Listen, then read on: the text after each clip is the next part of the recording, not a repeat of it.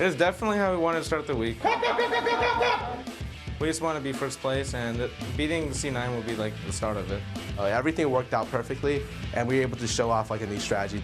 I'm actually really slow at learning champions. I just hold like a higher level of like play for myself compared to like some other people. We're playing against Curse, and we will do well. I feel we're getting better and better every day, so I think we will win more games. I think CLG did pretty well. They managed to beat Cloud9, so I'm hoping that we'll have a good match with CLG today. Well, we got TSM coming up, so I think we're just going to crush them. We beat Cloud9 in a pretty dominant fashion. It's awesome to beat my old teammates. We're going to try even harder now. I feel like we're going to pick it up today against Vulcan.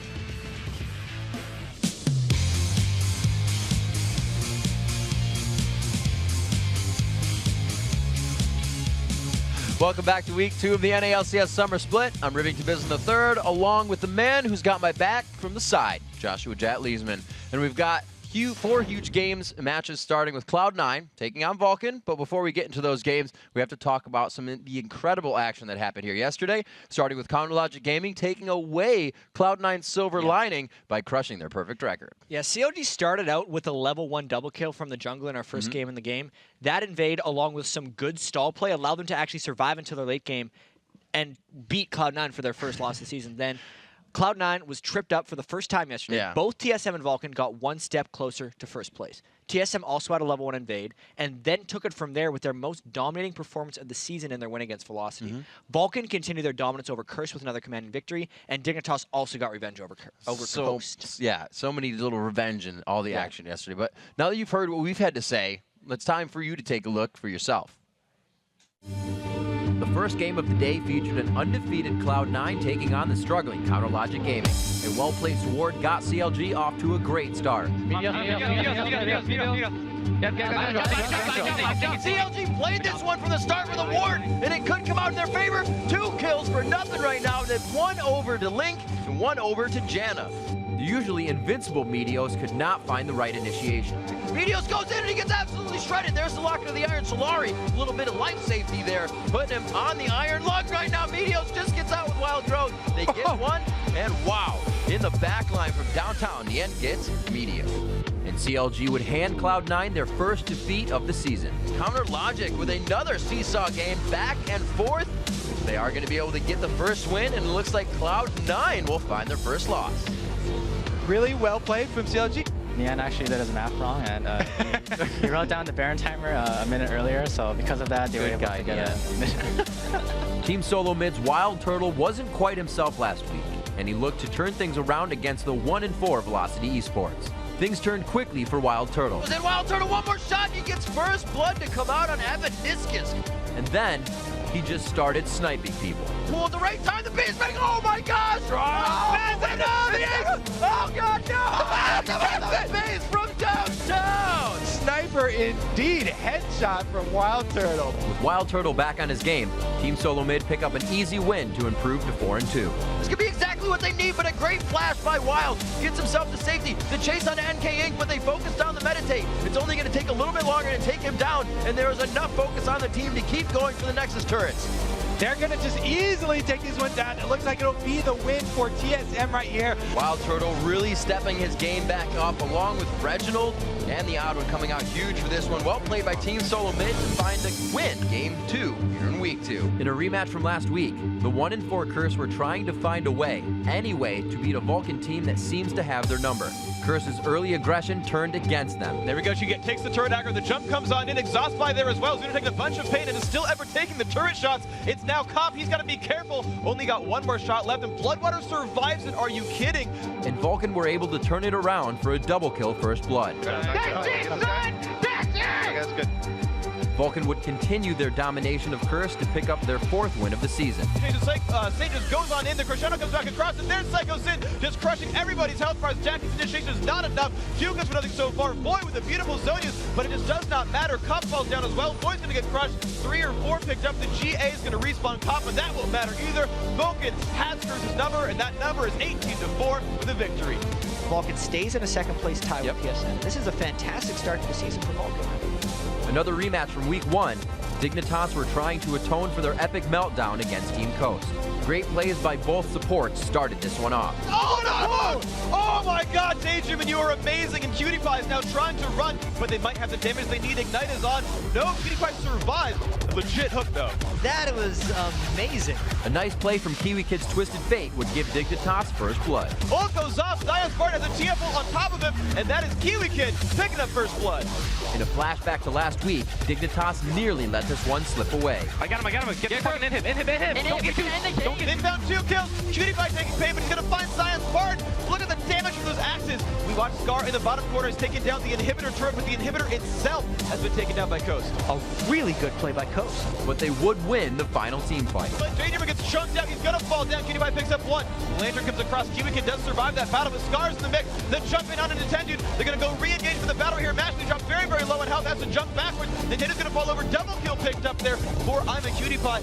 And Dignitas proved that they do know how to close out a game. Cutie Pie is on a killing spree. Zion's Bart finds 1, but he's gonna find his doom as well. The respawn is here from Daydream, and the Nexus is falling down. This is almost certainly Dignitas' game to win. Nexus down to 1/3 health, 1/4. Cutie Pie still in the Nexus, but that's gonna be GG, and it's relief on the Dignitas faces. They won what was a close game. They then pulled ahead, but they did it their way.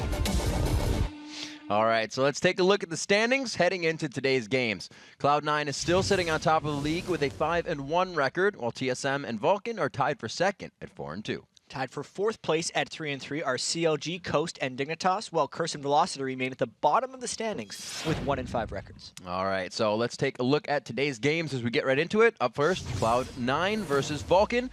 Then Team Solo Mid hits the Rift to take on Counter Logic Gaming. After that, it's Velocity facing off against Team Coast, and closing out the day, it's Curse versus Dignitas. And as always, you can predict the winners of today's games. You may not always be right, but you can go to lolesports.com, just click on the matches at the top right, go to week 2, and vote away. And that brings us to today's Twitter question. Which team strategies have excited you the most so far, and why? Hit us up at LoleSports and be sure to use the hashtag LCS. There's going to be some good ones. We'll read the best ones later on the air show. And yes, grammar does count. Yes, it does. All right, so we've got to take a short break, but when we return, it's the first match of the day. Cloud9 tries to get the hype train back on track against the Red Hot Vulcan. The NA LCS Summer Split will be right back. Don't go anywhere.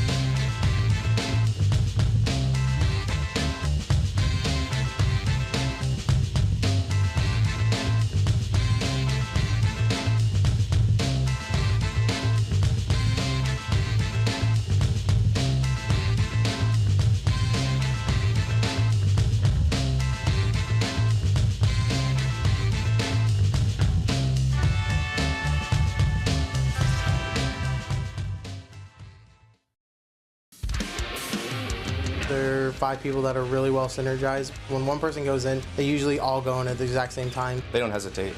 Like with Zach, he'll just dive turrets and the team will just follow up immediately. And that's just how they win games off of that alone. So welcome back to week 2 of the NALCS Summer Split, and it's time for our first match of the day, Cloud9 versus Vulcan. And this game is a battle between 2 of the league's top teams right now. And while Vulcan's coming off a big win over Curse, Cloud9's hype train was derailed by a refocused Counter Logic Gaming. And for the first time this season, Cloud9 got beat in kind of the pregame planning. The patch changed, but Cloud9 continued to play their same style and didn't really adjust to the game that CLG was playing against them. And plus, Cloud9 got taken to the late game for the first time this entire year. They had to play their longest game of the year, and they don't really play late game team comps. So this is now a big test for them because it's all fun and games until you start losing.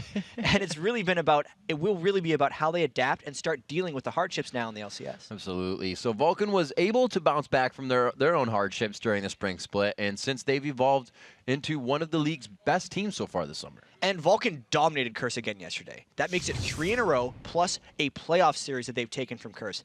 ManCloud, like always, was particularly impressive with his Jace against Curse. 9-0-8, super impressive score. And Vulcan has talked a lot about how they can counter Curse's early aggression and stall for late game. That's the way they play. And today they face a Cloud9 team who plays faster than Curse. And all the other teams in the LCS even. So even though Curse and Cloud9 are very different teams, Vulcan will try to kind of put their strategies in dealing with Curse's speed to their game against Cloud9. All right, we'll see if they can do it. So coming into this game, both Vulcan and Cloud9 have a lot of respect for the other team and the scary good talent of their individual players. Psycho Sid and Mandatory Cloud are both really strong players, and they are very scary to play against. Cloud9, you have to bring down the invincible Meteos, and you probably do take the game.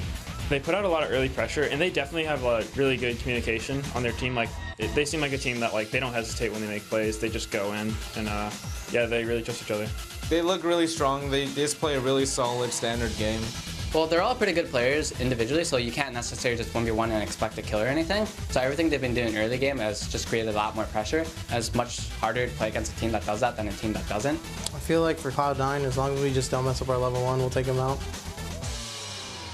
Now for that part of the broadcast you've all been waiting for. We've heard what the teams have to say. Let's take a look at the starting lineups. On the blue side, it's Cloud9. Balls in the top lane, Meteos in the jungle, high and mid, Sneaky at AD carry, and Lemon Nation supporting the team. On the red side, we have Vulcan. Top is Psycho Sid, jungle is Xmithy, mid is ManCloud, AD carry is Zuna, and support is Bloodwater. And before we jump into this match, let's take a look at who you guys think is going to win this game after voting. According to LOLesports.com, 86% of you think that Cloud9 is going to come out on top and etch that silver lining back on there, I guess. That's a really big percentage, considering Vulcan is 1 game behind Cloud9 in the standings here.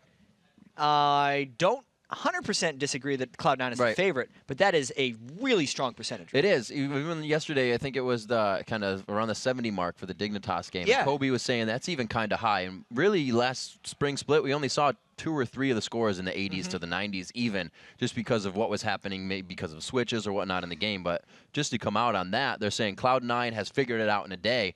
Yesterday was nothing. And this is going to be so exciting. I feel like there's going to be a Zach ban. Well, okay, there's a Zach ban. And Meteos was challenged kind of yesterday. Previously, when Zach was gone, he'd pick Nasus. But against a team like Vulcan, they can kite back fairly successfully. Right. I wonder if he's going to go for a Lee Sin type pick again, or if he's going to try something entirely new, or just default back to Nasus, because those are the only 3 things we've seen Meteos play. And this is the first time somebody's going to actually really ban Zed out against High. They're saying no, and we've seen it. It was actually played in MVP Ozone's game last night. Skara started playing it again. He had a 6-0 game something yesterday, and it's really kind of something the team can synergize around. And Zed's a playmaker, so they just don't want that playmaker in the game whatsoever. Yeah, playmaker, split pusher, all of the above, just able to create a lot of general push pressure that Cloud9 is so known for. They kind of clamp the enemy in, but also just a safe lane pick for High and a comfort champion, especially since on the 3.8 patch, for those of you that managed to watch both the European and the North American LCS, the European LCS was on 3.7 because they've been traveling a lot and haven't been able to practice on that, but we're on the 3.8 patch, which is the same patch that we have on live right now, so no confusion from now on. So it looks like they take the Kennen was going to be a high priority pick for both teams here, whether they like it or not. And it actually is going to go to a team after getting through. So maybe we're going to have to see the Janna come out. Zuna likes Tristana, so you can get that knockback in there. It's just kind of been the counter you have to have on the team. Yeah, I really wonder how Vulcan's going to try to counter that Kennen, because a lot of the early picking has always been happening, and it's taking the game kind of time to adapt to what to do against that. CLG had 3 champions with knockbacks and 5 overall displacement abilities to deal with Kennen. This time, Vulcan in the first 2 picks doesn't have either of those. They just kind of have stuns, but that won't stop balls from getting in on Kennen if he tries to go for fights. So we have the Elise. It's kind of been picked up by a lot of the junglers or even top laners around. We saw some supports in the spring split playing it, but it's really just dropped off of that role. Elise has been all about the jungle so far in the LCS, and I think it's transitioning over to the recent jungle patches as well. Just the ganking versatility is really high for her.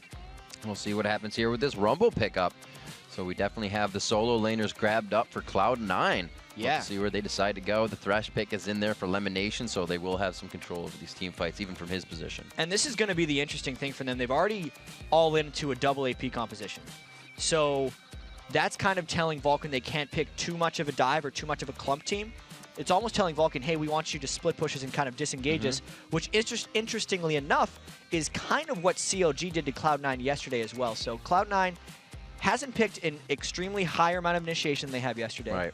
They're opening themselves up to kind of the same stuff so far, and they're saying that they just kind of want to play their same game again, which is not the wrong thing to do. You don't need to change your game today because of one loss. I like the way Cloud9's picking so far. They're a team to tweak things, right? They didn't take the Korean strategy that was right in front of them. They tweaked it, so they can do it and continue to do that. We'll see what they have for picks here. Zuna wants to stay on the outside rather than the pushback, so they're kind of just letting the Kennen pick happen and really putting no counters towards it. And this is telling us that, well, they do have the one. Like, if Lee Sin can kick Kennen back, it could work. That's what Insect was doing really well in the All-Star game whenever he was playing against a Kennen. Yeah, that was unfortunate. This also probably tells us, a little sad, this also tells us that the Elise is not a jungler. It's most likely the X-Smith because that's his most played jungler. And the Kog'Maw pick is pretty much to be predicted from Cloud9 since they specifically banned out Caitlyn and Tristana, which are Zuna's other 2 big champions. Wow, so they decided to take Nasus for Meteos here. Yeah. I like that pick. It's back to what works. Yep. Because yesterday, the Ezreal didn't make much sense in the Cloud9 composition. They had all these kind of hard engagers, and then Ezreal's like, I'm going to poke from the back and just do some fun stuff. At this time, Sneaky can just run in with everyone else. He can bully a lane if he's up against Zuna, and they're just going to be a very aggressive, strong team like we know them for. I like that they picked the Nasus since it's the second fallback jungler for Meteos as well, and it overall is just a more Cloud9-centric team comp right now. We'll see what Bloodwater has to choose for himself. That Sona's still on the board for safety. It's just his champion, but it doesn't seem to synergize with the team very well. It's going to be just be an all-around pick for him. Yeah, I think the only synergy here is the fact that Cloud9 would have so much AoE damage that Sona could either counter-engage with a Crescendo or just get some auras going down. But he's picked into the Janna. I feel like, I don't think he's as good of a Janna as he is a Sona player. But he's picked into the Janna because of the Kennen. He wants to be able to disengage it. That plus Nasus, he can both blow out of team fights. It is the champion-specific counter pick, and we have to see if that works out for Bloodwater. This is going to be big for them. So the Sona pick does not go out for Bloodwater, like we saying, one of his more comfort champions and really where he can kind of pioneer the ship from behind and really save it if they need to get out of any troublesome situations. And you're going to get that, right? Cloud9 always bringing safe lanes to the board, and you're going to have that. You have Rumble in the top lane, give him 1 kill, he's off and running. It's not even safe lanes, it's just like bully lanes. Like lanes that will crush if they get going. Right. Is what Cloud9 wants to do. And then you see Vulcan as well. With the Janna, they don't, and even the Kog'Maw, like they do not have early game laning presence. The Elise and Lee Sin is going to try to augment that and kind of get them through the early game. But this is still going to be another one of those survival games for Vulcan. That's what Bloodwater was talking about with us yesterday when they beat Curse. All they really have as their main objective for the early game is just, let's not mess up our level 1. Let's win the late game. And that's really all he was talking about. Cloud9 knows they are super strong, and they try to take advantage of that. Vulcan has a team that's not very diveable, and Cloud9 is kind of the one to be all over that. We'll have to see where they really focus the junglers on this. You have Rumble in the top lane, where Meteos can try and focus that if they go for the 2v1. But I don't know. It's kind of a toss-up for just these early part of the game. It's still the new jungle. Bloodwater and them. Bloodwater and them. Vulcan are still warding the Golem buff, even though it's kind of shied away from by the AD carry and support. Now they're still going with that support or the wards all the way down that left side of the jungle. And Cloud9 got burned in level 1 yesterday. I want to see if they try anything else creative today. You can see the pings going out already by Vulcan, and that ping by the red buff of like Vulcan's own red buff is where COG placed a ward yesterday, and that's the ward that actually got COG 2 kills. Vulcan's not gonna, or Cloud9's not gonna fall for that, even though there is a chance they'll get caught out because there's 2 solo laners that have started with wards on Vulcan, which makes it increasingly difficult for Cloud9 to predict the ward positioning because they have to track more than just the support. So here we are into game 1. We can see Cloud9 making fast moves here. Rivington the Third and Jat bringing you live on the Rift. Lee Sin trying to do some damage. Smithy giving a bit of harass. So they know where Cloud9 is. They're just going to get what they want out of this invade. So really the first different level 1 we've seen here coming out of the 3.8 patch. I guess actually towards the end of the day, people were they were doing this as well. Yeah, the first 2 games we saw fights. The next 2 games we saw just a lot of buff warding. And I'm actually surprised we haven't seen more buff trading. I thought there was going to be a lot of teams invading each other's reds and just kind of giving it away. That's what Cloud9 thought they were doing yesterday against CLG, and that's how they got burned for it. And I think that's what they're trying to go for again here, as they see that Vulcan is a bit spread out, and they can brute force their way into the jungle. They just have such a good level 1, and they know it. Like we said, Cloud9 is just one of those teams that knows they can abuse certain points of power, and that's what they do. Especially with this level 1, they actually walked through everywhere they wanted to put a ward. It wasn't dangerous at all. And Thresh level 1 is one of the most potent champions in the game. The 1100 range on his death sentence hook is almost, it almost makes it so the other team can't be safe no matter where they stand, which is why Vulcan was just giving Cloud9 whatever position they wanted. And that's how Cloud9 got 4 wards into Vulcan's jungle. And now you have to consider how this happens. We've seen Meteos lose both of his buffs. Now they're going to have 100% vision on the jungler the entire time, and now he has both of his buffs. So they have so much information to act on for the first 3 minutes of this game. Yeah, this means that they can push up whatever lane they want, since there's going to be nowhere Xmithy goes in the jungle that Cloud9 will not have track of. So even though, like, it may seem like a couple wasted wards if you read the blue buff and the red buff, it's like, well, if you know he started red, then he's probably going blue next, but not for a Lee Sin and not in the 3.8 jungle with the potential buff steals. Because if Xmithy, as you see now, doesn't get seen by the blue buff ward, Meteos knows that they're going to be coming in for an invade on him. I want to see how he deals with this. He may have seen the image coming down of that. Yeah, the ward going over, actually, to see Janna, or after they actually hit the lizard, rather. So they're going to be able to steal that away. Meteos knew it was going to happen. He kind of just walks away from it too. Yeah, that's actually unfortunate to them because Cloud9 put their support top lane, which meant Bloodwater very easily roamed into the jungle and helped Xmithy get that red buff. That was just two people mid lane, gives you way better access to buff steals, and I think we're going to be seeing a lot more of that as people get used to this patch. They got him super strong. It was actually, Balls was almost level 2 by the time Zuna, he was helping with red, got to the bottom lane. So it was Bloodwater and Zuna giving Smithy a really healthy red so they could make that easy. Really surprising play considering Lee Sin isn't necessarily the best scaler, but he is an incredibly strong early game ganker, and they're going to try to punish Cloud9 for playing aggressive early in lanes as Mankai goes for a stun. Let's see what High is taking. He does have that rush. He's able to get away. Will they be able to land the Q? Smithy just out of range. A good dodge from High. Keeps himself in safety. Really good plan of escape there for High. Even though he was pushed up in the lane, he was favoring the left side of the river because he recognized that Xmithy was going to be coming in from the red side jungle since that's what was stolen. And in doing the support top, Cloud9 makes it work for themselves, knowing that Janna was nowhere near and they'd be able to take that top lane. So far they've put themselves up on the game, being reactionary to the steals of Vulcan. We'll see if Balls can hold himself in the bottom lane here.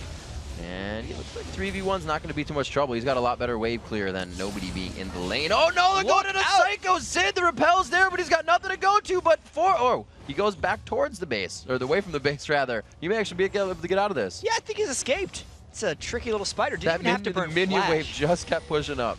And now Balls is getting pushed off the bottom turret as well. So this isn't actually a good thing for Vulcan because they might be losing their second tier turret while taking a 1. Taking a little bit more poke damage, so this is exactly what Vulcan needed to do. They stayed strong here. It's only going to be one more wave, and he's got to be pretty careful because they just may decide to go the dive with a second tier turret before 5 minutes going down. We got some super weak from the spring split going on. Yeah, this is now a summer split record for fastest second tier turret taken down. 4 minutes, 48 seconds because there was no response from Vulcan. Not a single thing was done to help Psycho sit in that lane, and all of Meteos' attention was put in that top lane. Once Meteos lost his red buff, much like he did against Dignitas in week 1 when he lost both of his buffs, he was saying, you took my buffs, I'm going to go to a lane, what now? And it worked out for Cloud9. I was just going to say that. What were they going to do with the next 3 minutes of knowing exactly where the jungler is? Take my buff, we'll take 2 turrets. And I think the gold is going to be in their favor on that one.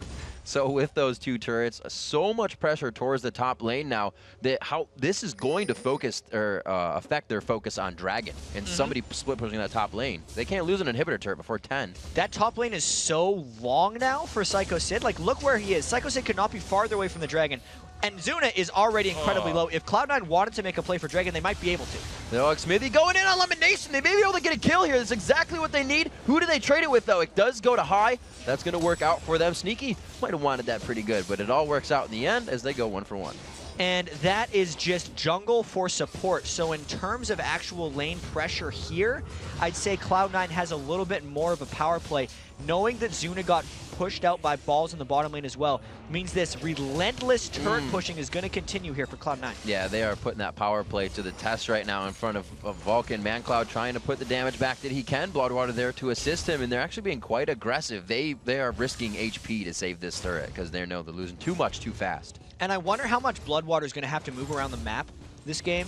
I think Jan is going to be an increasingly popular pick against Cloud9 throughout this year because not only does Janna have heavy disengage for Cloud9's team fights, she has some of the best mobility due to her passive move speed and wave clear just based off rank 1 Tornado, helping keep the lanes shoved back and getting minions off of his team's turrets. So we'll see where everybody is putting the wards down now. We do have some coming in mid. It's still Cloud9 with some deep, not deep in the jungle, but just placed towards the Wraith camp as well to get that default vision on.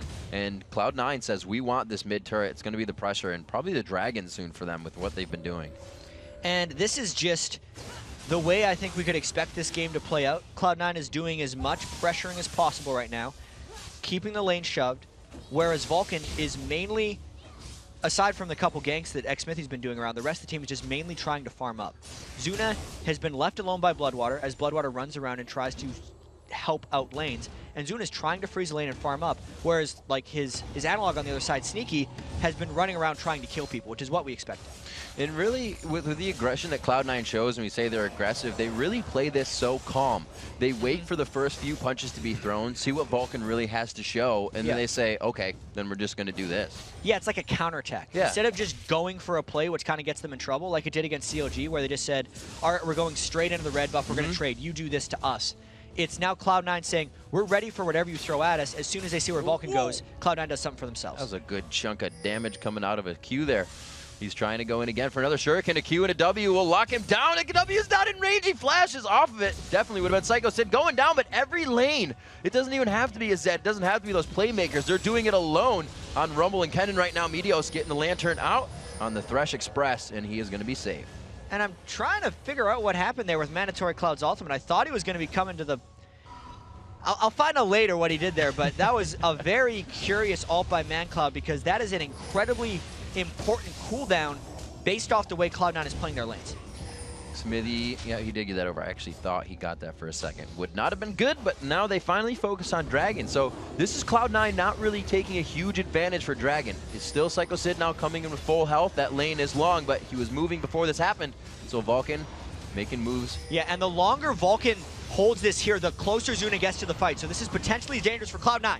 Zuna coming in, he does not have much damage yet. Oh, slicing Maelstrom for the backside, he kicks him right into the team! High is gonna go down. Didn't get enough damage there. There was too much focus. They continue. A great resonating strike. He goes in for the kill with the Tempest, and it looks like they can continue this one. ManCloud finding a kill there, and the window worked in their favor, oddly. Yeah, Lemon Nation actually hooked in to die at the end of that fight because he thought he was going to be able to stop Xsmithy. And that was Cloud9 taking a lot of damage at the Dragon because they knew they had the man advantage, but they took even more poke at the Dragon and damage, which allowed Vulcan to just close down in on them. So the 975 gold the Dragon versus about 1,400 gold worth of kills that Vulcan gets means Vulcan won that trade.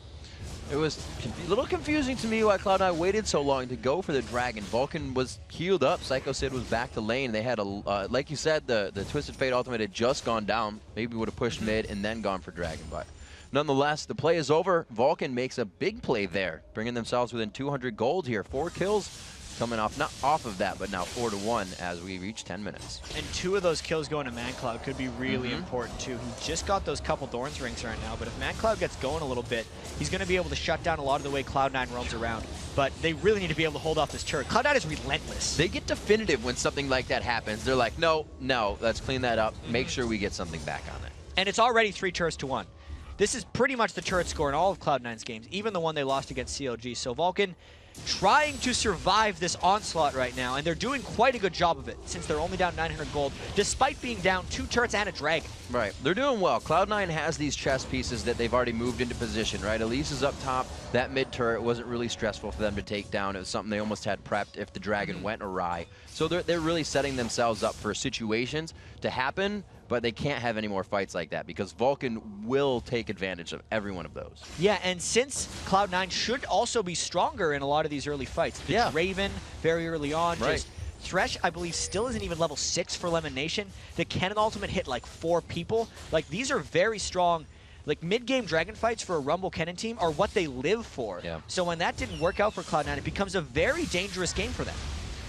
Smithy just keeping this mid-wave push. They're looking to keep the pressure, just at least a line of scrimmage up and down river that Cloud9 is not crossing.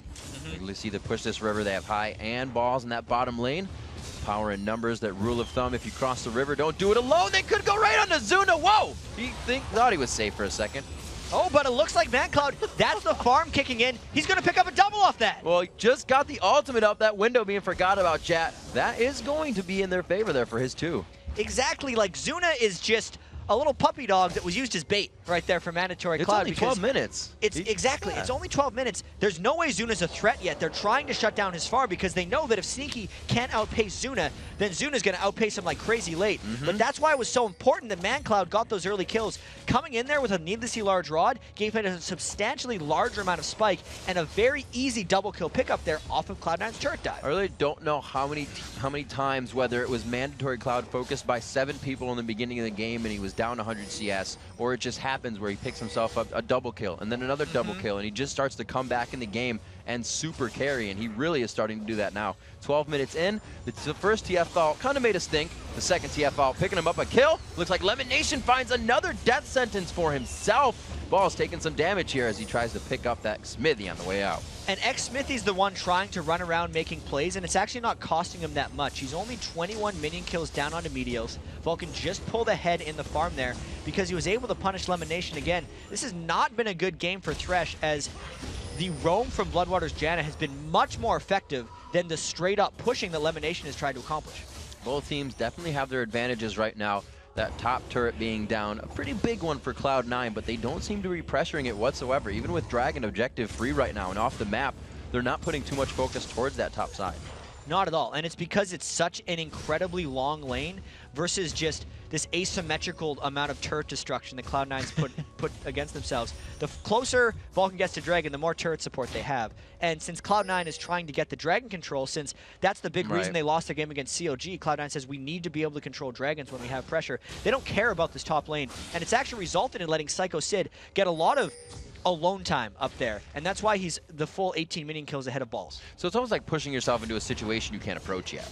Exactly. Since they killed 2 turrets that early in the game, that's when Cloud9 has to run around to the rest of the map. And if they don't make that 1,500 early gold count, it's not going to matter, because the difference in map pressure that early in the game from having 1 turret down in the same lane to 2 is almost nothing, since everything else is still alive and the other objectives haven't changed. All right, well, what they really want is coming up in 1 minute here. Not too much coverage on any wards, is they are starting to just hover top. They see Sneaky, they want to take him down. You see the jungler heading mid. Where are you, Meteos? Meteos in the bottom lane, so he's ready for this to come up, is the team. And I'm a little surprised by ManCloud's Zhonya's Hourglass Rush. A lot of times you'll see that as a Twisted Fate if he's against like a Kha'Zix or a Zed. Right. Because he can prevent himself from that assassination. But since Cloud9 is typically a magic damage team, he's doing this Zhonya's strictly for the TF initiation. TV Kid rocked it yesterday. Teleport right next to someone, pop that scary. Zhonya's, and just go for it. And it is needed for Cloud9 since they don't have hard initiation, but it's interesting that he didn't go for more damage right off the bat since it's still so early. And really, such a close game if you haven't forgotten already. It's only a few hundred gold, 800 gold to be exact. Cloud Taking a shot there high on the Q. And this is actually Vulcan trying to split push the lanes while Cloud9 takes the Dragon. I don't know if this is worth it for them because there's multiples pushing down mid, and Psycho Sid is creating some more action in that top lane. There's the ults going on. Oh, wow. High trying to jump out of the Xmithy ultimate. The Dragon Rage not going to hit. A nice Rumble ultimate keeps them from initiating the fight again. Does he go down? No, he gets out with a sliver of health. Can he hit the Harpoon? He gets locked up. Will the teleport come in with the shield down in no time? No, the Flame Spitter is too much. He gets burned down. So does Bloodwater, and they're going to look for more off of this. That's a big break for Cloud9 right now. You have to give credit to High for holding that mid turret and turning it around. Cloud9 killed that Dragon so fast, ran mid to support, and then cleaned up Vulcan before they could run away. Psycho Sid also didn't even get the top turret, so this is such a power play for Cloud9. It's always a game of chess for Cloud in these fights. High played that so well, flashing before Lee Sin even got to the insect kick play to put him back into the fight, and then he held himself with 3 in mid. They were able to come back on that. So 16 minutes in, they finally pick up one of the gold leads we're finally seeing. 3,000 gold, 2,000 gold is the time, it ticks up for Vulcan there at 24,000 to 22. So 7-4 in the kills, kind of going back and forth there. TF still lives, so ManCloud, no, his bounty actually did get crushed within the last fight, so he's back around there. But this is going to be big. None of the kills onto Sneaky yet. Mandatory Cloud, however, with that Zanya's this early, still going to be able to counter that ManCloud. He's still going to be a force, even though he wasn't killed here. And Vulcan's really trying to get some of the turrets back since the gold is still close, and they know that Cloud9 had to go deal with other things after making that big play. Vulcan might be trying to press real hard here. Oh my. Smithy wanted it so bad from that fight to this fight and just absolutely dropped. Vedios goes down, and they look to take the turret.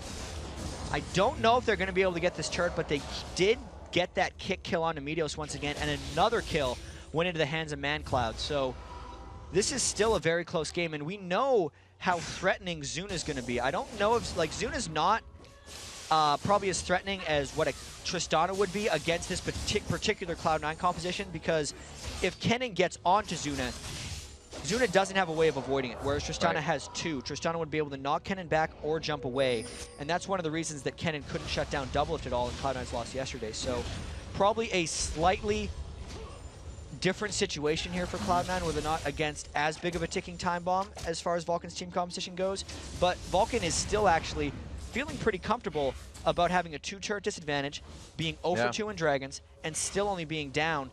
Obviously, they don't know the gold, but they know they're not down by much. Once you know how Cloud9 fights, and that's pretty much to go in aggressive, I'm seeing where Zed would be such a huge pick still for this team in general, right? Kennen he needs flash.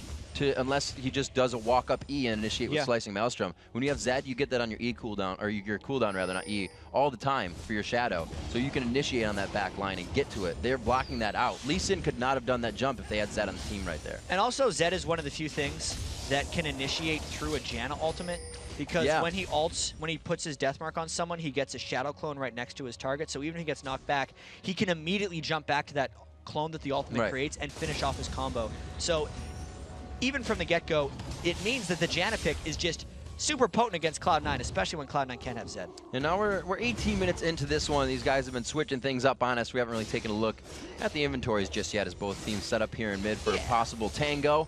We do see the Golem Spirit coming out onto Meteos. Very common knowledge if you're a Nasus, you want to run around the team fight with some tenacity. But the Aegis kind of being rushed right away here for Xmithy to be that utility in the late game for his team, knowing he's just going to be jumping around, giving auras. And all 3 of the Lee Sin jungles that we saw yesterday actually rushed the spirit of the Golem Spirit that Meteos has right now.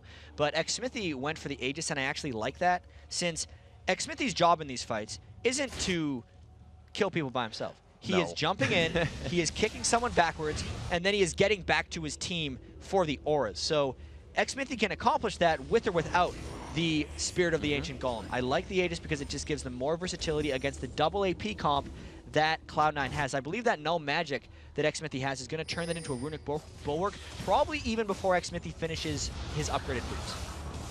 And looking around, it's still the Zanya's coming in for both of the AP mids. That's high on Kennen. Mandatory Cloud on Twisted Fate. He has gotten a kill since his 5-1-2, so he's up to just 6 with that one more. There it is again, but he gets locked down this time. High throws down the ultimate immediately. Zuna has all eyes focused on High. Takes him out immediately. There's actually Psycho Sid to come up with a kill. The equalizer is going to go down, but I don't think they're going to be able to really reinitiate on this. And that's because all of Cloud9's ults were used before they were ready for that fight. xMithy didn't even get the kickback in the perfect direction, but he did create the action and allowed the rest of Vulcan to go up. Also, the magic from that Aegis is the whole reason he didn't die to the AoE amidst all that action. Another nice kill for Vulcan. So xMithy really just abusing the fact that he can get in and out and disrupt the fight with the chaos that Lee Sin brings to that engagement. And it looks like there's even more importance coming down to this Dragon right now, because Cloud9 is running out of things to take advantages from since they've killed those four turrets so early and the game is still quite close. Really, Cloud9 is trying to get Dragon control and the area around Dragon killed down so they can accumulate these things, because there's only so many of them on the map. And it's almost like it's fuel. The catalyst for Cloud9 to really force themselves into doing something is losing somebody in a fight. Because right after something happens, again, they take a turret, they flip that switch on. Right after they lost, it looked like they were chasing down mid like rabid dogs. But then they're like, oh wait, let's just grab the turret. It's got to be activated before they lose something. Yeah, in a little bit of, in some of the ways, they need to be able to be a step ahead of Vulcan. Right. Which, maybe what's happening right now, I'm not sure why Vulcan had xMithy and Zuna up in that top lane, because that just means this is an uncontestable Dragon that Cloud9 desperately wanted and needed. Good money, good gold. 31.6 or 31.5 to 30,000 gold. So it's only gold lead is back and forth now, closing that deficit for Vulcan, getting very, very small. But they are still down in turrets, which means their global presence needs to be picked up here, and Zuna's going to do a little bit to help that out.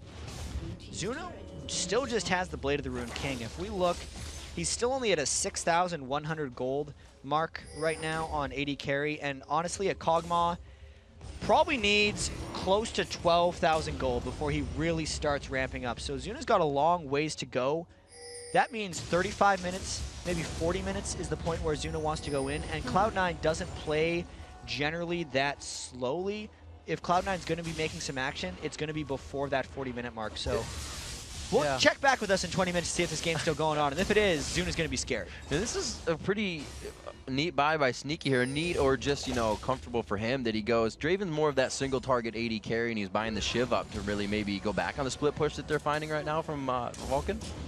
I think it's also just part of their play style to be able to keep the lane shoved as much as possible. Okay. I think Sneaky's going to be someone who builds static Shiv more than other AD carries just because of that. All right. So chasing on the Voidoos. Wow, Meteos just tiptoeing right around that one. Wasn't able to engage the fight. And xMithy again. And look at this. He's already opened in the book. He's wrote in the first page. He's saying, I'm going to dive in. Second page says, I'm going to ward and then kick somebody. And it's telegraphed every time, but he makes it work. And so that's what meant you know you're good Lee Sin.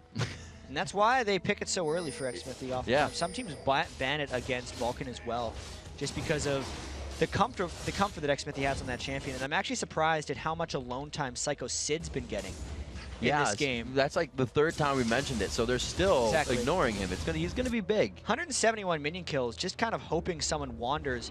Don't know who's gonna wander into that tri-bush because there's minions at the turret, so Sneaky's gonna be over there taking them, but I wonder if Psycho Sid's gonna be able to start creating some action on his own, since he's had so much free time over there, as well as being able to pick up some garbage kills in fights. I remember, I think it was in the tournament at the end of the season when Psycho Sid was going crazy on Elise, and that was the ban for him. Oh, look out! Oh, xMithy! That's the first time he's had to use his ult in defense! They go right onto Zuna! That's the backline they needed! Right when the flash is up for high, he can get into the fight, get the execution, the initiation they need. And this is the danger that Vulcan's been running for a while. When they have Psycho Sid and ManCloud off on side lanes, Zuna and xMithy should not have been safe in the mid lane, especially without the Janna for protection. Now, all the ultimates of Cloud9 have been burned, and there's still 3 members of Vulcan coming in, particularly these strong solo lanes. This could very well be a Baron fight. Cloud, they're going to be taking a lot of damage in here. Lemon Nations is quite low. They're going to get a kill out of this. Psycho Sid takes down Lemon Nation. That's going to be xMithy still down in the fight, though. A good ult from Bloodwater means they're taking damage from Baron and not doing it, but the Baron goes down, slain by Sneaky, and it looks like they're going to be able to get this kill up here. Finalizing that one onto ManCloud. A good try by Vulcan there. That was an incredibly calm Baron by Cloud9, considering how scary that situation looked. But they recognized that there were no big ultimates that could clear their whole team from Elise and Twisted Fate. They're both very single target in their fighting. They knew that as long as Meteo stayed alive, he would smite it and nothing could steal. And they knew that Bloodwater wasn't really a threat. So instead of Cloud9 trying to peel off and engage, allowing Bloodwater's Monsoon Janna ultimate to bash them away, they just stuck in the Baron pit, got the Baron, and killed Vulcan when they came in to harass them. That was really well done. So now Vulcan has a bit of thinking to do before their next engagement. They're trying to pick up everything in their jungle while they know it's a bit safe to run around here. High picking up his blue as well before they re-engage. We'll have to see what Bloodwater does for this wardage right now. We'll see Lee Sin pushing bottom. Map's objective free, so it's probably going to be everybody cleaning up as much as they can before they're forced into that next fight. And right now, Cloud9's thinking about how they can find their next dive. They have the Baron. They know they don't want this game to go to 40 minutes. So they have this 4-minute timer Baron to go and make something happen. They're cruising through the jungle. They already see Xmithy, who wants to make an escape, but they're just going for as much damage and pressure they can get. The death sentence missed, so he's going to be able to walk out of this one. The TF ulti a little bit behind Meteos. Oh, I thought he was going to get locked up walking through the minion lockup. They are able to get out of this one, and really Cloud9 this far into the game, obviously they're going to build items for fighting, but they're building items to stay in the fight. Rumble's first completed item becomes the Rylai's. Yeah, he's very much going for the initiation. They have enough damage, especially when they bring Sneaky, and this turret right here is incredibly difficult to hold. High wants to jump into this fight from the back. That's why there's wards over the wall. Ooh, big initiation down from that cooldown. Dangerous on this. There's the Rumble ultimate. Equalizer going down the backside. The Rylai's not allowing him to get out. Good damage from Sneaky. And Rumble to capitalize on that kill. They're able to come up with a turret as well. And Cloud9 finding the momentum they were looking for all match. And as we were saying, that turret is so difficult to hold, but Vulcan were actually the ones to start initiating that fight. Cloud9 doesn't even have to dive because they got those 2 kills outside of the turret. They're going to take an inhibitor off this one. See this inhibitor going down around 27 minutes. So with a bit of a lull, Cloud9 definitely going to go back and figure out what happened during that time where Vulcan was able to grab a foothold, because now this 5,000 gold lead is definitely going to put Vulcan on the back foot. The Lich Bane being finished for Twisted Fate. We haven't really seen any of their ultimates for about 5 minutes being used offensively as Xmithy kicks High in the face here. Yeah, and High's going to be able to run away. This is the point in the game where Cloud9 is feeling the most comfortable. When they have a lead, they close it so well. They're going to pick up this Dragon because they have the perfect timer on it. They still actually have a minute left on this Baron, so I wouldn't be too surprised if they try to get maybe another inhibitor off this play after taking up the Dragon. Going to be interesting, though, because they are sitting on about 4,000 gold across their team. Cloud9 picking up another Dragon for themselves here, 28 minutes in. They all decide to back. Once again, Vulcan is set in that position. We're going to farm up until we're pressured into our next fight. And really, looking at it, yes, you do have a Zuna, you do have a Man-Cloud, and yeah, so they have good siege clear coming into the turret. So once it gets to the base, if they have their full team, that initiation, like you said, they kind of split up. Lee Sin went over the wall to, or I should say, Xmithy went over the wall to High, and then not having Xmithy there to help the initiation, they went all in on the turret. So. And they killed Bloodwater real fast too, so the Janna wasn't able to do a sustained kite after the fight. Plus, Bloodwater's not really protecting anything yet because Zuna hasn't hit his items yet. He still hasn't finished his Infinity Edge on Kog'Maw. The main threat is Man-Cloud, but even Man-Cloud doesn't have too much ability power since he did rush that Zhonya's and he's more going for an initiation type Twisted Fate. Right. There's not the damage yet for Vulcan to repel the dive from Cloud9 coming in, who have all built very resilient items. Even Kennen, Giant's Belt, as you mentioned, the Rylai's on balls, as well as going for an Abyssal Scepter. That is a very strong and resilient dive line that Cloud9 has built, which is allowing them to maybe dive this turret if they go in for mid lane. So being pushed this hard, is re-split pushing back an option, kind of the way CLG brings it in? Or I don't do you think have to so be at ahead this for point. that? I think you have to be even for that. Okay. Or at least have the threat of making them dive you. Right now with an exposed inhibitor, there's no lanes that are going to be shoving on their own that Cloud9 has to go back for. Right. Cloud9 gets to sit in this mid turret as long as they want, trying to poke down, waiting for an initiation. So this choke point sometimes being the bane of teams getting in and out of that stairway onto the base. Also, Voidu is very effective within that range. They have a good amount of crowd control to lock somebody up there and get a kill under the turret. You can see Cloud9 knows that. They're waiting ever so patiently for the turret. There's the Janna ulti, the Monsoon out. It was quite early, but he cannot get back in. A lot of ultimates wasted here by Cloud9 as they go for the inhibitor. Yeah, but they didn't take any damage themselves. That was a strict retreat from Vulcan, and now they're doing almost a re-initiation trying to get in. Oh, a few spells, skill shots being missed left and right, and it's really faltering the initiation of both teams. Psycho Sid can be going down here. The shield's coming out big. Xmithy, a few bits of last damage as he limps away. Nobody died on either side except that inhibitor going down, but that's still great for Cloud9. This is what we were talking about. Vulcan has the disengage, but they're not disengaging for anything yet. Everyone's just running away, and they're not able to deal damage while running away, which is why Cloud9 is pushing them around. 2 inhibitors down. 30 minutes is what Cloud9 wanted in this game. Cloud9 making patient moves here like we've seen it from the Baron up until now. They feel very comfortable, and they're just saying, we need to fight, we need to do things, and it's something they've said. They're very sure about their actions, and you can see it in their team fights. Can we dive? Can we dive, guys? I think they're going to dive top lane Isn't next. that what they say, the thing that's always coming out of their mouth? That is their dive? most spoken word whenever they're talking in their voice comms. Can we dive? And you can see it even just in their items. High with that Zhonya's. He's really trying to actually bait Mandatory Cloud's gold cards with the Zhonya's, since that's like half of his burst damage in fights for TF. And High's just avoiding it with the Zhonya's. And he's free to do that because there's not enough auxiliary damage coming down on him when he dives in, since he's going in with Meteos, who actually flash withered at the start of that last fight. The Flash Team Mushroom initiation. So we see Zuna picking up some items. How much gold do you have? You have 50 gold, but he does have that Infinity Edge. He gets a bit of attack speed and that lifesteal from his Blade of the Ruined King. So hopefully he can ruin some of those opposing champions on Cloud9, because he's the one to really start chunking people out. There isn't a bunch of burst assassination that's going to cut through the HP bars of Cloud9 right now on that team. Not at all, especially if Cloud9 is able to pick up this Baron. This is the like extra breaking point for Vulcan right now. Ooh. If they give up this Baron, then I think they will have a lot of struggle going for this game. Xmithy's going to try a Miracle Steal, and Cloud9's going to try to not let that happen. All they have to do is stand within that Q. If he gets it, he's get that % damage into the smite, and it's quite hard to dodge. But look at that. I'll just make a human wall here. They like might, it's a they might try to direct kill shot him. coming in. They could get the pull on. They do. Oh, no, they do not. Oh, my God. There's the burn. The shield's going to wear off in time. Oh, the ultimate goes across. He gets out with 100 HP. The Baron, are you kidding me? Oh, Bloodwater steals Baron with a... I don't even know what to say. With a rank 1 tornado. That thing does 90 damage. And it stole Baron as soon as Cloud9. Look, he's no emotion on his face. Smile or something. He just stole Baron with the rank 1 tornado. Are you kidding me? All right, let's give some silence for the crazy epicness that just was. All right, thank you. All right, 32 minutes into this one.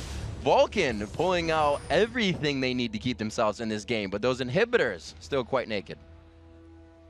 That's really, really rare, Riv, that we see a Janna tornado. I didn't know what to say. From a support Janna.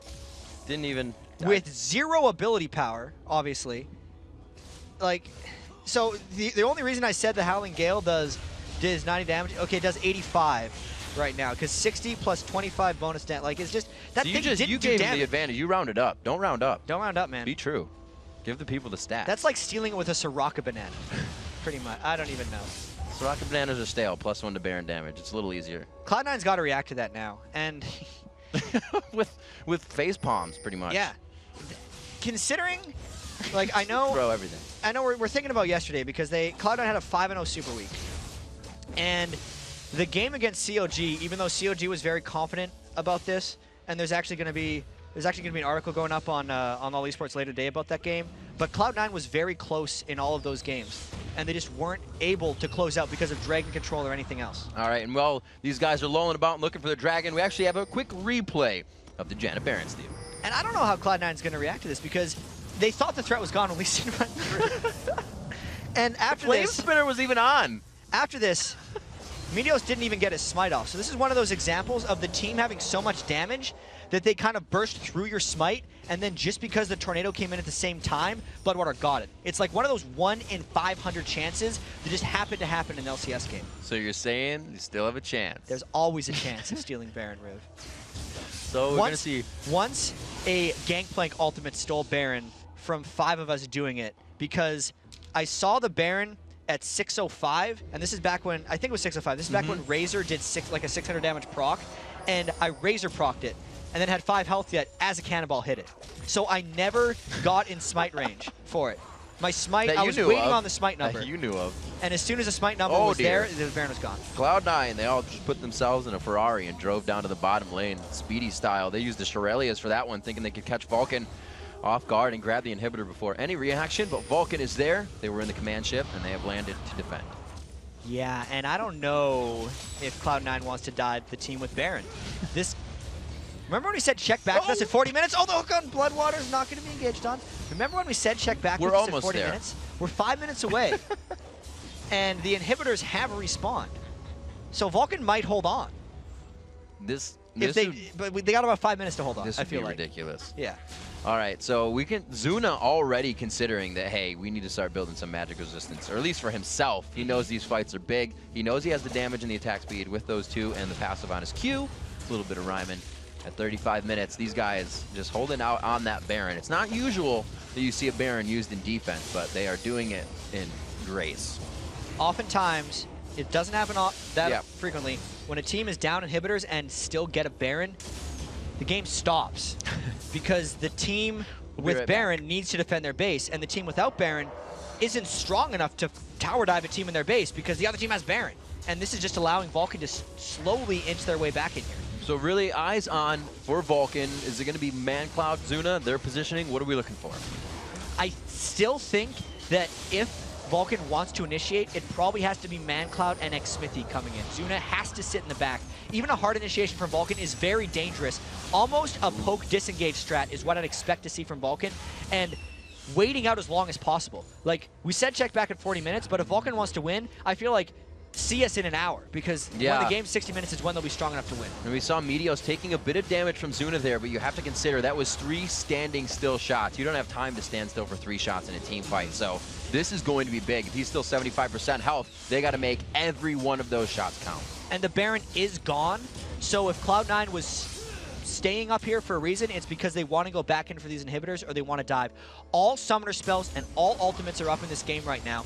You know, aside from X-Smithy's poor little smite. But that doesn't matter in a team fight. We'll see if Cloud9 tries something hard here. Vulcan relying on the RNG of the Infinity Edge on Zuna right now. He doesn't have that from anything else. They are going to be moving in with this minion wave. Nope, they're just backing them off. They're making sure they can't. Oh, the flash, but they're kind of walking around each other. The Rylai's slow from the Equalizer goes down as well. And Mandatory Cloud takes a good chunk there. They're not going to be able to do anything off of that. Whew, that almost got Vulcan into a little bit of trouble because I don't think they want to be initiating onto Cloud9 because as soon as they just wore off. So as soon as they run into Cloud9, that gives Kennen an easier way of getting to Zuna because there's less to run through since Vulcan's putting themselves into Cloud9. Nobody ended up dying there, but I think that kind of showed us that both teams are equally scared of each other, and we have ourselves a new game thanks to the Miracle Tornado. Something, no idea. So coming in here, almost, you know, that could be completely planned if Cloud9 timed that Baron very, very well. They would have said, it's going to wear off in 5 seconds. Let's dive this. It's not going to matter. And, you know, it almost worked. I don't think they were thinking about it. Vulcan almost just bit into the runaround with that brigade of minions. So at 37 minutes, we do have that Baron back up in 1 minute. However, I don't think we're going to get the steal from Bloodwater, but I'm going to leave it up to chance. Maybe he can get it again. Maybe. I mean, my Janna mechanics... I bet you if you set it up for him to try, he'd miss. Yeah, my book of Janna knowledge was a little bit rusty. I want to correct this. Maxed charge rank 1 tornado. When it spins. Yeah, does yeah, 135 damage before resistances are factored in. So it did a little bit more than 80. It's like an auto attack is what he stole it with. But I just wanted to make sure that's technically correct so we realized how ridiculous that was. Reddit thread debunked. No thread. Somebody just deleted it. So 10-9, still close there. 3,000 gold. It's only been fluctuating between that amount and the deficit of 1,000. So Vulcan doing a very nice job with that last Baron and keeping themselves farming up to keep themselves in the game. However, it is 8-3 in turrets, and with 11 turrets on the map, 3 is the amount that Vulcan has left. Yeah, and not the funnest ones to have left, right? No. At least they have the Nexus turrets. At least they have double Nexus turrets holding themselves up. Mad Cloud actually used another TF ultimate just to kind of scare off because the Baron is once again a threat. And the thing with these Nexus turrets as well, one, obviously it's the ones the farthest away from the Baron, but having a side one down means you have an easier direct line at Nexus turrets. You're not getting shot by both as you would be from the mid. So even the lines they have are a really big advantage here to the win. Yeah, I wonder if Vulcan can defense this Baron, or if Cloud9 is just going to be so scared about doing it, they're going to just try to play this back and forth Baron boogie for like 5 or 10 minutes and hope they get an engage. Like, there's got to be a lot of doubt going in Cloud9 right now, just knowing that they were essentially a miracle away from closing out this game entirely, and now they have a much more difficult task in front of them now. And the thing is yeah, the Bloodwater thing was awesome, but it doesn't for sure say they can steal another Baron. So this is still very, very scary for them. It's not like, yeah, we got it last time, you do it again. This is very murky water. And it's gotten kind of to that point now. Zuna does do damage if we have an initiation fight because he's got his last Whisper. He's hit 12,000 gold on Kog'Maw, which is you know, the point of 3 big items and 1 defensive. Plus, ManCloud has put the offense into his initiation build as well. Now sitting on 607 ability power on that Twisted Fate. So he hurts as well. This is becoming dangerous territory for Cloud9. It's been a super different game in the builds. The Rabadowns were the last things built. It was the Rylai's rushes all game long for everyone here. And exactly. That's weird. There's still the defensive itemization on Cloud9 as well. Fight. These fights are lasting because the huge burst isn't there. And Cloud9 trying to go in for a fight because they know Vulcan's spread out, but this is that disengage that Vulcan's trying to do. I don't think Vulcan wants to fight them straight heads up unless they get something really good beforehand. Just a little bit of back and forth, showing each other what they have. You can see Zuna on the outside. He's really trying to use the range that he will have from living artillery and that Voidoo's to keep himself safe. If he's positioned in the jungle, he's so much more easier to catch. He's trying to keep himself in the open. If Cloud9 can get a fight in the jungle here, it's probably beneficial to them. Right. ManCloud went to shove a side lane, and Vulcan is all around the outside of the Baron. Not everyone can get in, and if there's a fight here, they're unprotected. It's almost like a steal, but Cloud9 again tries to initiate instead of finishing. There's the Voidoo's. They back out, so the Rumble ulti is down. They're going to be able to connect a few things on this. That looks like they just back out, but for them to be that unsure definitely has to give Vulcan some ground. Their confidence is shaken here. Yes. One of the things is it's difficult to smite Race Elise in because he's a very potent smiter since he can spike it with his resonating strike, but it's just like a little bit of post-traumatic stress disorder for these guys right now because they are scared of that. There's another tornado! They can't, oh my god, the tornado's gonna kill everyone! They can't necessarily initiate that hard onto Vulcan, especially when Vulcan was like so spread out. Cloud9 had a clean shot at that Baron and would have won a fight afterwards if Vulcan tried to come in just based off how spread out they were, but they still didn't go for it. And not really, the only vision they have is in mid here. So they're going for Dragon without having too much. They have that 1-up on the Baron, so they'll be all right for this. Slowing things down, Cloud9 is trying to find that footing. Usually, we said it before, their games don't go this long. No. So they're in that unfamiliar territory. Not the games they win. Not the ass. Yeah, their games they win are very quick. Good point. I wonder, we obviously have the 5 games. Their longest game was the one against COG, which they lost, and this game is stretching dangerously long for them. This is when the Janna disengage becomes increasingly valuable. The protection of Zuna becomes even more important. Even also, like, Meteos being able to wither Zuna is also really huge since Zuna hasn't been able to build the Quicksilver Sash yet. That's like the one thing Cloud9 still has. Or catching Vulcan in some kind of split push war as Zuna's still trying to get more farm, but it's just not syncing up right now for Cloud9.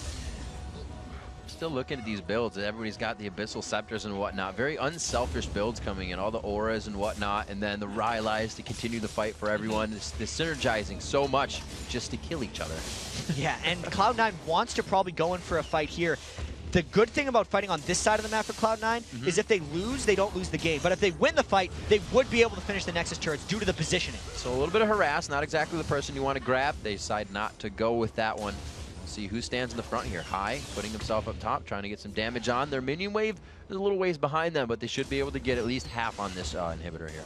And the minion wave doesn't really matter for the inhibitor turrets. They're just worried about ManCloud getting caught with something. There's not much initiation potential for Vulcan unless they go all in. Whether Lee Sin does a flash kick or whether ManCloud flashes in. That's a lot of damage for ManCloud to take, though. Knock it out, ManCloud. Zanya's right on the Rumble ulti. It's they gonna just shred him out. There's the slicing Maelstrom. High waited so long on that, actually. They're gonna get Zuna locked down. This is gonna be the base. Xmithie gets locked up by the next Shuriken. They are gonna take these inhibitors. It looks like they're gonna take the Nexus here with 50 seconds on the death. They got the biggest threats down from Vulcan, and ManCloud just didn't get damage off before Zanya's, which gave enough threat detraction from Vulcan's team comp that everyone just bull rushed Zuna. That was such a good fight by Cloud9. It took them 15 to 20 minutes to get it, but they got it and they're making it count. This is going to be one hell of a save if they can do it. Xmithie forced out the Flame Spitter. Actually, the turret could be taking down balls there, but it did not. They look like to get this one safety, and a nice Shuriken there coming in from High to pick up the last kill of the game to raise that KDA up. A very well played game by both teams, but Cloud9 finds the win. That's one of the most stressful ways to win a game. They had to win twice because there was a close game. They made some awesome plays, and they were in position to win with 2 inhibitors down and a Baron. What do they say? They're a little frustrated, I think, about that Janna tornado. You think like after these games they're going to be really happy with themselves, but there are still things to learn and correct with wins. You know, I don't think you learn and correct around that. I think you just doesn't happen that often. That was Yeah, like a don't let it- miracle Janna steal. And then Cloud9 deserves 2 wins for that, because I feel like Vulcan came back and made that an even game until Cloud9 beat them again with the fight inside Vulcan's base. So I said he wasn't going to do it, but he did it. He stole that Baron. I was like, yeah, Janna could totally do it with Janna would totally- Oh What, my he did God, he stole it. Yeah, that definitely happened. So you see Cloud9 now putting themselves up to 6-1, keeping themselves in that first place spot. So it's not that they had to really alter anything. I don't think they were pressured on the 3.8 patch this time. They just didn't make any mistakes. And really, like we said in the beginning, they watched the first few swings that came from Vulcan, and they reacted to them. They still played their game their way. They kept the lanes pushed. They were always the first ones to get turrets. They had an added emphasis on dragon control, I feel like. And they were also just more coordinated in the late game in the way they were able to take down Zuna and Bloodwater. Barring that one miracle steal by Janna, they really closed it out well. And we have a replay of the final push just to see how they kind of abused their aggression and finally figured out that they could kind of just push it down. Yeah, and we talked about the positioning of this fight being so important for them, since once they won, they could finish it. And ManCloud walked into a slow, didn't get the stun off, didn't get his wild cards off, and then the hook hit Zuna through ManCloud. The 2 biggest threats for Cloud9 were neutralized right off the bat in this fight. So Vulcan couldn't get a good disengage off, since the area with which ManCloud got initiated on was the front line. So Bloodwater couldn't really protect anything else with that Janna ultimate. Just a perfect fight for Cloud9 to end the game. Once it came down to it, their initiations were, like you said, the gold card to get in. If Xmithy can do something, and that used the Zhonya's in defense almost every time, it kind of put ManCloud in an unfavorable position, and they didn't have the beef to kind of back up a mistake. Exactly, and if Vulcan really wanted to initiate, it would almost have to be ManCloud like ulting into a team and stun carding the right target. But the whole game, we knew that Vulcan would kind of only win in the super late game if they played their disengage right, and they got it to a super late game, but they didn't play their disengage right. Absolutely. So coming up, Cloud9's High will join us to talk about getting their hype train back on track, and then Team Solo Mid takes on CLG in our second match of the day. Week 2 of the NA LCS Summer Split. We'll be right back after this.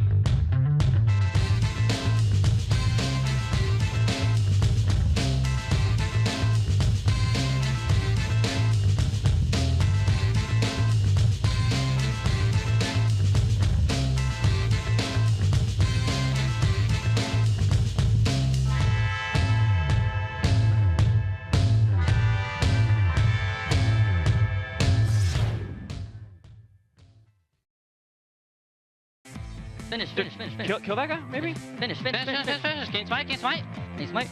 Nice. Fight. Psycho. Man called. Mandatory card. Finish He's man called. Finish. Good job. I'm gonna go top. Okay. Welcome back to week 2 of the NALCS Summer Split. And before we get to our second match of the day between TSM and CLG, I'd like to welcome Cloud9's High to the desk. Hi. Hey, how's it going? I'm doing fine. How are you? You guys just won a pretty long match, but looking at your faces after that, you guys might have thought it would have ended sooner. It was definitely an interesting game, to say the least. Janna stealing Baron, us tower diving a few times and dying for it. It could have gone cleaner, but it was a fun game at the very least. Did you guys make any adjustments coming in with your game plan after losing to CLG yesterday for your first loss of the split? Well, against CLG yesterday, we weren't really like caring what they picked because like we weren't considering it. So like yesterday, for example, we picked Kennen first instead of Jace, but no one on their team plays Kennen, so we wasted our first pick for nothing. And then if we took the Jace instead, they wouldn't have been able to do what they did. So this time around against Vulcan, we thought more into pickings and banning. So like we figured out what they're gonna do, and we actually put more effort in towards it. Like we went into the CLG game kind of like relax a bit, thinking it'd be like easier than it was, but then like that came back and bit us in the butt. So we just put more preparation to it this time. So your level 1 obviously changing from yesterday is when you went up against CLG. You guys kind of went towards the red. You went super heavy on just warding the entire jungle. What did you guys hope to get out of that other than just the vision on Nixmithy? With patch 3.8, basically all level 1s is now either buff control or you fight. So we want to do either one or the other. So when we went to blue, we're checking if they're there. If they're not there, we're going to go to red. So we wanted to know where they were, and so that way we can either fight them or they can't like jump on us like CLG did. So against like CLG, we only had one buff warded. We didn't have our blue, our red, or their blue, so we had no idea where they were. So this time around, we changed that so that we aren't totally into the dark and we can't have that happen to us again. And that game, you guys I feel like you won it twice because you had the 2 inhibitors down when you were going to the next Baron, and the Janna Tornado came out of nowhere. What was your team communication like when that happened? Meteos was just like crap, and then we're just like, all right, it's fine, it happens. Smite is a dumb mechanic, or at least we think it is. So like we just like sit back and told them, let's just farm for 3 minutes, and then after that we're gonna try and fight again or do Baron, one or the other. So we just told everyone to calm down for the most part. So after you guys, usually seems like you guys lose 1 or 2 people in a fight. If the team is backing, you guys kind of turn on a switch and you feel like you have to either take a turret or get a position on something. Does that come from the sort of Korean style you're trying to tweak into your own? I guess. I feel like what we do is similar to them, but it's not solely identical to them. Like, we just try and always do at least 1 or 2 things on the map at a time. So, like, if I'm pushing bot, they're going to try and push me in the top. So, in case I do die bottom, they can try and, like, pressure somewhere else and get something from that. So, we're always trying to make trades. We'll lose one thing and we'll take something else. So, we're always trying to make the better trades for ourselves. Okay. And how difficult do you think it's going to be to fully adapt to kind of the new jungle spawn timers, or is it a minor thing? It took us a bit of a time just because of the level 1s. We used to be really good at them, but now we're getting worse and worse progressively because they're changing so much. So I think most teams will probably figure out how to do level 1s correctly within a week or so, and some teams will pick it up earlier than other teams. And as for the rest of the game, since the jungle spawns are earlier, the buffs are worth more for the rest of the game. Do you think that will have an impact, or is it still going to keep the same Cloud9 style? I didn't know buffs gave you more gold. I had no idea. Oh, sorry. I meant more experience. Oh, experience? Because it's more experience at level 1, and then it scales throughout. So junglers can get a little stronger. I didn't know that either. Awesome. I just knew the timer changed, and that's all I knew. Got it.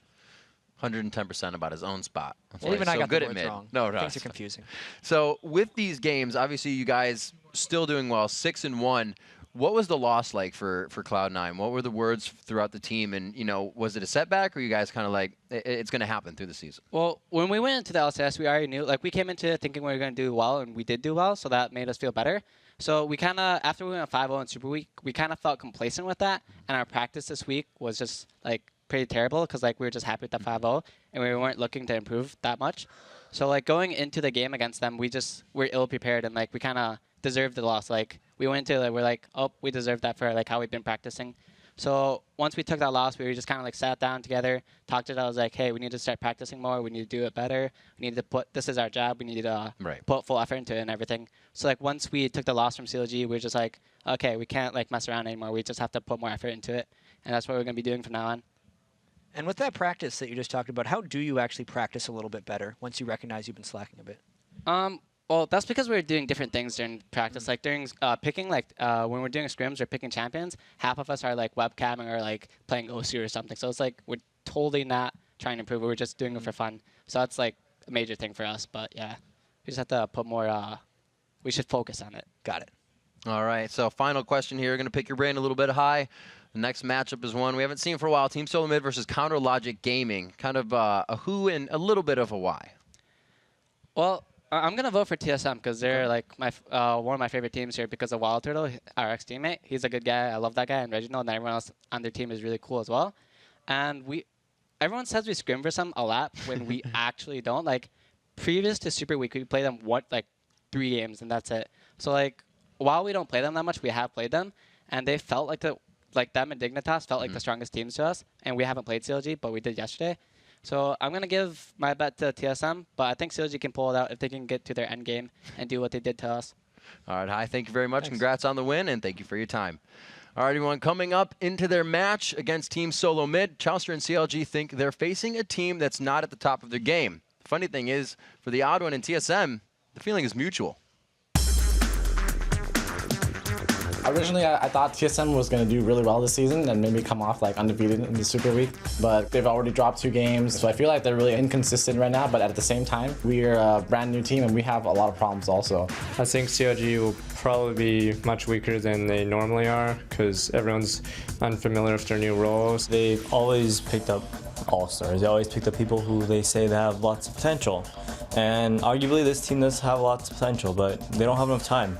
Always the matches are really good, and always when we win I feel like wow, TSM is good, and when we lose I feel like wow, TSM is good. I think if there's any time that CLG will be weak this season, it will be right now.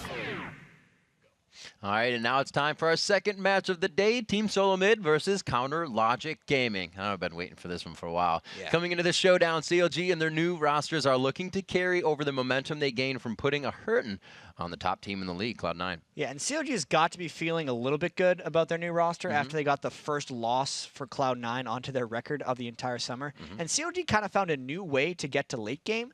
All they ever really want to do is get to late game, but this time they did it with some different champions like the Jace, so they had multiple threats once they got there. But their play was far from perfect. They still had a couple of big bloopers, so the consistency isn't quite there yet. And the 2 holdovers from last year's team, Doublelift and Link, really helped make up for those bloopers and led to CLG to a big confidence-boosting win yesterday. It's almost like you can break down a mistake into an addition of minutes, and maybe you can figure it out, be like, yep, that's 5 minutes. That's 5 minutes That'll more. be okay. We'll figure out what the ratio is to mistakes Do well to minutes. for 5 minutes. Yep. Then, all right, fix it again. And while CLG beat the current #1 team over their last 3 games, Team Solo Mid has looked like the team that finished #1 in the spring split. Yeah, after TSM started 1-2 during Super Week, they had a very lengthy argument, actually in one of the hallways at the LCS studios, where they just yelled at each other and really ironed out a lot of their issues. Since then, they've won 3 in a row, and all their wins have taken less than 30 minutes. They beat Velocity in 26 minutes, and last week they beat Curse in 23 and Vulcan in 29. They have been on an absolute tear since they figured that stuff out. A little crazy. And while TSM has been rolling over their opponents quickly, see how CLG has been taking their matches to the late game. The really, really late game. Yeah, and Riv, we can't forget that today's the summer solstice, the longest day of the year. So CLG is at their maximum power right now. Oh, man. So much potential. Full moons and all. The average length of a CLG game this split has actually been over 51 minutes. Of course, that was boosted a little bit by the 71-minute match they played against Dignitas last week. But coming into this game, with the really slow late game play of CLG and the fast finishes TSM's been able to create, something has to give. Absolutely. Even in the back in the day, CLG Legion was one of the longest games at the North American PAX, or the regionals. So yeah. They're just carrying on the history. History repeats itself for them. But we're going to check out the lineups as we are about to get into the game. On the blue side, it's Team Solo Mid. Top is Dyrus, odd one in the jungle, right behind Reginald in mid as always. Wild Turtle on AD carry, and Xpecial coming in support. Yeah, and on the red side, it's Counter Logic Gaming. Top lane is Neen, jungle Bigfat LP, mid Link, and AD carry Doublelift, the 2 holdovers from last split's lineup, and support is now Chowster. And this game's bottom lane lifesavers are our featured matchup of the day. It's going to be TSM's Xpecial versus Counter Logic Gaming's Chowster. And Xpecial was the all-star for North America and is a very consistent player, whereas Chowster was actually considered one of the best supports from Season 2, but he's really still trying to regain his form after playing jungle all spring. Both of these guys protect very strong AD carries in Doublelift and Wild Turtle.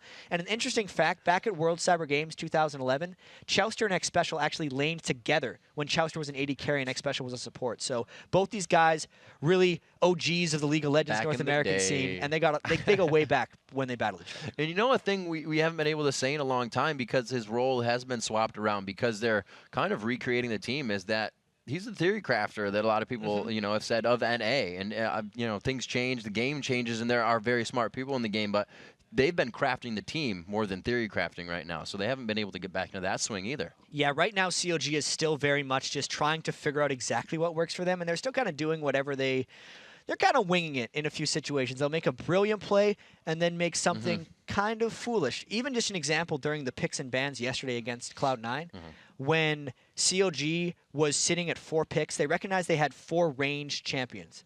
They had the Elise and the Jace, and they're just like, man, we have 4 ranged champions. Shoot, we shouldn't have done that. We need to pick, like, we need a tank. We need a tank. What are we going to do? We need a tank. And then Cloud9 picked Lee Sin. They're like, no, we don't need a tank. 5 range, 5 range. Just pick Orianna. And they just went with it on the fly and made a very good adaptation to a quick pre-mistake that they'd already made.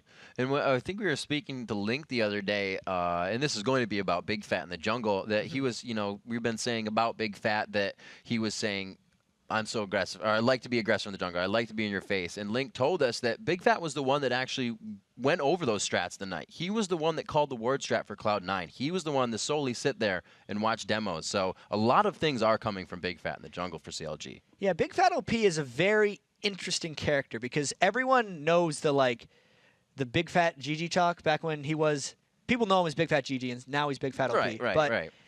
He has a very trolly outward personality, but he knows the game really well because he's been playing it longer than any of these guys. He was the dude who had the first successful 5-man team in League of Legends before we even had ranked play that would just win 90% of their games. And as soon as you got to play with that pre-made, like you were in the cool kids club because you were with Big Fat's pre-made.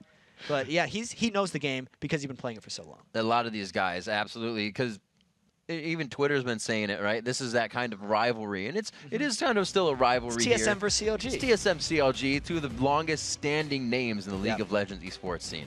And it's the new matchup of CLG versus TSM. Wild Turtle coming in. Yep. You know, Neen getting his first taste of the TSM Both of these CLG guys rivalry. Yeah, very true.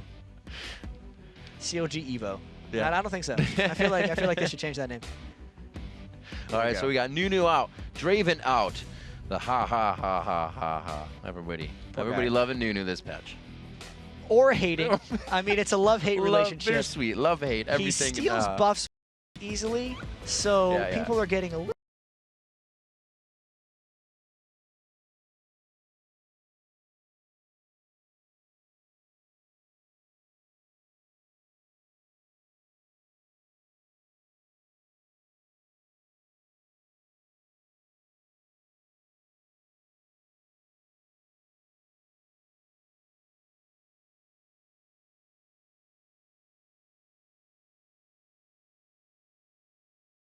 Boys Jace. Right. So that might not be something they want to see.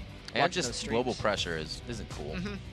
Especially since that's one of the best ways CLG would be able to stretch the game. Yeah. I suppose. No, yeah, that's true. And also, there's the legendary Reginald Twisted Fate that might be, they think about locking in later, but obviously Jace's first pick. There he is, locked in. So Dyra's feeling good about this one. Watch it go to Reginald. And we're just going to be like, oh, that's great, thanks. So Counter Logic Gaming now to show probably that late top hand. Why not? You already see the other top lane, so you're not really giving away too many cards here. But probably the jungler after that or support. Yeah, well, Twisted Fate had been banned in all of CLG games so far. Not banned in this one. I wonder if Link's going to end up picking this real early on. They're in quite a bit of a discussion here. You can tell Neen is just being like, guys, what do you want me? What do you want me to pick? What are we doing? What are we doing here? And they could go for double global pressure here, but they're just going with whatever they want, man. CLG definitely goes for the long... this is obvious, the long game, but even more so the Caitlyn pick, the Nocturne pick, because GG, or Big Fat LP rather, always builds tanky, and he doesn't get really any items to continue to catch up into the fight until very, very late. So it's an expensive build for him, and he is just going to start to absorb damage on that Nocturne. Somewhat create plays. We'll have to see what synergizes with that long engage. Most likely the full tank Nocturne. Running into a very strong TSM team now with the Karthus pick that kind of locks in Darius to the top lane, which makes this an easier prediction for what CLG wants to lane against him. That Elise could have also been a ban at Nien since his top lane, Nien's top lane Elise has been very strong. No longer allowed to do that. Shen obviously can't do that again, as you said, against the scrims with Curse. Yeah. Twisted Fate did finally get locked in, and they're waiting till the very last pick to pick Nian's champion. Twisted Fate TF giving safety to Bigfat with the wild growth, so this will be very nice for them. Turtles Draven has been taken out. This is just one of the first bans. They're like, nope, that's an easy one to do. His percentage on that just too high, and you saw what kind of damage he did the other day. I really wonder what he's going to play here. He's got his Kate, or not rather Kate. Kate's on. The Kate's been picked away. Lift. His Draven's gone. He could do, like, his Ezreal hasn't been as effective for him in competitive as it has been in his solo queue adventures. If I had to guess, Wild Turtle actually, I feel like this is a misfortune for him, even though he hasn't played in a really long time. But no, that's even better because, yeah, he's fucking screwing with me. Yep. Screwing with me. Absolutely. Yep. Doing Totally that. screwing with me. Totally. So with last pick Moving coming on. in here. Oh, it's been so long, Odd One, please. The people want to see the Gath back in the jungle. Oh, this would be perfect. I saw such a cool picture after the playoffs that someone drew of the Odd One. As a giant so Shogat good, just like chasing down a little it's baby still your Nocturne. background. Yeah, chasing down a little baby Nocturne. And we get to see it again in this game, whether or not it turns into a baby Nocturne in the giant Shogath. But that is an awesome pick for the Odd One. I love it when he plays that champion. So cool. He's so effective on it as well, and more utility than just silencing people. He will nom everyone he can. That's actually one of the junglers that he will accept kills on and just be a beast for his team. Usually he's delivering that and helping his lanes get ahead, but he'll take Cho'Gath kills. And it's really going to help with this specific composition since they're going to try to do the double wall with the slow from Reginald and the speed up from Jace, and it's going to make his ruptures easier to land when they're trying to allow Reginald to kind of walk in and initiate these fights. I really like this composition from TSM. We still have CLG2 last pick here against this pretty strong TSM composition. Reginald again finding a Karthus for himself 2 days in a row now. This is pretty different. He's probably happy. Hopefully he doesn't find any spiders in the studio today. Yeah, they banned the spider. Yeah. It cannot come and get them. Nope. I like the Malphite pick though, basically because he's picking that to lane against Darius's Jace. He wants to win that lane. Jace is an incredibly difficult laner to beat, but Nian's looking to survive that one. And then they have very long range initiation, and this isn't actually a COG comp that is catastrophic in the late game. As far as these comps go, I actually feel like TSM has a better late game than COG, so it's interesting choice. This is kind of what you would get out of a Shen pick anyways. They have the Nocturne ult, right? So you're going to get the teleport on Malphite, and Malphite's going to be down for 6 engagements for Dragons, for the mid-game stuff, where we see CLG a little more lax. So this may be a bit style change for them. Yeah, and it's one of the few teleports we actually see. I wonder, Darius really values having combat summoners in the top lane. Whenever Darius fights against a teleport or without a teleport, like Darius will very likely look to bully Nien if he gets into a situation where he can fight him in this game. I don't think anybody's going to switch, but lately I don't trust anyone, so I'm watching this before they get into the game. might switch. Nobody did. I'm like, Oh, no, it's a top lane Link's Twisted not going Fate. to rock Malphite. Yeah. Yeah, right? Well, whatever. Dignitas doing it all day. Jason know. Kha'Zix, and then they switched it up again. The TF, so TFZ. Everybody can do whatever they want here. A summer split. And now the summertime starting. Like we said, this is the summer solstice. CLG is in full power right now on the longest day of the year. But they're not even picking a late game composition. No. They're wasting their potential. Come on, guys. You got multipliers right now. Opposites Use them. attract. They're trying to synergize. Yeah, and they pick Nocturne. They're trying to black out the lightest day of the year. All Come right, on, man. We're going deep on this one. A little too far, probably. So as you see behind us, poised and ready, Team Solo Mid versus Counter Logic Gaming. Moving to the third and Jad as well on the screen. There behind you, and there's the Rift. We're going to get into game here. Game 2 of week 2. It's going to be day 2 here for the NA Summer Split. Lots of 2s all across the board. Make your wishes if you got them. Team Solo Mid versus CLG. I think the fans are ready, Jat. I absolutely agree with you. There was actually decreased hype for this game based off kind of COG and TSM's lackluster performance in Super Week. Okay. But I feel like with the win that COG had over Cloud9 yesterday and the domination that TSM had yesterday as well, I think the hype's back for this match. They're bringing enough seats for everybody. If you don't bring enough chairs, then the train won't move. So if you can get everybody in and on board, it's going to be a lot better for everyone involved. Wards coming out. Yeah, you would. Wild Turtle, or rather Double Lift, just trying to do that damage. I think with the threat of level 1 Cho'Gath as well, TSM has the edge here at level 1. The Cho'Gath Rupture is greater than the TF Gold card potential if they were to fight each other. But they're not looking to be on a collision course. These level 1s are so tense because as we were talking with Hai, the teams haven't figured it out yet. He explained that pretty well. Yeah.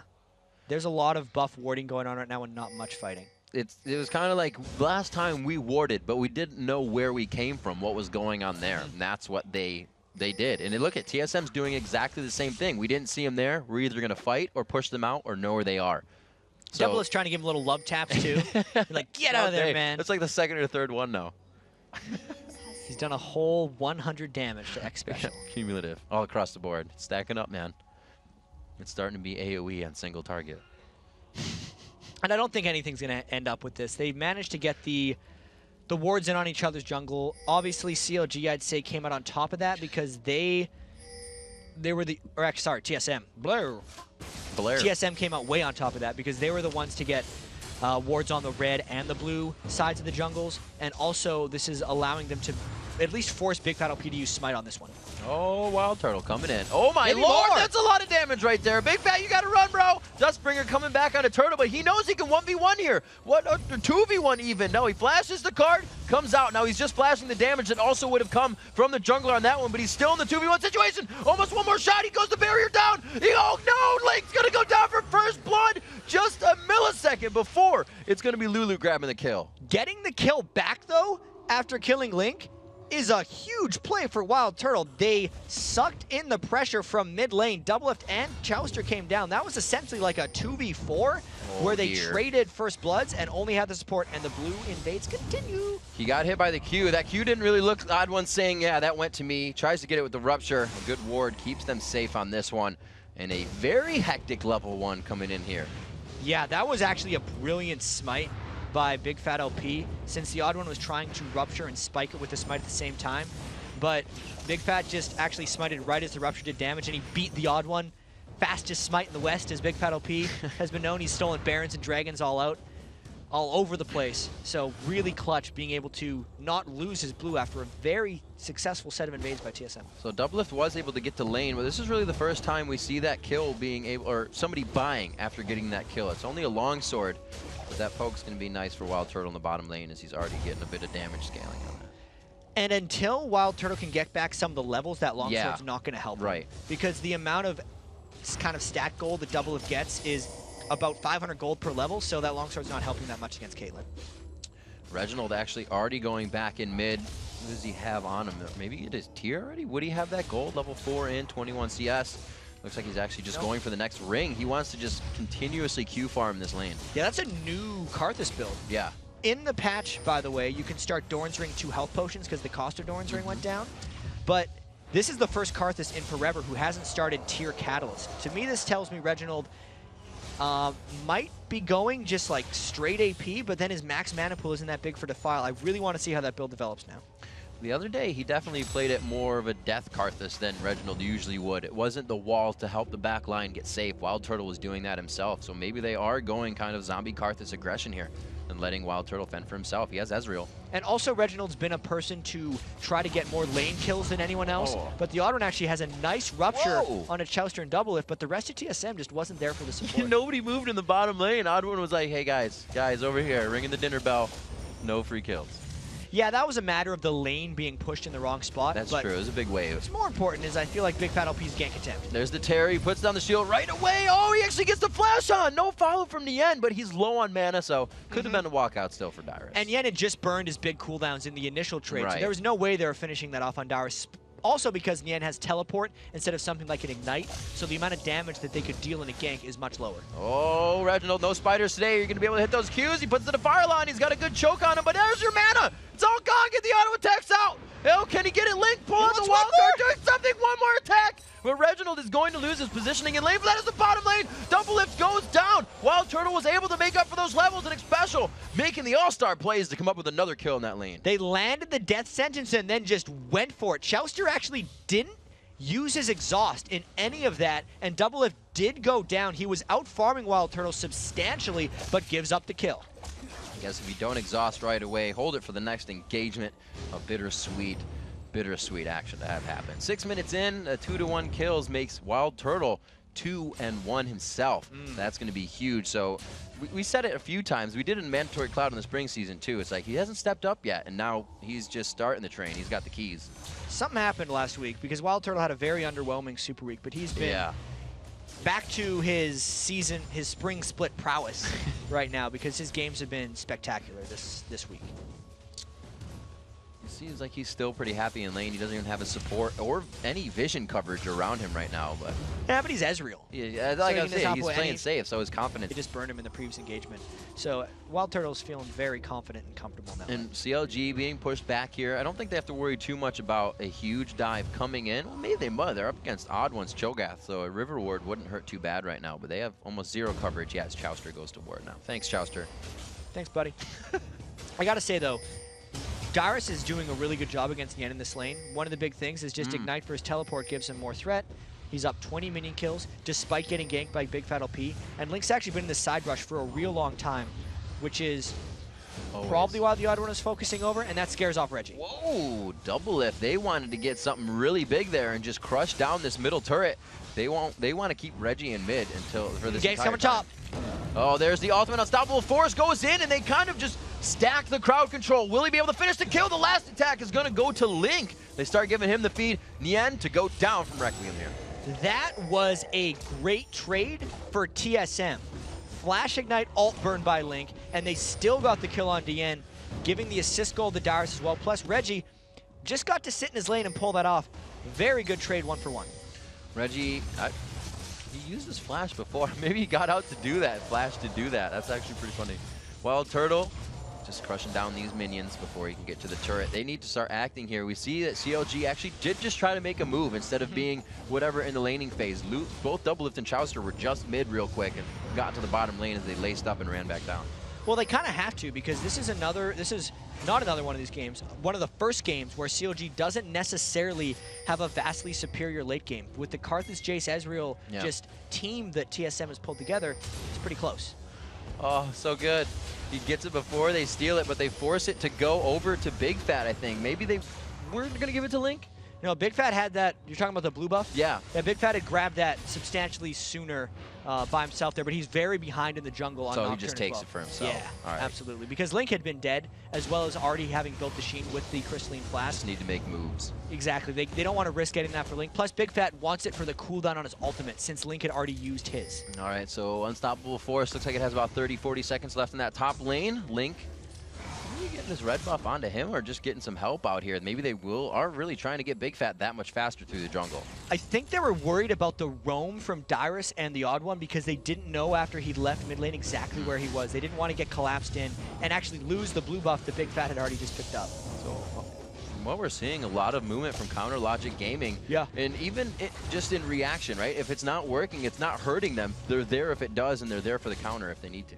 And they're losing Great moves. a lot of their lanes, which is one of the reasons I feel like they're moving around so much. Double Lift, the only one who's staying ahead of Wild Turtle in minion kills. That's the Caitlyn versus Ezreal matchup. Right. Plus, it's because Wild Turtle went back and shopped right after that first blood. So in minion kills, they're beating Wild Turtle, but in gold, they're actually falling about 200 short. This is one of those games that it's kind of switched over for Bigfat LP. He hasn't been able to aggress. Now, it's Nocturne, and obviously that comes with level 6, but we've only seen him really on Dyrus in the top lane. And that was only to burn the flash. Like, COG put a lot into getting that kill onto Dyrus, and it hasn't slowed him down that much. They're putting a lot of resources, actually, into making sure Neen gets going. I wonder when Nien's going to pay that back by maybe teleport ganking somewhere.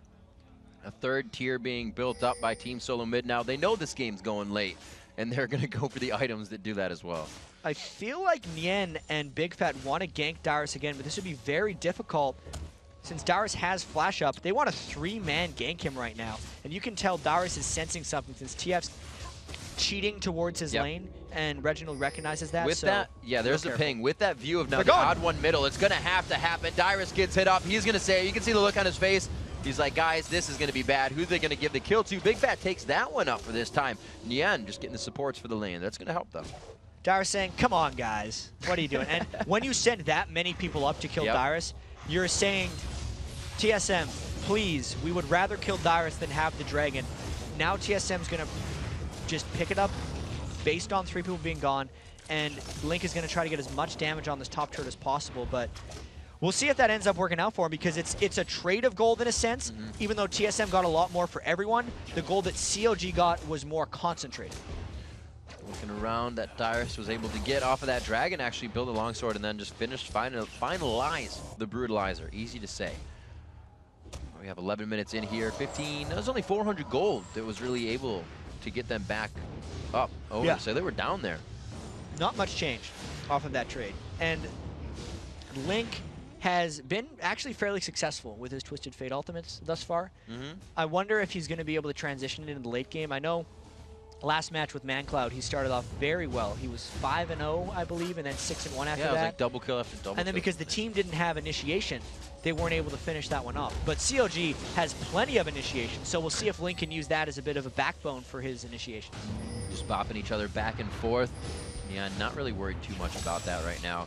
And it seems like kind of towards the end of the spring split, or even 3.8 patches thwarted this for TSM, is that their whole idea about the jungle in the beginning was to get up that 400 or 500 gold, pressure so hard that the jungler really has to choose all lane to go to, which allows you to win your lanes. And they're actually forced to just go to the lanes here, so it's been a much slower start for them as well.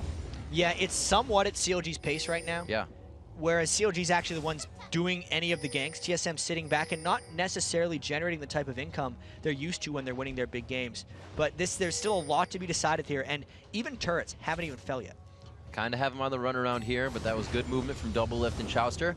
The wave, they now meet at the turret, so they're doing their strategies accordingly if they are trying to transfer around the map. Mid turret going down here, not much they can do. Bigfat was there with Link, but it was already too low.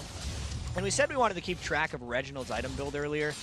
He started double Doran's, and then he's like, all right, guys, I'll do the tier catalyst build like everyone else. The Doran's rings were potentially for that early bit of AP. When he almost got that kill off onto Link despite running out of mana, would have been worth the investment, but now he's just going to transition into that Rod of Ages build that every other Karthus does, but he's got that little bit of extra oomph from the early 30 AP he gets from 2 Doran's rings. And Dyer's getting bullied around in the top lane. You can hear chatter going down. I believe that was the Counter Logic Gaming squad just trying to chat it out with Chowster, allowing them to let them know what's going on. Wild Turtle able to be down here. Special wasn't there just a second ago. He's 9 over Special 7, so you can see how much focus he's been in that, or how much he's been in that lane alone. Exactly, and now Twisted Fate trying to gank poor little Dyrus again. Dyrus, not Kha'Zix this time, can't get out of everything. There is Odd One picking up a kill for himself. This is going to be a walk-along chase here. These guys are just going to throw some rocks at each other.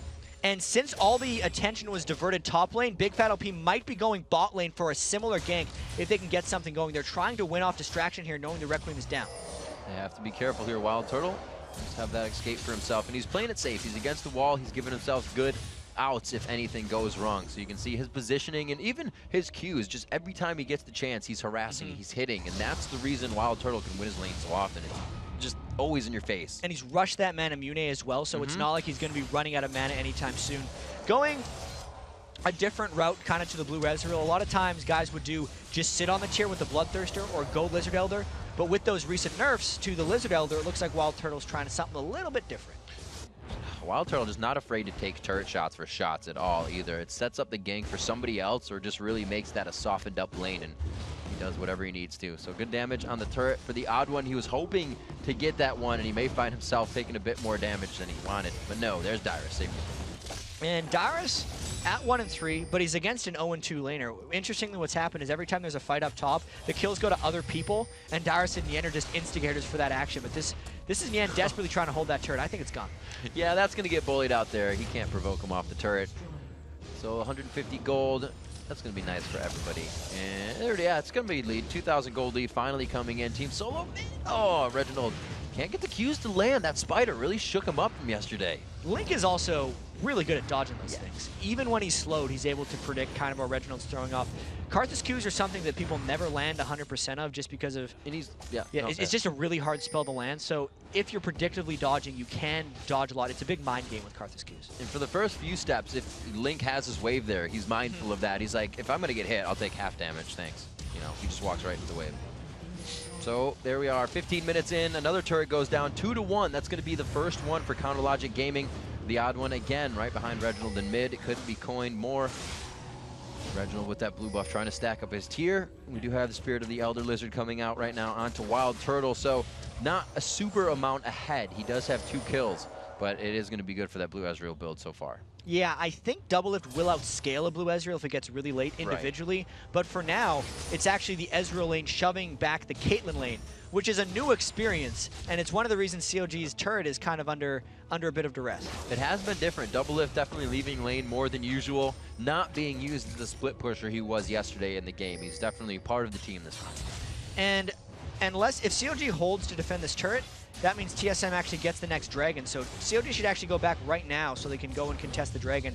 Because if TSM gets that, it'll be the 3 turret advantage plus the global goal from dragon, and COG might fall a bit too far behind.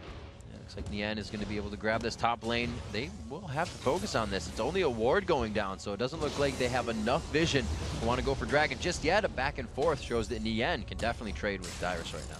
Sunfire Cape is a big purchase for Neen right now, since Dyrus just has the Brutalizer, and that's not nearly enough penetration to cut through everything he has. As you can see, Dyrus doesn't really want to jump on him right now. Neen might just be trying to go for a solo kill. No ignite. There it is, the stomp coming down. Oh, he just takes him out. The shard clears his HP out, and it's going to be the Requiem coming down. Does he live through this one? Yes, he does. Then they get the dragon. No, he doesn't get it. So many things just went wrong. And that was another example, actually, of an auto attack finishing the dragon. So much damage went down. Bigfat did not get it. There's no Janna Tornado in this game, but it was still secured for COG. Big plays there by Nyen and the rest of COG to make those things sink at the right time. You know what? Nyen definitely upholding his comment of, I have the potential to be one of the best top laners with the chance I'm being given here. And you know what? Oh, damn, he is showing some great skill right now. Yeah, it helps that Twisted Fate's ganked his lane about 35 times so far, and Dyrus is probably a little frustrated about that, but Sunfire Cape with the Malphite pick, he scaled up to the right point, and now COG's trying to hold back. He's definitely giving Dyrus a hard time, not giving him an inch in the lane. He's like, I have an advantage. I'm going to press this advantage and put some interest on it. Ward not being seen in. You can see a little bit of aggression here. There's the ulti onto Reginald. They get him with the end just on the outside. Unstoppable Force is down here, so they're committing pretty hard for this fight. Reginald still up the shield. No, double it from the outside. He's got to be careful because he is sectioned off from the team. They're able to meet her on the outside, but low mana bars is going to cause CLG to back off. Good kill there by CLG. Doublelift was coming up from the bottom lane. CLG is one of the only teams that uses their AD carry as a split pusher, which is one of the reasons Doublelift's farm is so consistently high in all these games. COG also felt safe about diving full onto Reginald since they knew his Karthus ultimate was down in that situation. So a nice repel of the push there, and despite COG being down 3 turrets to 1, they're completely even in gold. They're still doing pretty well. Wild Turtle has his Infinity Edge coming out, looking to get that Zeal packed in next for some attack speed. So we get that Caitlyn scaling up around average time though. Ezreal looks to be a little bit ahead in items here as he's about to complete. No, he only has 160 gold. He's not completing anything anytime soon. Not getting that stuff. So it looks like it's going to be Team Solo Mid to dictate the next fight. Where's Chronologic going to go? Besides his top turret, they're starting to even that out too. Well, this is why this game is so intriguing right now, because COG have been the instigators, and TSM are the ones that kind of know that they're going to get it if COG doesn't pressure much. So every time Link's ultimate is up and every time Bigfat's ultimate is up, they're trying to make these plays. Even Nien is making a lot of plays with his Unstoppable Force. They're not even syncing them at the same time, so COG constantly has the potential to make plays. Heading down towards the bottom lane here. Link, does he have a ward on him? Is that what he's going to do? He does have a ward, but it looks like he's going to start heading top. Seeing that Reginald toward that top lane, they have ward coverage on everybody moving through the jungle here, as it looks like TSM putting down their own security system as they make their way through to this top turret. Yeah, it's a bit of a 5v3 right now, and a lot of damage goes down to that turret. A nice little pre-push there by TSM, but this is leaving them open to a split push by Link. Twisted Fate's ultimate is on a 30-second cooldown more, but I feel like TSM has to react to this somehow. And this is definitely different from last game. They're going for the offensive items for that turret push instead of the aura items here. So Link's going to be able to push down that turret a lot faster than they think. So Team Solo Mid has to act on this turret. And COG actually is just going to trade inner bottom top turret for the mid lane turret. I always confuse the top and the bottom lane for some reason, but... Well, it's the bottom of the top lane. COG can hold... I hate you, Riv. COG can hold this next turret, and Link's push is going to continue. All right, yeah, Link staying in mid, so the Lich Bane rush is definitely for knowing that Team Solo Mid would try to just crush down these waves, use that Jace to get the poke on, and use the advantage of having range to clear out these siege the waves with the range, is what I wanted to say. So TSM trying to repair that in mid and clear this wave out as they regroup to find where Link went. Yeah, real interesting pressure game developing here because CLG's fought back for a couple turrets there. 4-3 is a much more manageable turret trade game that CLG's been playing. Link's going to be still powering up that Lich Bane and will be able to continue to take down turrets. So although CLG, we're mentioning, usually uses Doublelift as a split pusher, you have a Twisted Fate. So if they're not using him as a split pusher, they're doing something wrong. And they have the teleport as well, so they can really get, not the coin Dignitas tri-push on, but the very so often used Dignitas tri-push. We'll have to see if they utilize that. The teleports are up, the ults are up, so CLG could be looking to make a move here soon. And speaking of CLG moves, Neen just picked up a Warden's Mail, which will build into a Randuin's Omen fairly soon. I'm thinking that what CLG is going to be trying to do, since Nien's going full tank Malphite instead of Magic Pen Malphite, is they're going to use him as potentially a turret tank if they can ever outnumber TSM and go for a very aggressive dive. Otherwise, they would use him for high amounts of burst because that's the way CLG's been playing. That's probably how CLG is going to try to come into things if they get opportunities, with Nien leading the way. They have good constant damage in the fight. Usually you're worried about that turret dive to only have a quick burst, but with the amount of damage they can put in, that's going to work out quite nicely for them if they can find the right engage.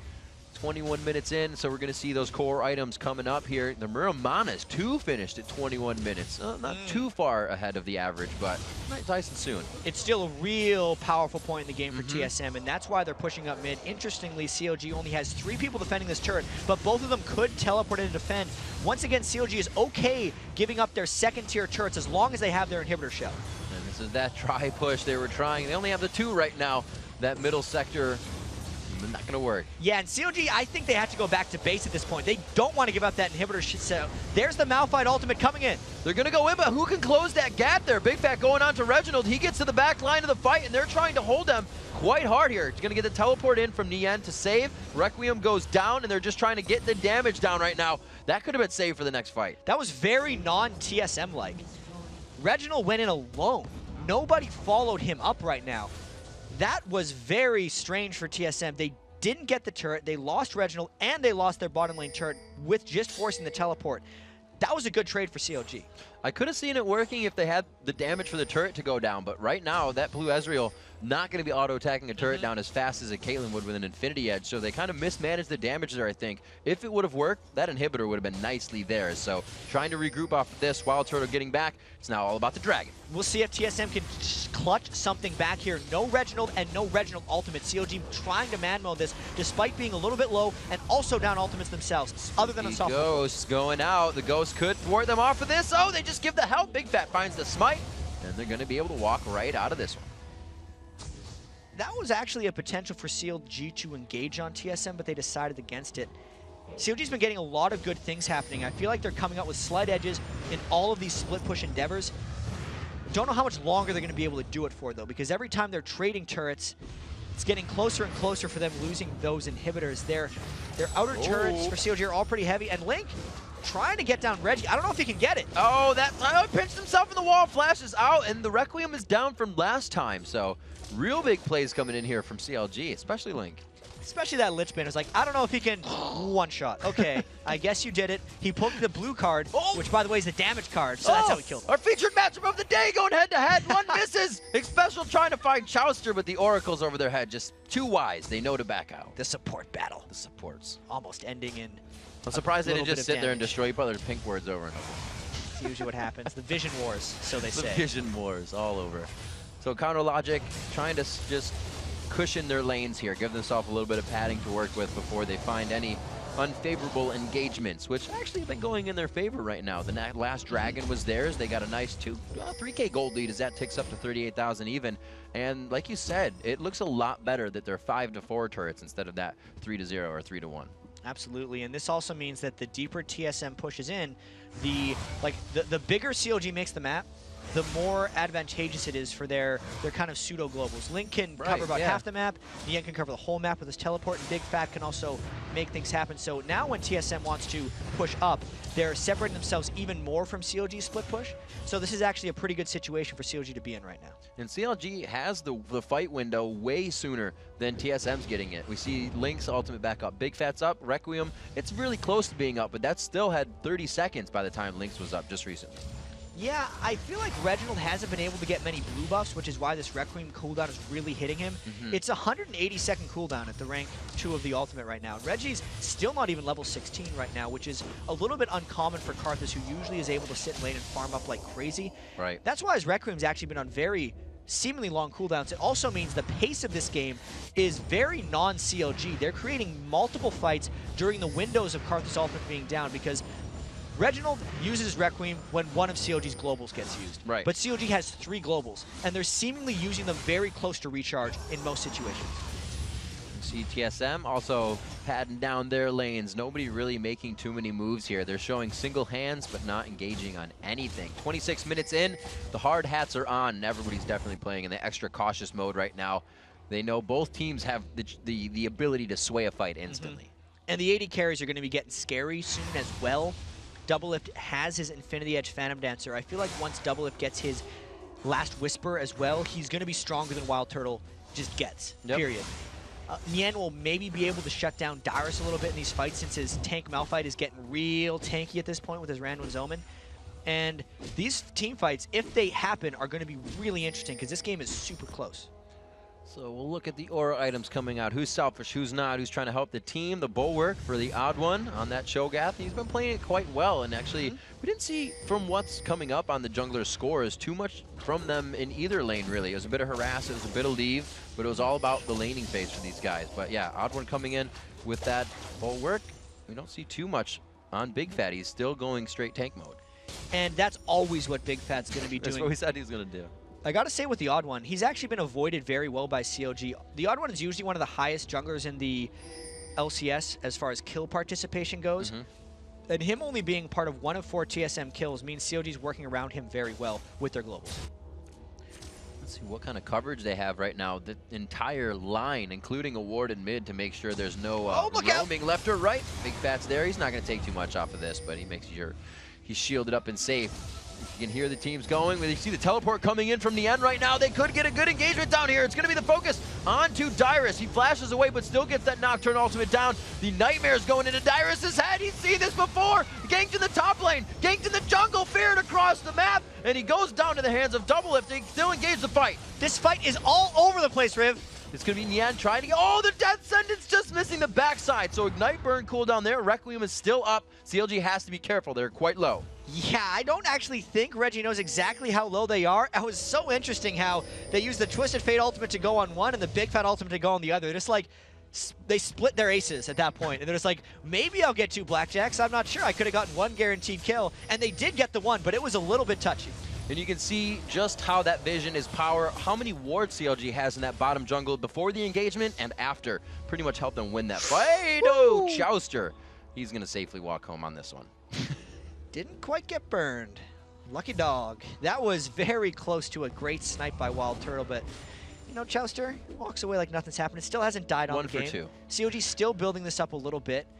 Did get the Aegis onto Bigfat LP, so that'll help them against Reginald's Requiem a little bit as this moves on. And Doublelift still trying to work up to that big old Last Whisper. 1-1 and 3. Really slow games for the AD carry. AD carries rather than really having them right now be a big impact in the game. Turtle has slowed down a little bit, but he is to that Iceborne Gauntlet phase, so it's really not about them trying to get into the fight. It's them harassing these fights and finding the HP bars at half before doing it. And this is actually one of the better TSM versus CLG games I've seen, even with this new CLG roster. They're moving around the map in a super interesting way. So many times CLG has the double split push going on, and again TSM is trying to come in. They know the Malphite teleport is not up. Link teleport is, though. This was the spot that went awry for TSM previously. Reginald flashed in. The Requiem's up for this Homegrown fight. Malphite. They have quite a bit. Oh, there's a lot of damage coming in the end with a 3-person unstoppable force. There's the Wild Growth to pop up even more. They're going to be focusing onto the back. Link is forced to flash out of this one, but he's getting good damage in, and he's not getting focused. Turtle's been stunned up. They go down 1 for 1 on that. It's going to be 1 for 1 altogether so far until the next Requiem coming in. The 3 for 1 somehow after that. and it's going to be CLG on the run for TSM here. And Nien flashed over a Rupture. CLG still wants to chase this one, but they're so low. Nien's going to steal that movement speed with the shard. Oh, the Thresh Express to get him the Rupture for the save. Chowster's going to be able to speed him up in a second. The glitter lands for the kill coming from Chowster. They finally get one as they go coast to coast. It's only odd one alive. And because Doublelift survived that fight with such a small amount of health, he's life stole up, and CLG might be able to go for this Baron. But the odd one is on the hunt. He's going to have his flash up and his feast, so this could get even more interesting. That was a crushing ult that Nien had onto those. Big ultimate from Chowster, more crowd control to the fight, negated so much damage. This Baron will be huge. The odd one is there. He's going to be turned into a little Gath. Can you get out? He can. He is safe for now. He's going to be eating a cupcake on the way in. Cho'Gath cannot get around. Oh, I'm a liar. This is so touching for TSM. Wild Turtle has his Ezreal ultimate up. Whoa! That Baron is getting lower and lower. Doublelift got him. You just flashed over the Rupture. This is the second time Odd One's had his Rupture flash. Just not his day, but to the skies.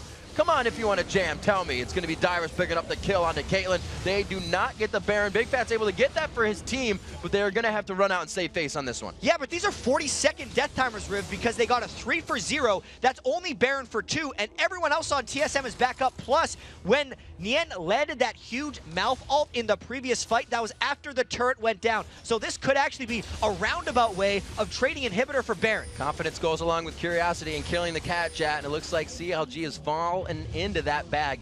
Couldn't find their way out for a second, but it was wet. They ripped open the sides, and now they're going to see what they can do. Now they're back into the world, back onto the Rift. 17 seconds for the majority of the team. We're going to see what they can do to stop mistakes like that. I have no idea where that reference came from, Rim, but I liked it. All right, TSM's getting this dragon afterwards. It's still 5,000 or 6,000 for TSM. Doublelift picked up his last Whisper. Link in that fight, even though Nien landed a perfect Malphite ult, Link did not have a good time. When he I'm going way back in time here. Oh yeah. We're just gonna try to figure out the way the next team fight's gonna happen. Because when Link teleported in, he teleported in behind TSM because he was trying to assassinate the backline, since they couldn't necessarily walk through Reginald's Defile and they didn't want to get poked out by Blue Ezreal. But as soon as he teleported in, Xpecial was waiting for him with a death sentence, and then Jace knocked him around. So he got completely screwed over in that last fight. And TSM will want to do that again now that they're trying to push their second inhibitor. CLG could just fight them again if they get the opportunity. I think it was an understatement to say Nien's going tank on this. He's got another Warden's Mail, the Glacial Shroud on top of the Randuin's. He's got Link gets grabbed. That's some good damage there. These guys have home guards, but that means they're forced back to the fight. Wait a minute. No! It's going to be the Alacrity Boots. They go into the fight. Reginald getting hit up quite hard. Nien is so big, he's not even taking damage, but they're not focusing Reginald either. There's a lot of damage coming in still from him. The Defile, the Skittle still coming out. Odd One about to go down. Can't get on the Thresh Express. They're going to be able to chase down. And CLG with another huge initiation from Nien to carry this fight. And this time when Link came in from the back, he got the assassinations. Whoa. That was such a great fight by CLG. Even though they were down an inhibitor, don't forget there was still Baron on 2 members of CLG, and CLG remembered how well they won the last fight, so they said, yeah, we'll do that again, and they pick up the clean ace, probably going to get an inhibitor back after losing their own mid one. 3 of the tankiest items in the game now on Nien Tanso, and he should not have died in that fight. I think to say that he was focused a little bit too much by Team Solo Mid, but they didn't have anything else to focus. It's kind of like the old adage that Alex Ish says, you got to attack the closest thing to you, and Nien's making that happen. Well, if Nien picked up his death recap right now, I'd actually think most of the damage would be from Defile, because when he ults in, he's got like Wild Turtle and Jace defenses. He does not have Reggie defense right now. Yep. Just the Mercury Treads for his magic resist items. If Nien picks up just a little bit of MR, since he's going with 438 armor when he has his W pressed, he'll be all right. Getting that extra bit from his strikes. Turtle picking up the red buff. Like, you need some more slow on the Iceborne Gauntlet. He's gonna get his Lizards. Be happy about that. So just slowing down the game a bit here at 35 minutes. Everybody's home guarding out of base, so I don't think slowing down is a factor just yet for these guys. But that 57,000, 57.5K gold to 50K. So that lead definitely in favor of CLG, but TSM is not letting it show in the fights as much. CLG is finding out that they're up in gold though through these fights. And this is when we kind of talked about pregame, how TSM actually had a better late game team comp than CLG, which is why TSM is still trying to push up like this. That 7,000 or 8,000 gold is partially neutralized just by having Karthus and having Jace. That's true. But then it's getting neutralized back because Nien's been able to pick up the gold for these big items. Doublelift has individually outscaled Wild Turtle. Link has more items than Karthus, so they're making up for it in these ways and executing in the team fights based off of their gold advantage. Have to see if they can synergize their ultimates. We haven't seen too many good, not good, but True Shot barrages really crush down the team. That's an 800 damage nuke for him right now, and that's going to be hitting good if Dyrus can get Black Cleaver stacks off of those Shock Blasts. So TSM is kind of, you know, prepping their fights with small moves. There's a Shock Blast from the side. They're not really given any chances on this one. They got a whole bunch of armor to shed on Neen. They're also, notice how TSM's trying to, we're going to spread out a little bit this time. I feel like Neen plus Lulu has been dealing a bit of hurt to TSM in these fights, and since COG is still down this inhibitor, there's no pushing back on TSM right now. So unless COG initiates hard again, this COG team isn't going to be leaving their base until that inhibitor is back and the super minions have stopped spawning. And you can see where Neen is positioned. He's on that corner, just waiting to diagonally strike the team over the side of the wall from the base. And there's the wall going down. They don't want to initiate that. Nobody's going to be able to follow up on the team. They may want this, though. Dyrus very close with Wild Turtle. If they can get those two locked up, all the damage, it's exactly what they want. Because Doublelift has hit those 4 items that he goes for every game. And when Doublelift gets to that point, he becomes even more scary. Plus, he's got a heal, which is very clutch against a Karthus ultimate. If the end of a fight is going on, he can save multiple people with that. Very interesting summoner spell choice, and an underrated late-game summoner. That is the heal. Lemon Nation talks about all the time and loves that spell for the team. We're going to see what they can do. Like you said, Doublelift with those 4 items. It also builds the confidence. The amount of risks he will take as an AD carry to start to, you know, increase as you get those items under your belt. And TSM's trying to go back for this inhibitor once again because they know COG was kind of back shopping. But Neen charged up his home guards, and he might charge in. Link is low on mana. Here comes the fight. Flash from Link, the ultimate going in, but he locks him up before he can even ultimate. No, he finally still gets it off for the cooldown. Wild Turtle gets exploded right away. Great job by Neen. He goes to the fight. The Wild Growth goes off as well. TSM getting shredded down here, and it looks like CLG is going to make it out with fortified health bars on this one. I feel like Neen just goes back to base, and he's like one of those old Hot Wheels cars where he just charges himself up and then shoots himself into the enemy team. And it's working again and again. Every time TSM tries to get a big building objective, COG's punishing them for it, and this time they might get the inhib back. Man, sometimes you just got to bring out the original Wombo combo. So good. It's so good.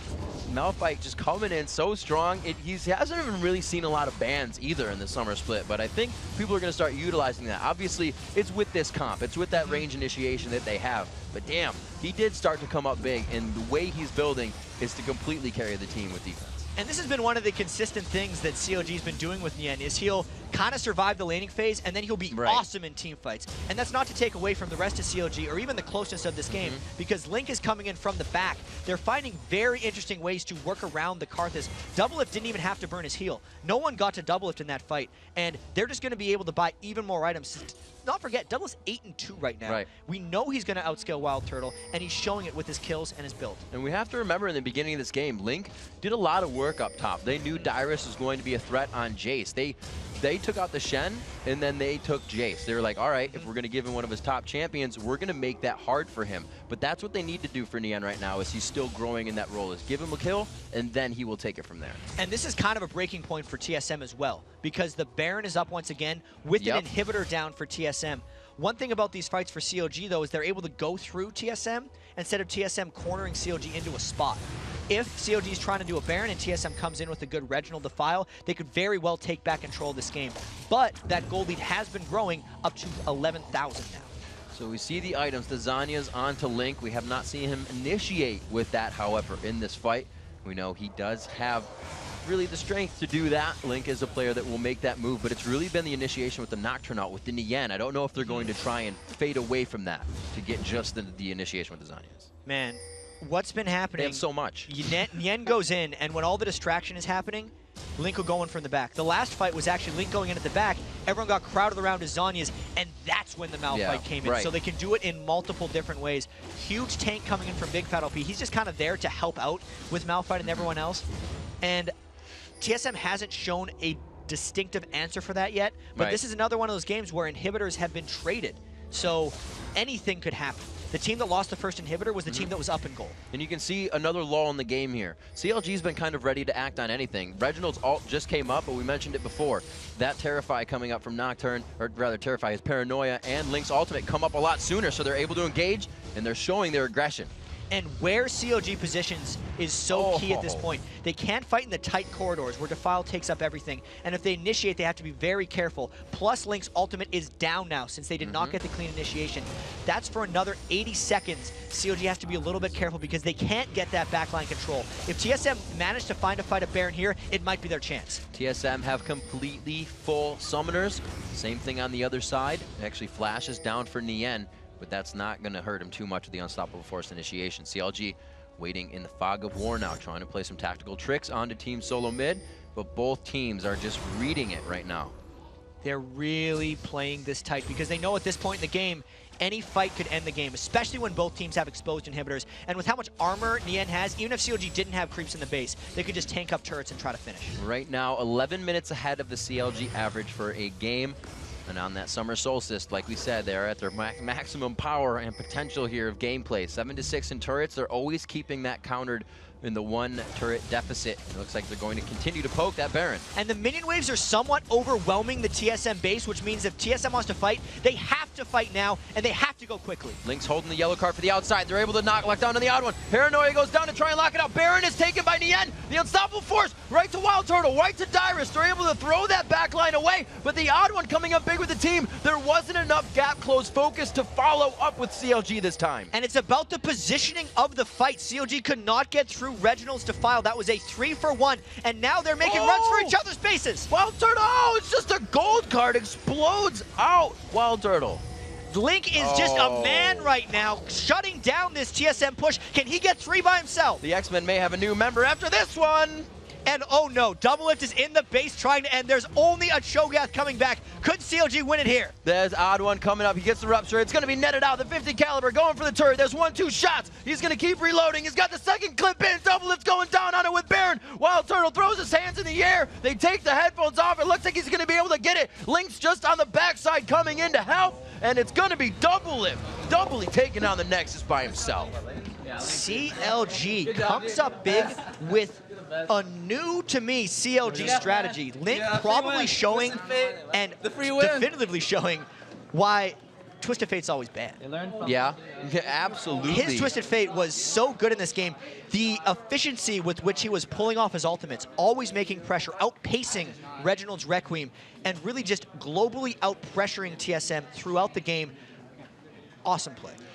They changed their strat up so many times as well. For 10 minutes, they were try-pushing while taking so much pressure in middle, but we're still comfortable with the try-push. They continued to go in. And really, what the internet has been saying when CLG was losing, where Link is carrying you guys, Link is carrying you guys, if CLG steps it up a minute point in all the other lanes, it looks like they're all on that carry train. And this was a game where they really helped out Neen. It was super concerted. At points when they did the Nocturne plus Twisted Fate ultimate up top, giving up a dragon, you only get 450 gold for a kill, but the dragon's worth 975. But because it helped up Nien's lane, it kept Dyrus behind, and importantly, it funneled gold into Link. So the positioning of that gold was more important than the total amount that TSM was getting as they continually punished that lane. And we saw it come in and pay dividends as Nien was just hammering them with those unstoppable forces. So we see the new tactic for CLG is just got to light the fire under your lanes. We actually have a replay of that ace they had as well, or an ace that they had. There were quite a few within the game. There's a couple of them right here, but this ace in particular was Nien landing a perfect ult, and this is where Link comes in perfectly behind the team. See, he jumped over Reginald's Defile. As Link didn't have to worry about 80 carries, didn't have to worry about Jace, and it meant that even the Requiem, which basically took Link to half, wasn't enough for him to have to build any magic resist items. That was probably, of all the fights CLG had, the cleanest execution of what they wanted to do, and that's why they got a 5-for-1. They reacted and made moves every time that they needed to. It was very different gameplay from CLG that we've seen before, but very welcome gameplay, and I'm sure the fans are quite happy with it as well. 27 kills in a 42-minute game. 42, 10 minutes shy of their average. They're speeding it up. They are speeding it now. up. We said they were going to have their most power today, man. Only like 7 minutes longer than the average game. So there you go. Absolutely. So we've got to take a short break, everyone. But when we return, CLG's Neen and Bigfat LP will join us to talk about their huge win there. And then Velocity faces off against Coast in our third matchup of the day. Week 2 of the NA LCS Summer Split. We'll be right back, so don't go anywhere.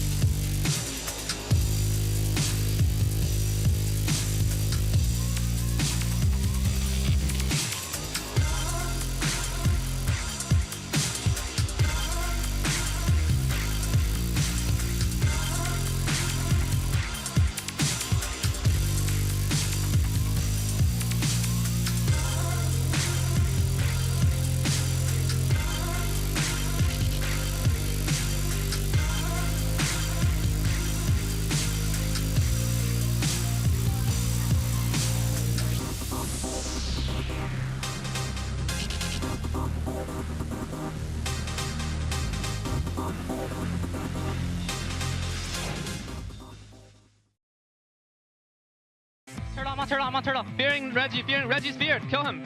Double. Yeah. I killed turtle. Yeah, go for turtle. Turtle.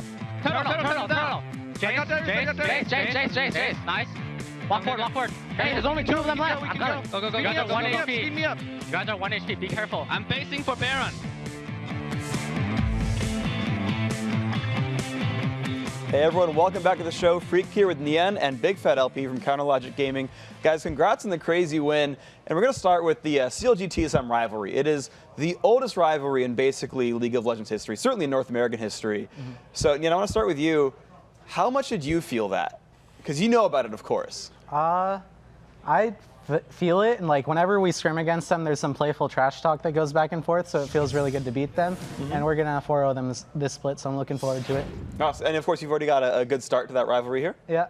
All right, so I wanted to ask you about how the game actually panned out here. So you guys spent a lot of time ganking Dyra's top. How much of that was pre-planned? How much of that was like, oh, we can get him? I wasn't really pre-planned at all. It was just that I'm Malphite, so I can go on him whenever I want to. And with a Nocturne ult or a TF ult, it's just a guaranteed free kill, so why not take it? So we just kept on doing it over and over, and it worked out. Cool. So I want to ask you about then your Malphite play, because at the beginning of the season, a lot of people asked, how's Neen going to do as a top laner, right? AD carry, played mid for a little bit. So I kind of want to ask, because you're playing Malphite now, which is a big hotshot GG champion, right? And TSM banned Shen against you, which is another big hotshot champion. How much is your teammates making you hotshot, and how much are you your own player?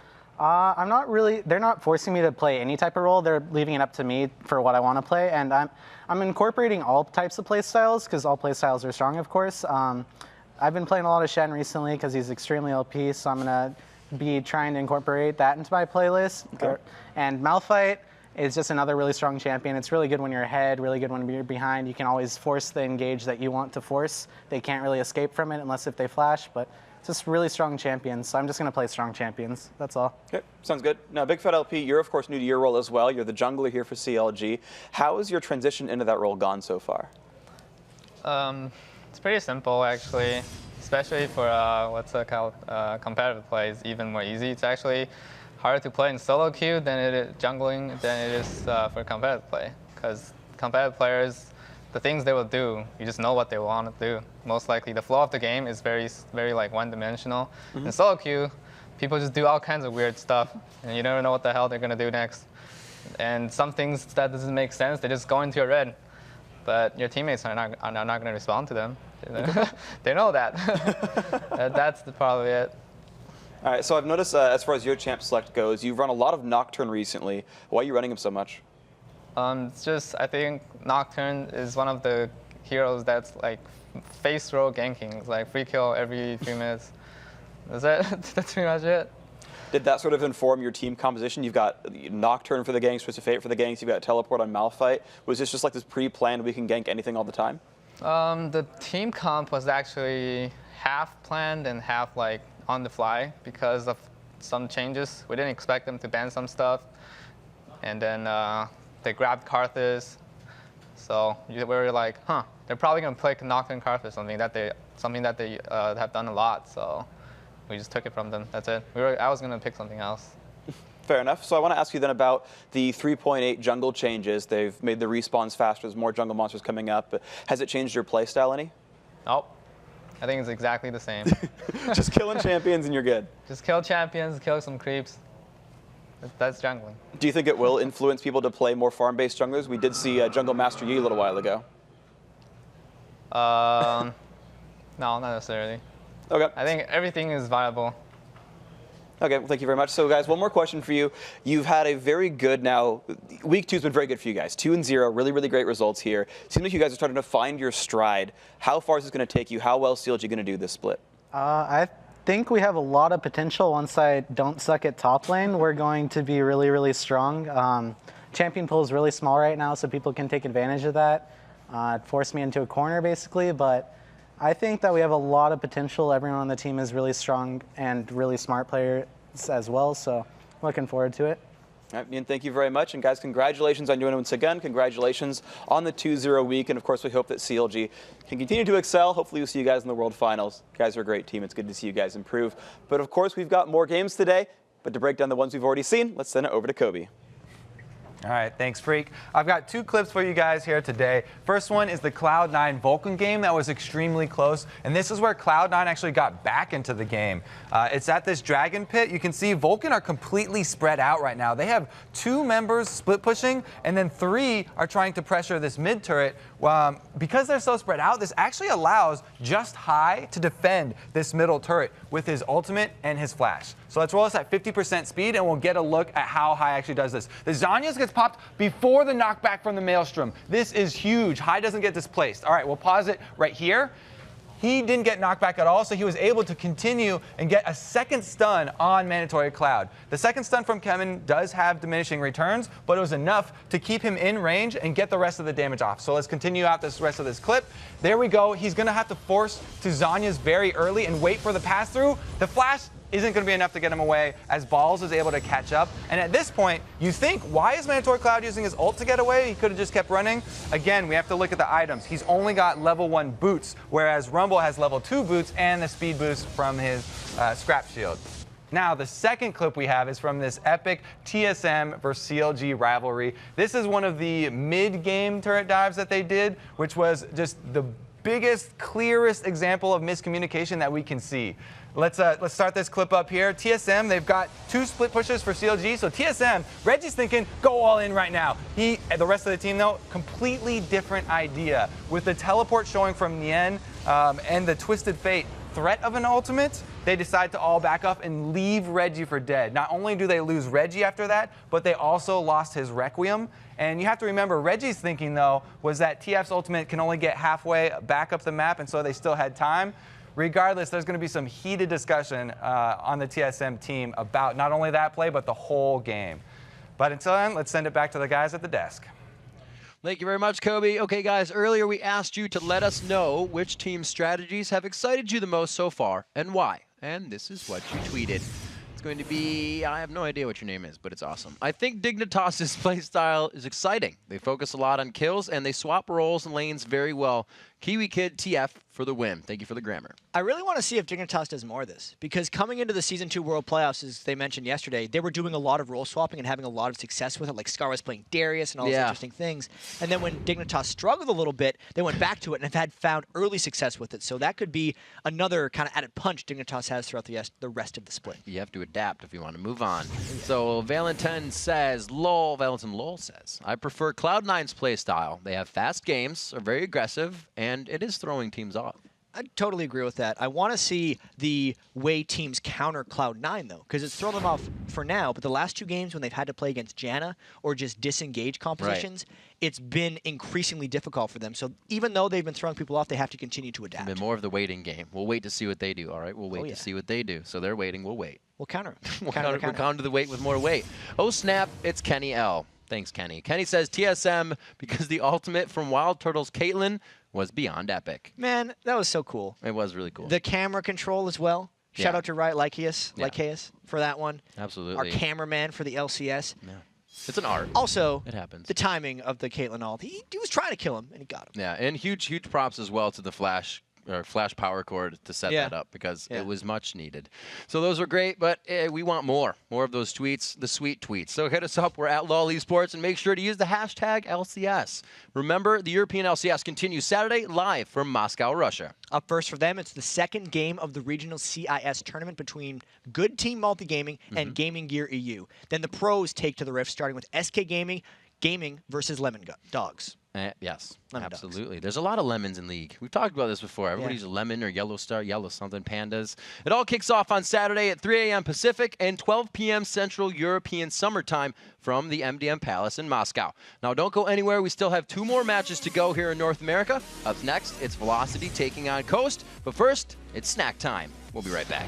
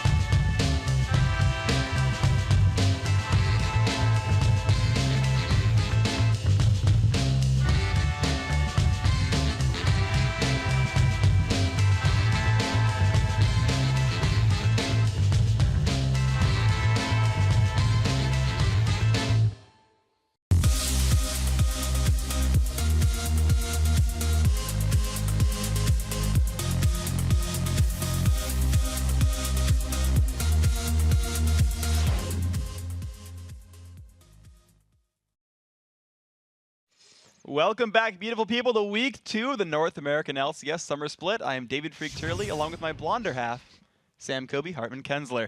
And it's time for our third match of the day. It's Velocity Esports versus Team Coast. Now, coming into this game, both these teams are looking to rebound from some tough losses yesterday. Yeah, Velocity never got a chance to get going yesterday. TSM's early invade just threw their game plan out the window. A loss against TSM, a loss against Team Coast today would make it 6 losses in a row for Velocity. And they would finish the first quarter of the split with a 1-6 record. The bright spot for Velocity is that Vulcan and Team Coast were in similar positions after the first couple of weeks last split, though, and they made a spring push and finished 2nd and 3rd.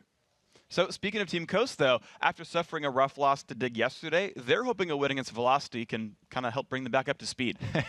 Yeah, in their loss to Dignitas, even though his stats don't show it, Daydreamin made some all-star caliber blitz pulls. The one that really stood out in my mind was, of course, his grab on Cutie Pie mid-Thresh Lantern, just yanking him out of that dark passage. Today, they're going to need their captain Zion Spartan to step up and improve on yesterday's performance. Coast counts on him to carry, and even though his stats weren't bad, he did get focused by Dig and Kiwi Kid, who kept on ganking him with TF. He wasn't the threat that he normally is for Coast, and we'll have to see if Velocity decide to focus him the same way that Dignitas did. And of course, this is a big test for Coast. Will they be able to bounce back, keep improving, and make a run at the top of the standings, or are they going to fall back down to the bottom? And whether they can bounce back or not, most people are expecting great things from the match between Zion Spartan and Chris in that top lane. Well, except for Don't Mash Me. He's expecting something else. A lot of cheese. We feel very confident. We'll actually be expecting cheese. Every time we scrimmed against them, we just flat out stomped them. And even with subs, they managed to do very well against COG, so we'll probably have to try to split them up and take objectives quickly. Definitely Chris, their top laner. He always gives Zion Spartan some trouble. Zion is definitely a really good player, and Nintendude is definitely a really good player. If you do team fight against them, you want to have an advantage going into it. They feel like they need to play standard against certain teams, but like stronger teams like us and Dignitas, they require the cheese. Well, you know what's going to fit better with a cheesy game is cheesy commentary, so I'm glad we're here to make the terrible jokes during this game. Guys, it's time to check out these starting lineups. On the blue side, it'll be Velocity Esports, Chris in the top lane, NK Inc. in the jungle, Violet Rose in mid, Maple Street and AD carry, and Evan Iskus on support. And on the red side, it's Team Coast. Zion Spartan is up top. Nintendude X is in the jungle. Shifter's at mid. Don't Mash Me on that AD carry. And Daydreamin supporting. It's going to be a really good match here because as we talked about it before, Velocity has basically the exact same start, or maybe even a slightly better start than GGU did last season, which is, of course, Team Coast now. And you got to, it's almost like they're the role models here. It's funny to think about it. Times have changed so quickly. You know, just one split has passed, and already we're looking back at Coast as the examples here for Velocity. Yeah, and the number 2 team, though, against the, right now looking at the bottom of the standings, but they could turn that around. And right away, the Fiddlesticks is respected. The innovations brought in by Nintendude. Drawing out some bands here. Yeah, these are my 2 favorite junglers, I have to say, in the LCS right now, because they both will not hesitate to run any jungle that there is in the game. Nintendude ran jungle Leona before, and NK has run both jungle Ezreal as well as the Master Yi, hybrid Master Yi that we didn't really get to see take off, but the ability is there. The ability is absolutely there. So the bans get dropped out. Of course, the Janna we talked about. You talked about the Ezreal jungle. Of course, Janna, pretty key to that strategy. Instead, though, Velocity says, all right, well, you know what worked against you last time was that Zed, so going to play some Zed. Zed is just so popular right now because of his dueling potential. If he gets a good start, as soon as he gets that Blade of the Ruined King, he can 100% to 0 a lot of champions, and it's just, the damage is still surprising, even though these guys have played against him so much. All of it coming in that burst just, it continually catches people off guard. Well, there's a couple of things that are catching me off guard right here as well. I don't think I've seen a Mash Me Draven. Nintendude's going for a standard jungler as well. He's going for that Jarvan. It could be a lane Jarvan, but you're right. We haven't seen one of those solo lane Jarvans in a long time. You know, since Prolly's not in the LCS or this split, we haven't really seen that full AD burst Jarvan in the middle, and it's probably going to be, you know, Nintendude taking that one. Yeah, Chris ran at top once, and Coast, to keep on that train of thought, though, they're grabbing up a couple of new champions still. We did see Evaniscus run Lissandra yesterday, but it's going to be Shifter on him here. And, of course, they've got a nice support here, Nami, for Daydreaming. Evaniscus displayed what Lissandra was capable of doing, but every time he tried to pull off the combo, he got blown up extremely quickly. The idea with that support Lissandra is that he goes all in, gets down the Frost Nova to CC as many people as he can, and ultimates the other team's AD carry, so that he can get that long stun off. But they were just so far behind in that game that it didn't look very flashy because he had to die every time. I think he would have done better on jungle Zyra, or sorry, on support Zyra. Just use the passive at least a little bit. Got taken down a little bit much in that game. Ooh. Of course, the lineups have come through. Zion Spartan has been put on the hard carry. That Riven, he's taken it a lot overall in the LCS and tends to excel quite well. Yeah, he's a big fan of that Riven. Any champion that he can snowball with in lane very early and then carry also late game, he really loves that those types of kits, especially the ones where he can build full damage. Yeah. And that's why they usually have their tank stats coming from someone else on the team. Meanwhile, though, we also have to shout out that Xerath because Mandatory Cloud, when he got the Xerath, he basically won 90% of the objectives for Vulcan just by the long poke that Xerath brings and by never getting caught with his good positioning. We haven't given much time really to talk about the velocity lineup here. You talk about the Xerath, the long-range bombardment, and of course, really only Nintendude is here to start fights for Coast. That'll make things a bit difficult. But yeah, they have that Varus Thresh bottom lane. Of course, we talked about the Zed early on. NK Inc. back on Nasus as well. So quite a lot of power between these guys. Of course, it's going to be a fun game. So, yeah, the thing about going against a Xerath, if he does get off to a good early start like we saw Mandatory Cloud do, you have to have some good gap closers, some hard engage on him, because you cannot let him continually poke you over and over again.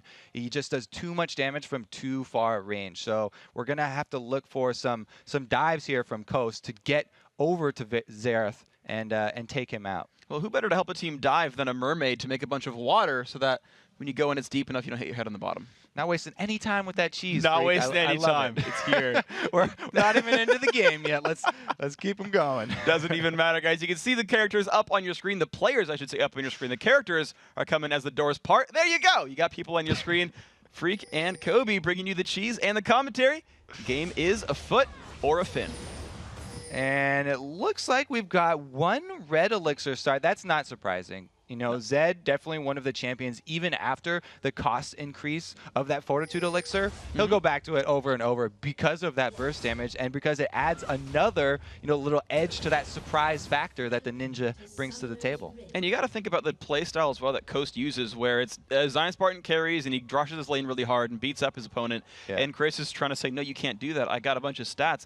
But the other thing we don't talk about much in the 3.8 patch, we talk about the jungle changes a lot, and Bigfat said it didn't matter, but in this case, the starting items got changed around a little bit too, and instead of the Flask Ward potion we see so much, Vyros has opened up with the Doran's Ring and potions. Yeah, because of that cost reduction on the Doran Ring, you can actually start it with a potion, which a lot of people aren't used to it yet, but I love that opening start. If you're on a mage that you're very confident with, like a Xerath, or something that has innate sustain like a Morgana, who can sustain off a lane.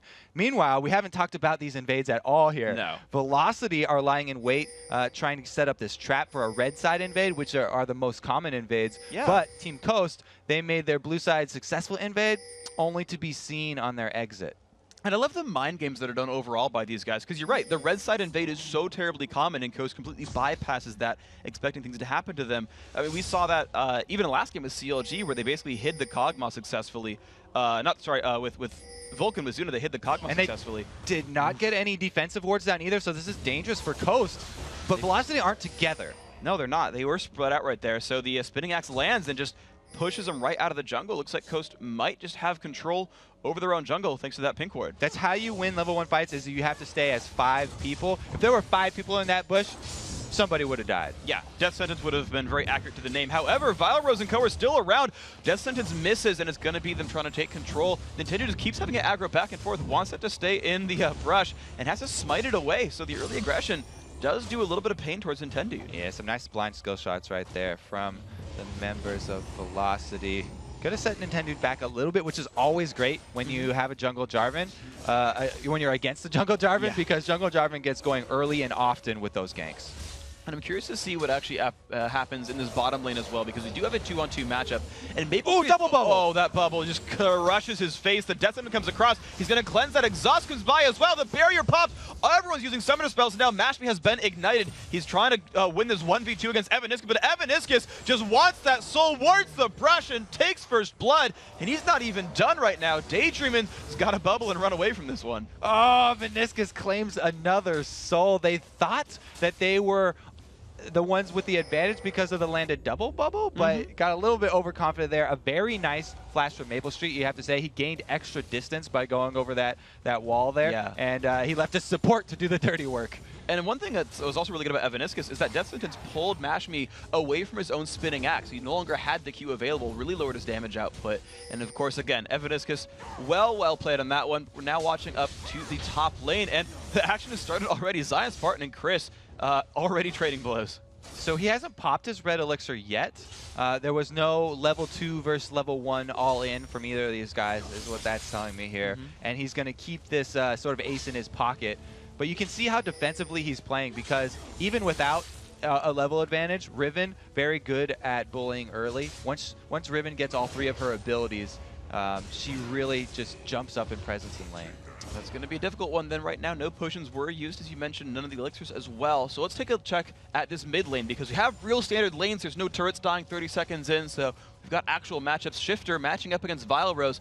Vilerose is already back to buy a new Doran's Ring and a ward, whereas Shifter is just trying to shove the lane down. And you can see Shifter's, he's fine with this one ward that they have on the top side jungle. So unless he's forced out, you can see he's still full mana and full HP. Unless he gets scared, someone burns his flash, he's not going to have to go back and buy for a while.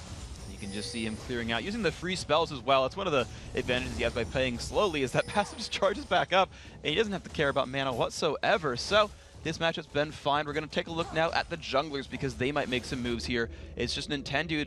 Right now, he's just taking the Spirit, and of course, he's always been going like Spirit of the Ancient Golem. He's always been the one to build tank here for this team, and I don't expect this game to be much different here. Yeah, because they definitely don't want Zion to build tanky. That's what we talked about. They always want him building pure damage, especially when you're on that Riven. Since her shield scales with AD anyway, then you get sort of some free defensive stats right there. So Zion now pushed to his own turret and is trying to hold on against Chris. You can see that matchup is going pretty well. They're both last hitting successfully. And as we revisit the bottom lane, NK Inc. is nearby his teammates, but it might just be for the buff clears. It's Nintendude, who's actually looking for a real fight here, lurking for that top lane. And it's interesting you mentioned that NK Inc. Gank, because usually a Nasus does not have very potent early ganks, but the lane that he would go to would be the lane with a Thresh in it, because Dark Passage gives him that surprise factor that he's missing. Oh, and Chris just face checks Nintendude. He's going to try to wait. Oh, burns the flash from the flag toss. Good move there by Nintendude. Good flash by Chris, escapes.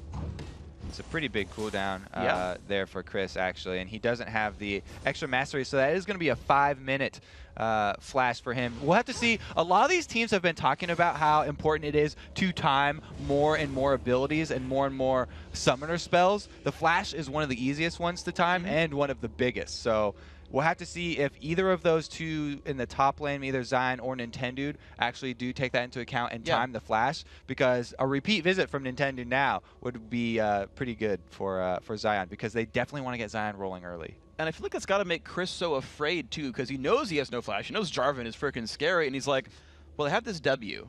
I can use my Shadow Clone to jump away and try to dodge something, but does he just never get to use that to fight Riven ever again? Is he just pressing Q and E and like saving a little bit of energy so he can always escape Jarvan? See, that's the thing. There's a trade-off now. Chris can play defensively and save his Shadow for an escape, but it means he cannot fight Riven. You cannot fight her at all, and he can't even use it to CS from afar, so it'll have to be the shurikens that he's throwing out instead. Very, very tough choice for him, and so it just goes to show how successful that gank was, even though they didn't get an actual kill. So let's take a look at some of these other lanes, though, and compare, because Mashmi on Draven is something new. We've actually seen a lot of players pick up Draven this season. Mashmi's got him now. Cop's been playing him every game he pretty much can so far in this split, and it just seems like the number of Draven play, like it's pretty much just double lift. He's the only guy who's like, no, I'm still not playing Draven. Like, everyone else is happy to play that guy. Doublelift is stubborn. He's not going to change his mind. He stands by his statements. You know, well, you can say what you want about him, about his trash talking, but he's standing by it here, and he's not going to adapt to the Draven meta, the League of Draven that has come about. Draven. Man, and it's funny, too, because Draven is the most popular AD carry in North America this split so far. Ezreal's number 2 right behind him, but everyone's been really on that Draven train right now. But what's funny to me is Coast picked up all these great early game champions, right? They got the Draven lane with a Nami to help bully people out. They've got Zion Spartan on Riven. They've got Jarvan, who's just known for his early game pressure.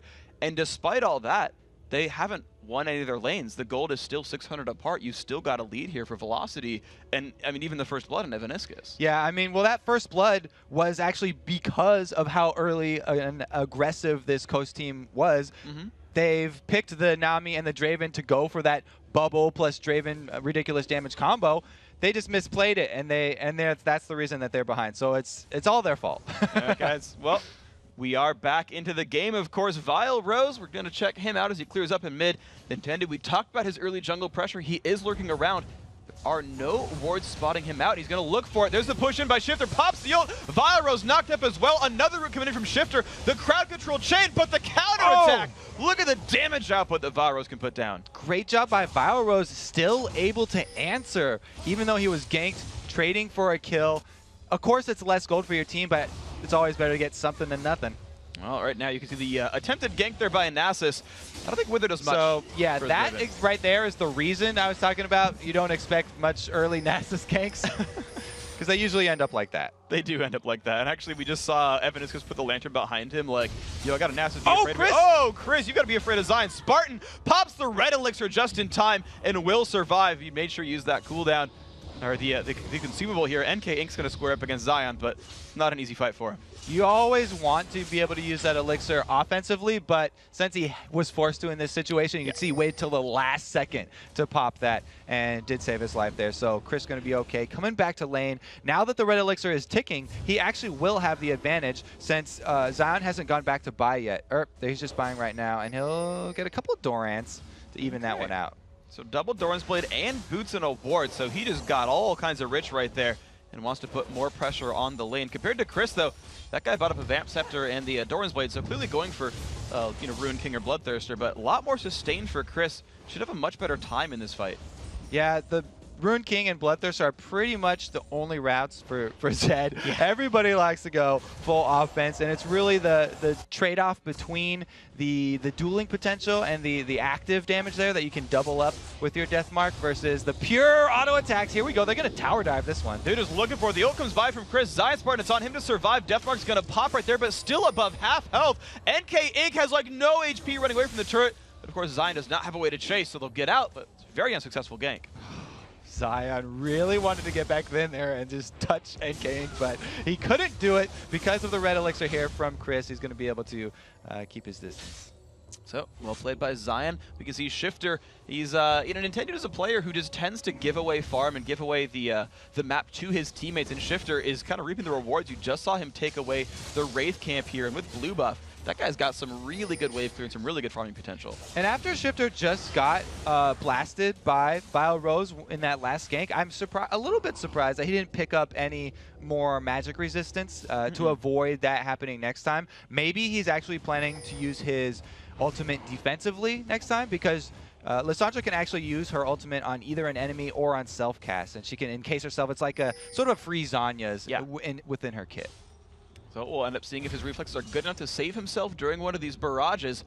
So right now, he's had a rough time in those duels before. You can see a 2-to-1 kill lead here for Velocity. However, the minion kills have started to bring it back for Coast. We had a 600 gold lead during the pause. We're now at only 300. The game, again, is getting closer. Mash Me and Daydream have actually caught up in minions and this bottom lane as well. However, NK Ink is ready to counter-engage down here. It looks like we have an engage down bottom, though. This one's going to go off. And there we go. The Varus ult did come across, but the flashes have let Coast escape. Mashki's going to put his ult down. Maple Street did take a bunch of pain during that encounter, but does not go down here. NK Ink's going to help keep that lane pushed as they shove the minions down. That was another just a trotting Nasus gank there. Just sort of walked into lane, mosey on by. They did pop the Varus ultimate, but it wasn't enough CC there, and everybody gets out scot-free on this one. So I do have to commend Velocity, you know, just to sort of talk about the teams that have a rough start to the split but still catch up in the end. I always like to make sure the teams are close in general, in the general trend of things. And you're seeing Velocity with, again, an early game lead against a heavily turret favored team. dive? And it's going to be, there's the dive in. A lot of ults being burned, and Zion Spartan, he's not going to survive this one here at all. There we go, Velocity, right? They are not afraid. They are just going for kills against a favored team. Yeah, that was a great roam, but Shifter looking to make some work of his own. And look at the crowd control chain there. NK forced to flash away, but there comes the ult in, the Cataclysm from Jarvan, and I don't think he's getting away from that one. Shifter takes the kill. For every move Velocity makes, Ghost has one back. Yeah, so that was a great roam by Vile Rose to go up and get the kill top, but Shifter didn't have to roam for his kill. The dog just walked right over there, and they're able to answer back, get one. The only problem is that was in the bottom side of the map, so that means dragon control. And there it is. It's going to be a turret traded for it, though. Ooh, Vile Rose, he's going to flash, but there's a flash W. Shifter trying to make this happen. The bubble lands. Vile, you are so incredibly dead right now. He actually stopped at the last second and was like, all right, you got me. So dangerous. That's sort of a solo queue move to sort of face check dragon area when you don't have wards in the area. Very, very dangerous, especially against a team like this, like we talked about, having so much CC with the Lissandra plus the Nami there, easily picking up Vile Rose, and now he won't have his flash either. That is not a good thing for this Velocity squad. So suddenly, the fates have been turned around a little bit, twisted, if you will. Got a 200 gold lead for Coast, but Velocity might not make that sit for very long. They've got so much pressure on this bottom lane. They got first blood in it, and you're seeing this turret fall lower and lower. Maple might even, he won't tank for it, but this is 2 shots from dead. Whenever you have a turret this low, you want it to be able to use that turret as bait, and we'll have to see if they actually send Nintendude down here, because it would be the perfect time. Maple Street and Evaniscus want to finish off that tower so badly to get that global gold, but it's very dangerous for them to overextend against a jungler like Jarvan. And of course, speaking of Jarvan, he is now coming down. You call it if he might show up to defend this and use it as bait. You're seeing Maple Street still try to wave through this. The Hail of Arrows coming by as well. He wants to get on that turret, but as you mentioned, Jarvan is lurking just in the shadows. We might have a fight in our hands. So many pings down here. Daydream preemptively pink wards the side bush to make sure that there's no vision that will see Nintendude coming in here, and you can see great job right there on the camera. Guys with the Fog of War, so sneaky. Knock up there onto Evaniscus. He's going to flash away. The Verisol comes by, but here comes the tidal wave from Nami. Will land onto Thresh, but nothing's going to happen out of this one. They weren't far enough in the lane. It looks like Chris not going to do a tower dive here. He just zones out Shifter. There it goes. Shifter forced to ult himself. That will make him survive against him, but a lot. Oh, he might not. Oh, last tick of Ignite. Shifter just barely survives that one. Mashme actually goes down in the bottom lane, though. Evaniscus, Nasus, and co making that one happen. That was another little bit of overcommitment down there bottom, and Nasus happened to be in the area showing up. NK Inc. in the right place at the right time. Absolutely is. So that's one of the big things about a jungler. Looking back actually way back when Complexity got their first win against Dignitas, was amazingly good gank sense and counter gank sense by Lauda Mortis. And you're seeing that here from NK Inc. He was in the right place at the right time, turned that fight around. Bottom lane continues to go very well for Velocity. Yeah, and I also want to shout out Chris for that play. That was great. It's one of the bonuses of Zed. If you use your Shadow to harass, you always have the option of turning back around if your mage does land a combo. Shifter wants to get the slow on of Vile Rose. The push is going to be up, but he's going to get stunned out. Vile puts the pain across, but just not enough. Chris says, I don't have an ult, dude. You're by yourself. Yeah, and that's another kill reorder because Vile Rose still doesn't have his flash back up from that earlier dragon area face check that cost him his life. Of course, Chris at least has come back by this point. Put it back on cooldown, used it a while ago, but the flash cooldown is definitely certainly very important for these guys. Of course, we saw the dragon go down a while ago. Another important timer for these guys. But while the blue's being taken, Velocity just says, great, mid-turret, you killed one of us. We're just going to take your buildings anyway. So the entire outer perimeter is down for Coast right now, and Nintendude in trouble. Here comes the Lantern across. NK Inc. might show up, but because he jumps over the wall, he's going to be safe here. The team's going to recover and regroup down towards the bottom side of the map. Zion Spartan, though, typical Coast fashion, leaving him in that top lane, take the farm, maybe even get a turret out of it. Well, he desperately wants to get some sort of map control back for his team. The top turret was at such high HP, though, that they haven't been able to answer. And Velocity just... all their outer turrets really looking very healthy right now. 3-0, that outer ring has been broken. The map control might just be going their way. Again, a 1,300 gold lead just 15 minutes into the game. The underdog Velocity are putting on a very good show here. They've had really close games against other top teams. They're certainly still looking good here.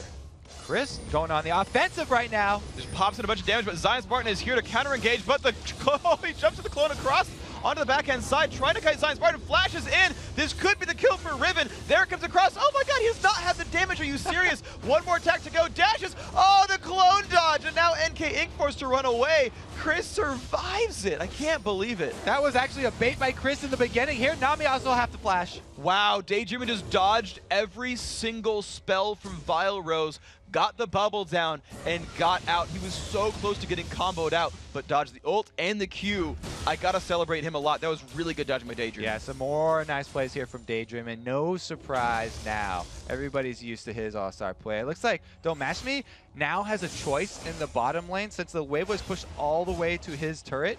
He can freeze it right now, or he could actually just try and hard push it and get some more vision for his team. Since their entire outer ring of turrets are gone, freezing it is sort of the better decision right now because the only objective that they're going to have to fight over again will be the dragon that comes up, and he'll already be in that bottom lane area.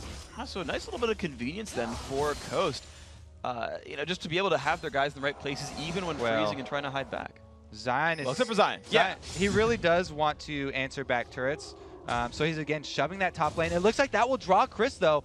They have the dragon timer, so in the 30 seconds, we'll have to see if this is going to be a 4 versus 5 or 5 on 5. Looks like Zion wants to get back and make it a full 5-man brawl. He did recall back, so these guys definitely do not want to give up dragon here. 16 seconds to go until that spawns back up, and Daydreamin has grabbed the Oracle's Elixir as well to steal away vision. So many key items were just completed, too, on the last back here. We have Zanya's all ready for Shifter, so he won't have to use his ultimate defensively. He can lock up one of the key members of Velocity with his ulti and use the Zanyas as his defense. They pulled Shifters. That's going to be a very tough place for him. Nintendo comes into the fight as well, and there the fight has begun. Zion forced to run away. Shifter still running as well. NK Inc. just forcing everyone back. Oh, stun combo almost lands on a Mashpee that Draven forced to flash to get out. No deaths, but no health bars for Coast. Yeah, and they're able to scare off the entire team of Coast with the amount of damage that Velocity could put out, which means they're still rewarded with a free objective. So that was a one-team fight. That's definitely a win for Velocity. Beautiful play then, the hard engage, diving in and putting the pressure down. Evanistus, of course, landing a very, very important hook to start all that as well. The dragon does go down. We now see a 2,500 gold lead. Velocity are still making great moves in this game. And that's the thing, when you do go with so many threats and you have so many people building for damage on your team, like Team Coast, you have to be very careful about any sort of poke. Because getting Zion low before the engage actually happens means that you just lost a huge chunk of your team's damage. A huge chunk of team's damage could just die at any time. You saw how squishy they were when that burst came across.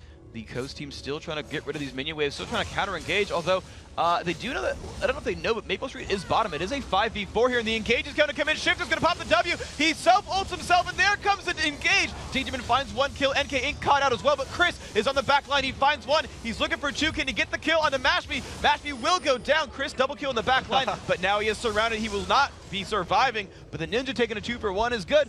But Coast, of course, wins a 3-for-2 overall. So because of that, we have Maple Street. That was definitely a conscious decision to have Maple Street ignore middle and push bottom.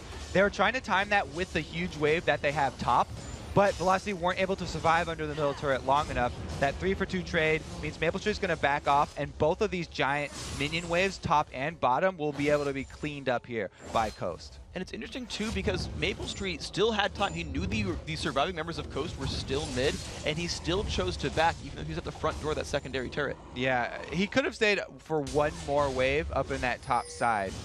But, you know, not too much vision, got a little antsy, decided to pull back out. It's a very interesting choice. You could see the call happening midway through, too. There was a conscious decision there to have Maple Street stay bottom. So, interesting fight, of course, here. Coast forcing that battle last time around with the Nami ultimate and the dive on in, but now the game seems to be a little bit more about Baron Nashor. Closer to 20 minutes in, the pink board has come down from Velocity. They want to make sure that isn't taken while they're unaware. More objectives become sort of focused on the map as time goes on.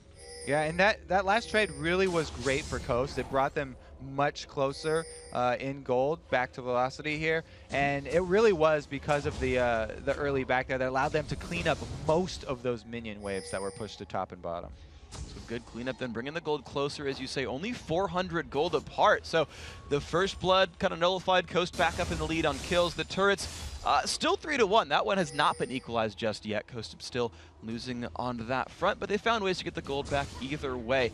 We take a look now at how the teams are progressing on items, because you've got the auras just started finally for both junglers. Part of Aegis for NK Inc., part of Aegis for Nintendude, but neither are doing more than taking for themselves just yet.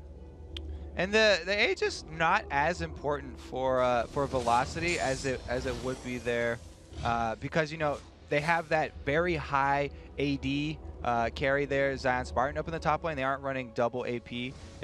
Most of the AP damage would really just be coming from Shifter. So definitely more focused on armor as their defense for Velocity. And you're seeing that the Ninja Tabby had been picked up by NK Inc., knows what teams he's fighting against, and itemizes accordingly here. The pressure, though, is on Velocity, looking for some pressure. Seeing the poke coming out from Violet Rose, hits 2 in a row here, really whittling down the health bars of that Coast lineup.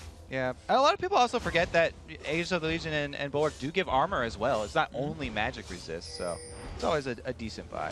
Certainly the Bulwark upgrade doesn't help armor anymore, but yeah, the Aegis at least itself. So there we go, more poke coming across Velocity, 5v4. We've seen this one before on the other side of the map, and this is Velocity taking down a turret rather quickly, down below half health. Looks like Coast does not want to front for this, but Zion Spartan is still pushing on the left-hand side of the map. I want to see whose base starts dying faster. They want him to duel somebody. They're keeping him in that top lane as a threat, hoping that Velocity will just send one person and Zion can outplay them. But it's not going to be the choice here. Now it's up to Coast to keep the rest of Velocity in their sights so that Zion doesn't get ambushed. Well, too late for that. They've already had to send him back right there, saying, hey guys, the coast isn't clear for you anymore. You've got to turn back. Velocity's coming in cheesy. Again, I said it would happen. The race coming down, but Zion forced to run away. He's going to regroup with the team. The pressure has begun again on Baron. Evanissus with the Oracle's Elixir. They're going to force Coast to constantly ward over the wall and keep checking for this. And neither of these teams can outright just go for Baron right now when the other team has vision. So they're going to clear it out and look for a bait here. They've got plenty of poke over the wall from Velocity. Then they even have a hook from Evanissus. So it would be fairly dangerous for Team Coast, but they know that it's so chancy for Velocity to go for that right now. The interesting thing, though, was that Coast couldn't hold it very well. Daydreamon's Ruby Sightstone had run out of ward charges, and he had low health and had to recall, which left Nintendude as the only guy to check Baron for the team. And when Velocity saw that, they were like, huh, the support's not around anymore. All right. And just kind of didn't go for it anyway. Of course, still hard to push for 22 minutes in when the other 4 people could be around and stopping you. So instead, Velocity looked for other jungle camps to take down. Maple Street right now grabbing the lizard buff for himself, giving some of those slows to Varus, and you're seeing actually he's scaling up quite nicely. Infinity Edge and starting on Zeal here on Varus compared to the Bloodthirster and uncompleted items for Mash Me. So Mash Me, you know, his damage will be reduced a lot if he's not able to catch those axes. So Draven really relies on a very strong front line to keep most of the attention focused on them. And Jarvan and Lissandra are great for that because Lissandra's got that AoE snare that she can frost over everybody in place and let Don't Mash Me continue to throw his axes and continually pick them up to put out the maximum damage that Draven's potential is. But look, again, a split pushing Zion Spartan with no teleport means it's up to these 4 members of Coast to try and stall Velocity. And I gotta hand it to Velocity. Every single time that Zion is split pushing, he's trading an outer turret for Velocity taking an inner turret. So Coast is clearly trying to make things happen with that split push, but Velocity are playing very aggressively. They're, okay, you're splitting, great, 5v4, we'll take a turret, now react to us. And it's very dangerous because they do have that Thresh, and the threat of the hooks landing are always there. Daydreamin answers with a nice bubble, though. Good counter. Good counter indeed. They are going to send actually Chris back to duel Zion Spartan. So that 1v1 will happen. A 4-on-4 on the top side of the map. Will Coast look for a fight? Their main carry is not around. They've just got a half item. Don't Mash Me. The Initiation's going to go in. Shifter looks for it. Here comes the fight. Maple Street getting pushed towards the back. He's going to whip the ult as well. And Shifter still wants to chase down Maple Street. Wills fall down, but it's a 1-for-1 so far. The battle continues. Mash Me and Daydream the only ones left alive. A 2-for-1 victory for Velocity. But in the back side, the bottom side, I should say, actually Chris has been forced to sit behind Zion Spartan. Zion is making all kinds of weird things happen to that ninja. As the top lane, the push still comes through. Mash Me has to be a little bit afraid. Of course, those axe catches can make it easy for the shots to land. NK Inc. taking some pain, has a lantern to go to. Won't retreat out of that one. Still, the team fight win was there for Velocity. Yeah, a little bit of miscommunication there for Coast. They initiated, definitely paid for that one. And since Val Rose has built the early cooldown reduction in that Morella Namicon, he was sticking around. They wanted to continue the pressure and keep the rest of Coast inside their base for as long as possible. And actually, I called it wrong as well on what Chris did. Chris didn't actually try to duel Zion Spartan. He went behind him and proxied the minion wave, which meant that Zion could not push the turret down because he had no minions to tank it for him. And so Chris is like, you want 1v1? I don't care. I'm going to take a lesson from Singed and not let you push at all. This is a very dangerous situation for Chris, though, if he does get seen out, because he has no energy from fighting the dragon this whole time. It looks like he'll get it for free, though, and it's a nice pickup there. Zion, and nobody in the entire game here for Velocity is aware that he's still down there. He was hiding around looking for someone to actually fight like Chris, and actually he might just find him now. Will he spot Chris coming around the side? Oh, should have the vision. Here comes the battle. Will he go in? Ult pops. There comes the Ignite as well. Counter takes down. Ult comes in from Chris. Here comes the trade. Jumps back, goes for the shadow across the wall and escapes that one. Beautiful disengage by Chris. Zion says, okay, well, I can kill your minions then. Yeah, he can definitely win the fight. Now he's got the pressure in the lane. He'll get some more damage on this turret, and it leaves Chris to have to heal before he can come answer. Wow, it's again a 4 versus 4 for the rest of the team. So we have two little microcosms here where Chris and Zion Spartan all alone in the bottom lane. And there we go, the 1v1 has begun. Ignite burn by Chris this time around, puts some extra damage on a Zion Spartan, and the Riven chooses to run back, knows he's in enemy territory, but he's still got the turret for it. So now, a while ago it was 3-0, then 3-1. Now it's 4-5. Coast are much closer in turrets. The split pushes from Zion Spartan have closed that turret gap. And the duel is very deceiving between Zion and Chris. Even though they both come out at half life, Chris on that Zed does have the extra damage that will come in from his passive. Whenever your opponent's below 50% health, you get a nice little boost there with that extra 8% of their maximum health up and magic damage.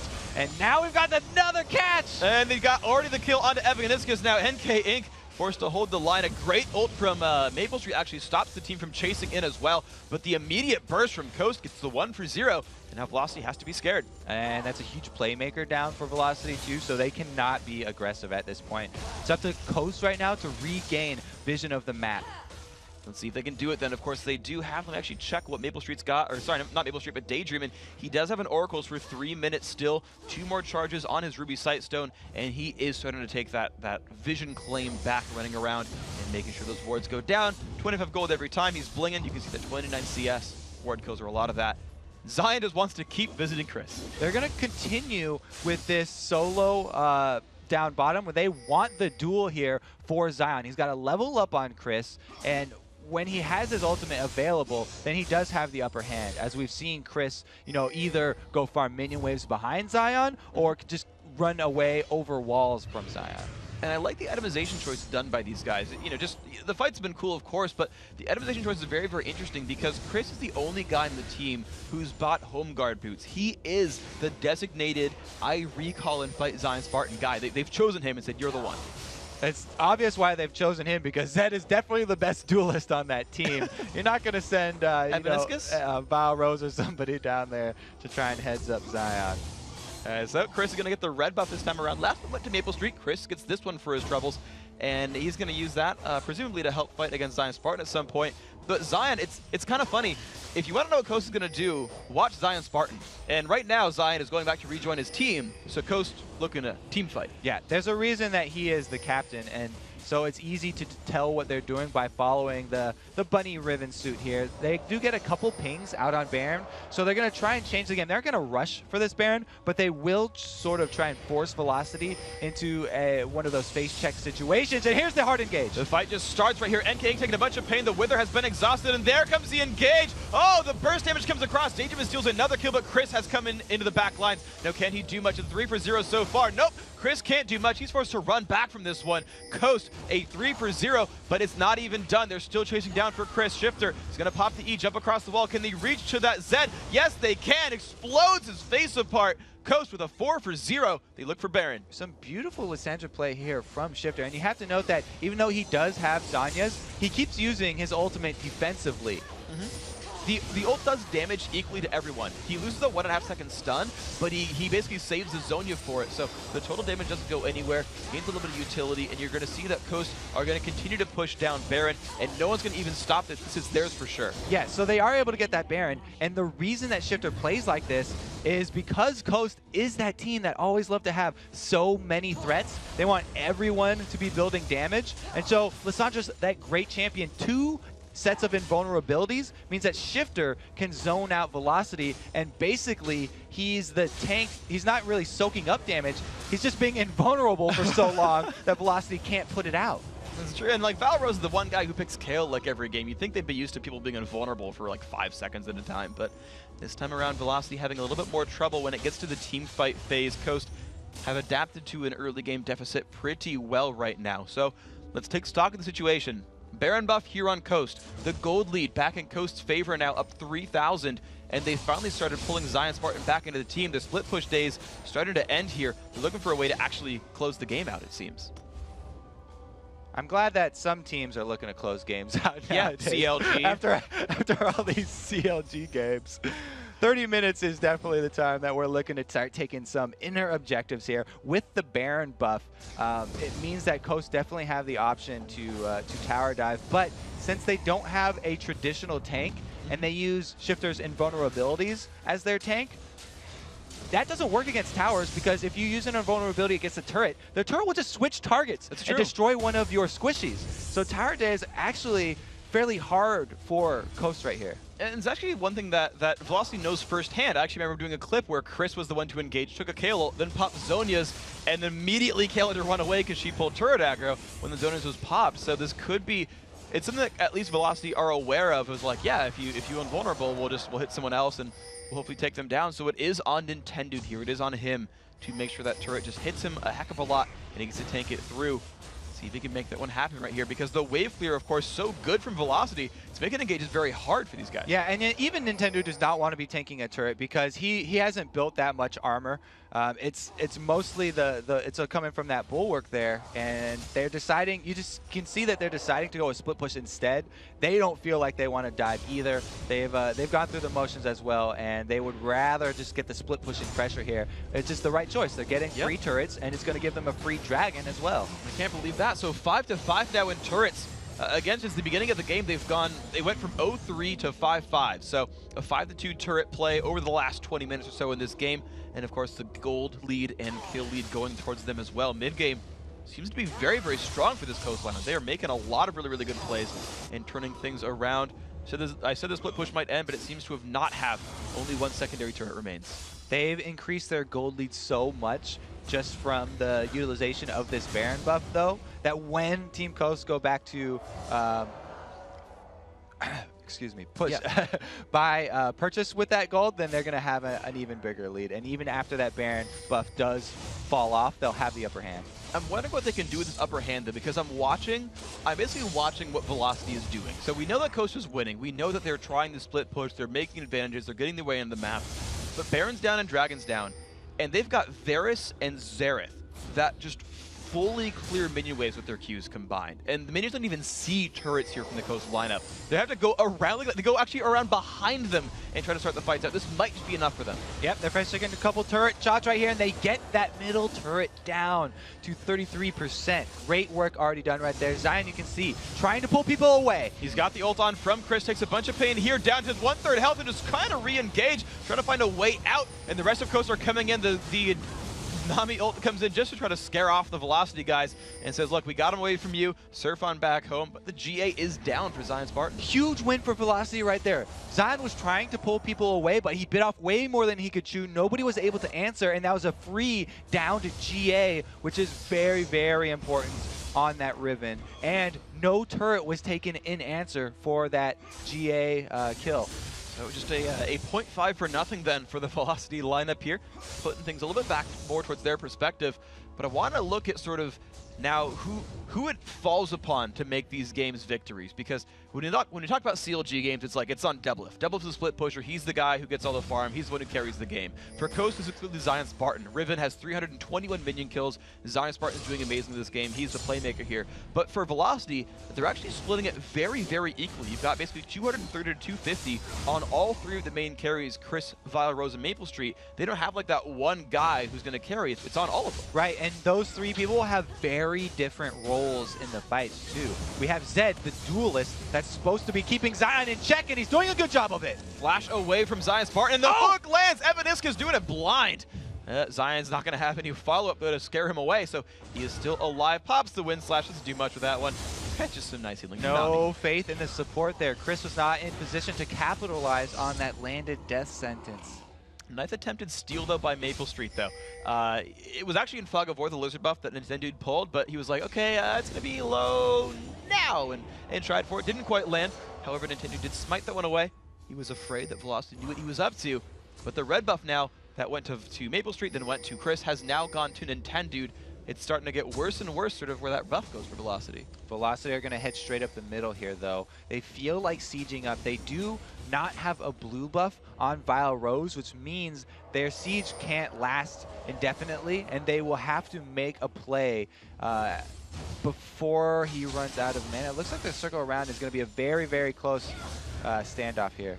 Everyone is in the same area right now. The Q doesn't quite land from Xerath. Valorose still the primary terms of poke, but here comes the attempted engage by Nintendude. The team's going to dive forward, but the Lantern's going to pull him to safety. Chris will survive for now. NK Inc. as well. The Coast team still lurking around. They're looking aggressive still, the five of them. Some poke from Xerath will not dissuade them. They still dive forward through all the poke and everything. They still want to get something to happen. So Velocity are trying to draw out the cooldowns of Coast while kiting backwards. And then after Shifter and Nintendude have expended their gap closers, that's the time for Velocity to turn around. So we'll try and see Velocity poke until they're able to draw out the cooldowns and then make the turn. And it seems like they've drawn out more than just the cooldown, they've drawn out the team. They've actually got the position control over the middle inhibitor. They can actually dive for it right now and backdoor it if they wanted, because Coast are not around. They've actually pulled the numbers advantage here. The bubble lands onto one, but the Coast team are split up right now. Some on the west, some on the east coast, and now can they come back in? Chris still on the dive. Daydream is making a run for it here towards the opponent base, and they actually give him up. They let that fish go, not big enough. Yeah, the hook's going to land instead onto Baron Nashor, and they're going to make their way forward. The team's going to re-engage. It's so dangerous. It's going to be a 5-on-5 here. Now, can Coast go in the right way? There's Nintendude getting a fight onto Evaniska. The Baron's still taking a bunch of damage, and Shifter goes in the middle. The engage comes across. Maple Street and Co. are starting to fall over. Baron's still on the table. NK tries to take it down. No, Nintendude fights it away. Oh my god, that team fight could not have gone better for Coast. Oh, Baron's so dangerous. You can't group up inside that Baron pit when your opponents are so far ahead like that. Team Coast, they just collapse and completely surrounded Velocity. Devastating win right there. Coast definitely going to make a beeline straight for the rest of the base. And they've got 30 seconds of power play right here. They've actually got Zion's part back. They're not just all in to win the game. They're sending Zion back to defend and make sure they don't lose top turret, though it still might go down. They're saying, no, we're going to take down the middle turret. We're going to go for the inhibitor, but that might be all they get here. Yeah, it's a bit of an interesting choice right there. They didn't want to overextend after that huge win that they got. They know they have a great upper hand, and with the death timers that close, they decided to send Zion back to be safe. If they did have him, that attack damage definitely would have been extremely close, and it would have been one of those exciting Nexus duels that we've been seeing so many of. Well, Coast remembers their win against Dignitas. Like, you know what happened that gave us a win? We thought we could all in the Nexus and lost the game. You know what we shouldn't do? All in the Nexus and lose the game. You know what they should do is definitely clear out that bottom wave, though. That thing is gigantic and almost even taking down a turret for itself. Cash dollars right there for Don't Mash Me. Unless Shifter tries to steal it away. That turret, of course, losing a lot of health as well. So Mash will have to clear that one back. Of course, as these teams sort of start to pause and take control of the map again, let's get a replay of that Baron fight. Yeah, let's look at that Baron fight again, because look at them. They just surrounded the entire Velocity team, and even though Evaniska lands the hook, the rest of his team is still doing Baron. They're focusing on, and Shifter does his initiation that he's all about with that Lissandra, perfectly cleaning up Velocity. They try and even finish off the Baron. That is not how you win a fight at the Baron. You don't want to keep on damaging it. No, but in the top lane, Zion Spartan did get just chased on down. So despite the Baron buff, they thought they could push the waves out. Velocity had other ideas and take him out. That's a huge win for Velocity right now. That's going to give them so much more confidence. They don't think that they're definitely down and out right now. Yes, they're still on the back foot, but that gives them hope. All right, so we missed that fight during the replay. So to cover for it, we got a replay of the kill of Zion Spartan. We'll cover our tracks right now. Zion, it was basically just overextended solo pushing. Yep. This is what he's been doing all game long, and really this replay is just showing us that the death was even more detrimental than we thought in the first place because the GA was up on him. So now that's going to be a second cooldown that's actually going to be stalling for Coast. And the 500 shutdown gold went to Chris, in fact, as well. So those two duelists, the gold swinging one way quite a little bit right there. So Zed's going to like that one quite a bunch. Of course, we're now back onto the map. Zion Spartan with 3 seconds left on his respawn. And Coast says, all right, we still have Baron on a few of us. We've still got a minute left on it. What's next for us? More duels between the bunny and the ninja, probably. And since Chris did get that extra bag of money and the GA down on Zion Spartan, the tides are actually going to be turning in Chris's favor here. So another free dragon for Coast means they can actually extend their global gold lead, but the inhibitor being down in the middle is actually the biggest boon to their team right now because the super minions are going to be pushing by themselves. They are going to keep pushing. That will make things difficult for for Velocity. But the one thing I really want to point out, can we take a look at Zion Spartan's build real quick? So the dude has a Guardian Angel, Ninja Tabby, Last Whisper, but he's going 3 Bloodthirsters. So the reason that a lot of people actually love doing this is because Riven scales so well with pure attack damage that those are the most efficient pure attack damage endgame items. So if he can just stack up all 3 of these Bloodthirsters, then he will not only be dealing a ridiculous amount of damage with those auto attacks, but he will be regenning so much HP from the lifesteal of each of his auto attacks that he'll be able to stay in the fight for a long time. Just to point out some numbers because they're ludicrously fun, all 3 casts of Broken Wings combined do more than 1,000 damage. His basic attacks, counting his passive, do over 600. His shield, 500 health. And that's without his ultimate on, by the way. So there's a lot of crazy stats to be gained here for this Riven. Blade of the Exiles with plus 82. He's going to hit people pretty freaking hard. And the cooldown on that 500 damage shield is only 5.7 seconds, so that's going to be coming out very quickly here. It looks like we do still have that duel, though. Zion and Chris are going to be in the mid lane fighting here, and there goes the ultimate. He's just diving right on in for it. Can he get the damage up what he needs? There's the ult away from Chris. The Draven, he tags him! Oh, just barely on the way back. Draven making a show of it, but now it's a 5-on-4. Zion Spartan scaring away Valrose. The shield just blocks the damage, doesn't care too much, but the 5-on-4 is here for Coast. Scumbag, don't mash me. That was a man duel right there, 1 versus 1, and he came in to help. But there's the engage. Shifter flash ults himself. Nintendude follows up. Shifter's gonna Zodius as well. He's still not going down. Finally drops to Vilerose. That's a kill being traded back and forth as Evaniscus went down, but the inhibitor is under fire. Mash me and Nintendude make sure they take that one down, and now they can look to re-engage. Minion waves are here, and 1 turret stands between them and victory. Shifter made good use of his 5 seconds of invulnerability, and Coast look to capitalize. They're looking for it. Nintendude is trying to zone away Vilerose, but people are starting to, not starting to respawn, but they are still healthy. Coast don't want to leave the base. They've still got a 4-on-3. They've got minions still flooding forward. The Q, again, the damage coming across. Bubble will not quite hit. Nintendude's going to jump in down towards Maple Street. Can they get the damage they need? It's going to be towards the next as well, losing more and more health. Zion Spark trying to make Vilerose fall over. He will do that. Nash being forced to run back, but it's now a 2-on-4, and Coast are still walking forward. Nintendude leading the charge onto the next. Maple Street trying to deal the damage again. Looks for Mashme. Can he get the damage? No! Yes, he can! But Zion trades back, and now the Nexus taking 5,000 damage in attack from Zion Spartan, and Coast takes the win. Congratulations to Team Coast. Very nice usage of an unconventional tanking method there. Yeah. I love the strategy, and it perfectly fits their team's identity because they all of their laners love going to super hand. And I think the triple Bloodthirster fits. I think that is like that is the quintessential Zion right there. Yeah, like if you could take a shot of the scoreboards for like most teams, you would kind of signify what that team is about. You take a screenshot of CLG's bottom corner of the game, and you're like, oh, Double F has triple everyone else's minion kills. I got it. CLG likes Double F a lot. You take a screenshot of this build, and you're like, yeah, so Zion goes ham, and they have 1 tank, and that's Nintendude, and that's how they play. That's what happens in these games, and it definitely happened here.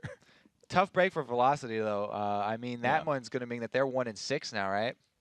Yeah, really rough spot. So they've only won 1 out of the first quarter of this series so far. Of course, we'll see what they can do in the next 3 quarters of the split, but we do have a replay to take us through as part of that game. All right, another replay. Replays upon replays. Here goes the fight. NK all by himself, and this is where Shifter did his great job of using the invulnerability to zone out the whole team, like I was talking about, enabling the rest of Coast, all these people who built so much damage, to just destroy NK, and then follow up here. They're going to try and chase down Chris. Here goes Shifter, heads him off. Nowhere to go. And the initiation power that you just get from Lysandra is so good. Just dives in and scares people. And that Ice Claw is so menacing. Because, like, so with Zach, right, he charges up, and you get the little shadow down there, and you're like, Zach's coming here, back away, right? But you know at least he's coming. You know, okay, Zach will be here and will be afraid. The Ice Claw comes, you get the little mark, and you're like, she might show up there. We'll have to back out. Oh, she didn't show up. Okay. Ice Claw's back. Hold on. You got to be scared all the time. Always scared of Ice Claws. Ice Claws are scary, man. So coming up, we're going to be joined by Team Coast Nintendude to talk about their victory over Velocity. Then Curse takes on Dignitas in our final match of the day. Stick around because Week 2 of the North American LCS will continue right after this.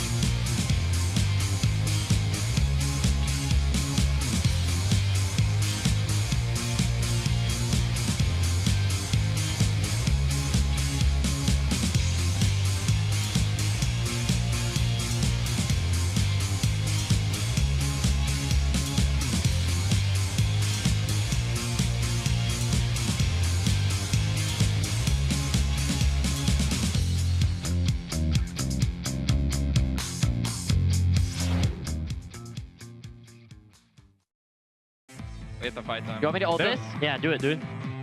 You can go in. Oh, they're coming on. They're coming on me. They're coming on me. Okay, I'm going on that. Go.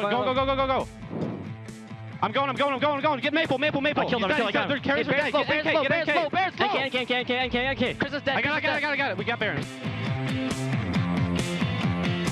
Welcome back, everyone, to week number 2 of the North American LCS Summer Split. Now, before we get into our last match of the day, Curse versus Dignitas, I'd like to welcome Team Coast jungler Nintendude X to the desk. Nintendude looking fly as ever. The Coast logo, I like the gang sign. I think all teams should have it. Just my opinion. Anyway, guys, so really, really great play. I want to talk to you about just getting into the game. Start with Champ Select. So you guys had a really cool comp. You pulled in Lissandra there. How much of your team was pre-planned? I think we really wanted to run. The Lissandra was kind of the important part, and everything else just kind of float around it. She's, of course, Lissandra, she's new, but we've found out she has great long-range initiation. Like, she's actually a mage that can initiate, which is pretty nice. So we kind of run DPS around that. She stuns everything, and we win the fight. So it worked. Early game went rough, but it all came together. So talking about the early game, we were surprised that you guys picked up Draven, because I don't remember Mashme playing him very much. That seems new, yeah? It's new. It's something he's always kind of wanted to run, but it's something he's kind of shied away from with all. We've just seen a lot of CC, so he kind of shies away from it when there's like cannons or whatever on the board, because they just kind of ult in and he dies. But that was a good situation for it. The laning phase went a little rough, but they came back because Draven's a bully, so it went well. Cool.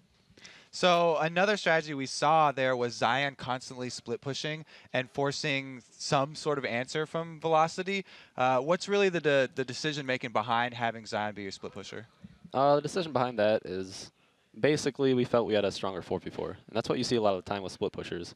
You feel like maybe the 5v5 doesn't go your way, or they have an annoying split pusher, you have to match it. We felt like that's kind of something we lacked in the Dignitas game yesterday, because we just kind of got owned by the Zed. This time we had a Riven to deal with it, and it worked much better. He was able to kind of push Chris in. They had some crazy engages, and we mostly just kind of 4v4 held them off until we felt like we were strong enough. Is that how you guys tend to come back from games where you're behind? Because you said the early game went a little rough. At one point, you were down 0-3 in turrets. What was your mindset when you're like, we got to get back into this? I think we all kind of knew we still had the game. Their comp kind of was something that we were used to playing against. A lot of times when you see Lissandra, teams tend to go poke. But most of the time, Shifter just flashed in with his combo anyway, and we got good engages. And that worked well for us. Yeah, I don't think we were really concerned too much at any point in the game. Maybe a little bit scared. I was scared personally after that first blood. After Draven gets first blooded, it's like, oh crap, what's going on down there? But it all turned out well. So then I want to actually talk to you. You said something about their comp was something that we weren't surprised about, something we had seen before.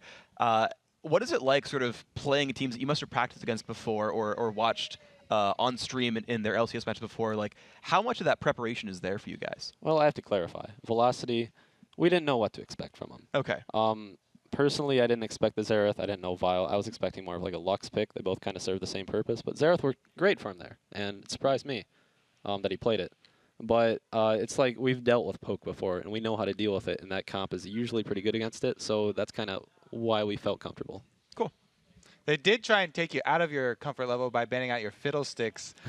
Is Jarvan your next go-to jungler, or what went into the jungle picks here? Oh, I'm 5 steps ahead of them. They don't even know. Fiddle's so last week. But no, I was kind of disappointed to see Fiddle go. But it's something we can run with the comp, but I think Jarvan just suits it better. Cool. So Nintendude, of course, congratulations on your win here, bringing yourselves back up, a win on the week. I want to ask then, as the last question we have for you here, where is Coast headed? How long do you guys get first place? Well, we'll probably just do terrible for the rest of the season, and then just take first place, kind of like last season, but we only got second place. So I think we'll mope around, and then when it really matters, we'll come in and destroy everybody. That's how it's going to work. When it really matters, you're going to turn it on. Nintendude, yep. Man speaking the truth here. Predicting the future for his team. We'll see if it can happen. Of course, thank you very much for the interview, and good luck in holding true to your prediction. Now, guys, of course, we have more games for you today. Coming into the summer split, the biggest story of the LCS was Curse's acquisition of Europe's all-star support, Edward. And while his new North American team has struggled so far, Edward is confident that they have what it takes to hook a spot into the World Playoffs. I'm Edward, playing support role in Curse team. When I was in Gambit, I don't really want to be in Gambit because no one friendly. We're like 2 years together, and after leave, I looking for a team because I want to be in LCS to play. So I first found out about Edward when I saw the Facebook post on Gambit Gaming's Facebook page announcing that Edward had left the team. Yeah, so much teams invite me, even Koreans and Europe and NA, few teams. Yes, he was sought after. I mean, he's one of the best support players in the world. Yeah, it's funny. Everyone wants you. I want to come to NA to try to live here because I have family here, brothers, uncle and stuff. Improve my English because I need English in my life. And Curse, really good team, good decision for me, so I decided to choose Curse. My philosophy on getting a new player and integrating them into the team is we're not going to change our team dynamic to fit what you're used to. It's got to be the inverse. I can't say NA is better than Europe overall. It's like NA increased so much lately. The LCS system is helped to get more teams better and better. The challenges are now on him to figure out how to take how he used to play at Gambit Gaming and fit it within Curse and how we operate as a team. In Curse, everyone is really friendly, like good guys, everyone. Curse obviously benefits from more of an international exposure. Edward is a very popular player. So much people tell me, like, good job, join NA, help them. Everyone knows Edward is like one of the best supports in the world, so I could definitely tell people were like somewhat scared and they didn't know what to expect. Just in like solo queue, they're like, oh my, the god Edward's here in solo queue. Like the first game I played with him, I'm like, yeah, I'm here too.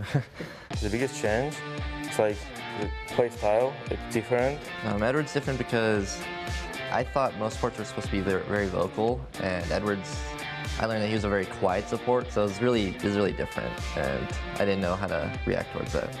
Like everyone's playing like really aggressive, and Cop's like notorious for playing really passive. So you can't just take a full passive player and make them like all aggressive. I mean, you can't take a full aggressive player and make them passive. It just doesn't work that way. No, it's not like only with Cop. We have to work together. The Curse team is not like, they don't play really good lately. That's not the Curse we've seen either. It is not. Curse has a lot of work to do. We have to improve everything, change the minds and stuff. To win Worlds, you need 5 all-stars and like 5 of the best players that they can be. And so I need someone, I guess, to help me so we can be like the best ball lane in the world. So in the long run, this will train me to be a better player, and it'll just make us a better team. The main reason we're doing this is to do better as a team, to increase our probability of winning at major tournaments. I was like, first 1 or 2 weeks will be hard because it's like new team for me. If you lose, it's okay. It's all about how we will finish the LCS. Time will tell if this is going to be something that's going to be replicated by other teams. For Curse, I wholeheartedly believe that this is one of the best decisions that we've made for the team, and that will show in the end of the season, just in time for Worlds. Just in time for Worlds. We'll see if Curse can pull it up there. Kind of a rough start, but we'll see where it goes. Now it's time for our final match of the day, Curse versus Dignitas. And with 6 games in their match history so far, these two teams have had very different starts to the summer split. Yeah, Curse have definitely fallen from grace. They're now 1-5, still working on the communication with Edward. Yesterday against Vulcan, they fell apart on a tower dive bottom because of miscommunication between St. Vicious and Edward, and they never recovered. St. Vicious hasn't really been able to make those plays from the jungle that we're used to, and none of the lanes have been able to make big plays on their own. So they transition out of the early laning phase at a disadvantage, and because of that, they haven't been able to pull together in team fights either. And while Curse hasn't been able to connect with their punches, yesterday Dignitas landed a knockout blow against Team Coast. Yeah, Skara yesterday went full ninja and caught everyone by surprise with his last-minute switch, trading his Twisted Fate to Kiwi Kid and proving that the Unseen Blade is the deadliest. He was strong, and he caught Team Coast. He went 2 versus 1. They still weren't able to take him down. And for Dignitas, the summer split is starting an awful lot like that spring split, where Dignitas lost the 2 games in the first week before going on a 10-game winning streak and climbing to the top of the standings.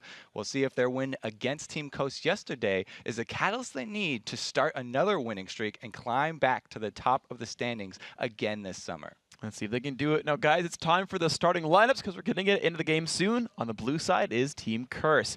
Voyboy in the top lane, St. Vicious in jungle, Nyjacky in mid, Cop on AD carry, and Edward, that new import from Russia, on support.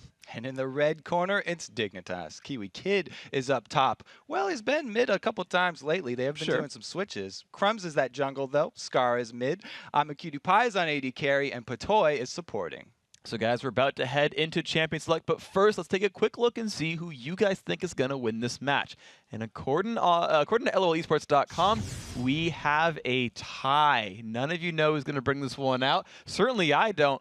Even though the records show a lopsided thing, I mean, these teams are both very, very good. Exactly 50% each. I think this may be the first one, at least that I've seen. So it's really interesting that there's about the same amount of fans here for both Curse and Dignitas. Both of these used to be really heavy hitters in the scene. And, you know, they have been struggling at the beginning here, but it looks like everybody's still waiting around to see what comes out. And we sort of talked about that sort of setup here where teams started out weak and got stronger. And you know, I think we've talked about Coast and Vulcan freaking enough about how, oh man, their spring splits was really rough, but they sure turned it on in the playoffs. But for CLG, for example, right, they came through, new lineup, look kind of shaky, but I mean, they handed Cloud9 their only loss so far, right? They've looked a lot better now. Dignitas, they started at 0-2, and again, they're starting to look really, really good as well. And Curse, right, they're just the next in line to say, look, our new roster changes are starting to cement. We're starting to get it there. We're kind of ready to go. Feel like I'm hearing this from everybody who's losing. They're saying, it's okay. We're going to start off rocky. We're all counting on the end game. We're looking for the finals and looking to finish strong. We'll have to see. Not every one of these teams that say they're going to start out rocky and then finish strong can actually finish strong because there's only a couple of top spots at the top. That's true. I mean, they can start out There's rocky. not room for Curse, CLG, and Dignitas. Everybody up there. First place only has one team. Exactly. In the end of the day, first place only has one team. And if you start out rocky, you've got to make sure you play the rest of the movie out to make sure you can beat them up in the end. Let's try. It's okay. We're going to move on.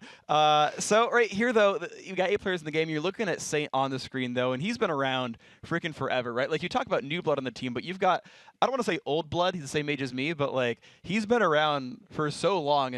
And we talked about him in the pregame saying he was the playmaker last split.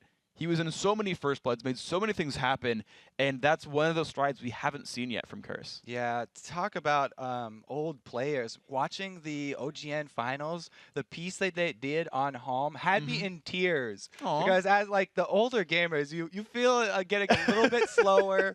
And I know Saint has talked about this before. His that's what he blames his miss smites on, or the old age and the reduction in his reaction time. So I definitely can relate to them. Yeah, and it's interesting to contrast even just the junglers because like Bigfat LP, for example, so new to the jungle scene, but that guy has really good reflexes. Like he will spell shield everything in Nocturne. He's had almost immaculate smiting so far in the split as well. And you know, he's up against Crumbs, who I think has done he's done a pretty good job of holding his own with jungle control as well.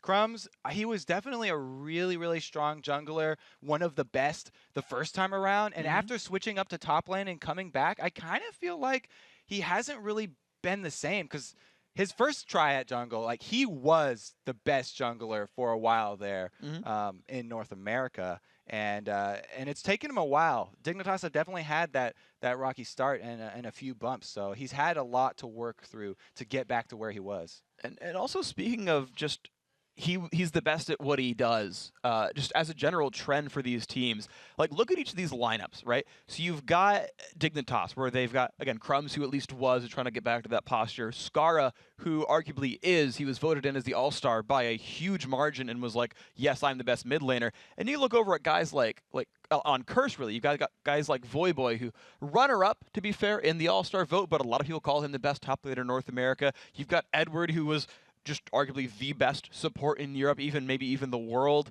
Again, voted all-star there, imported player. Like, this is just a matchup of people who are arguably the best in their roles. There are a lot of stars and a lot of fan favorites in this matchup, that's for sure.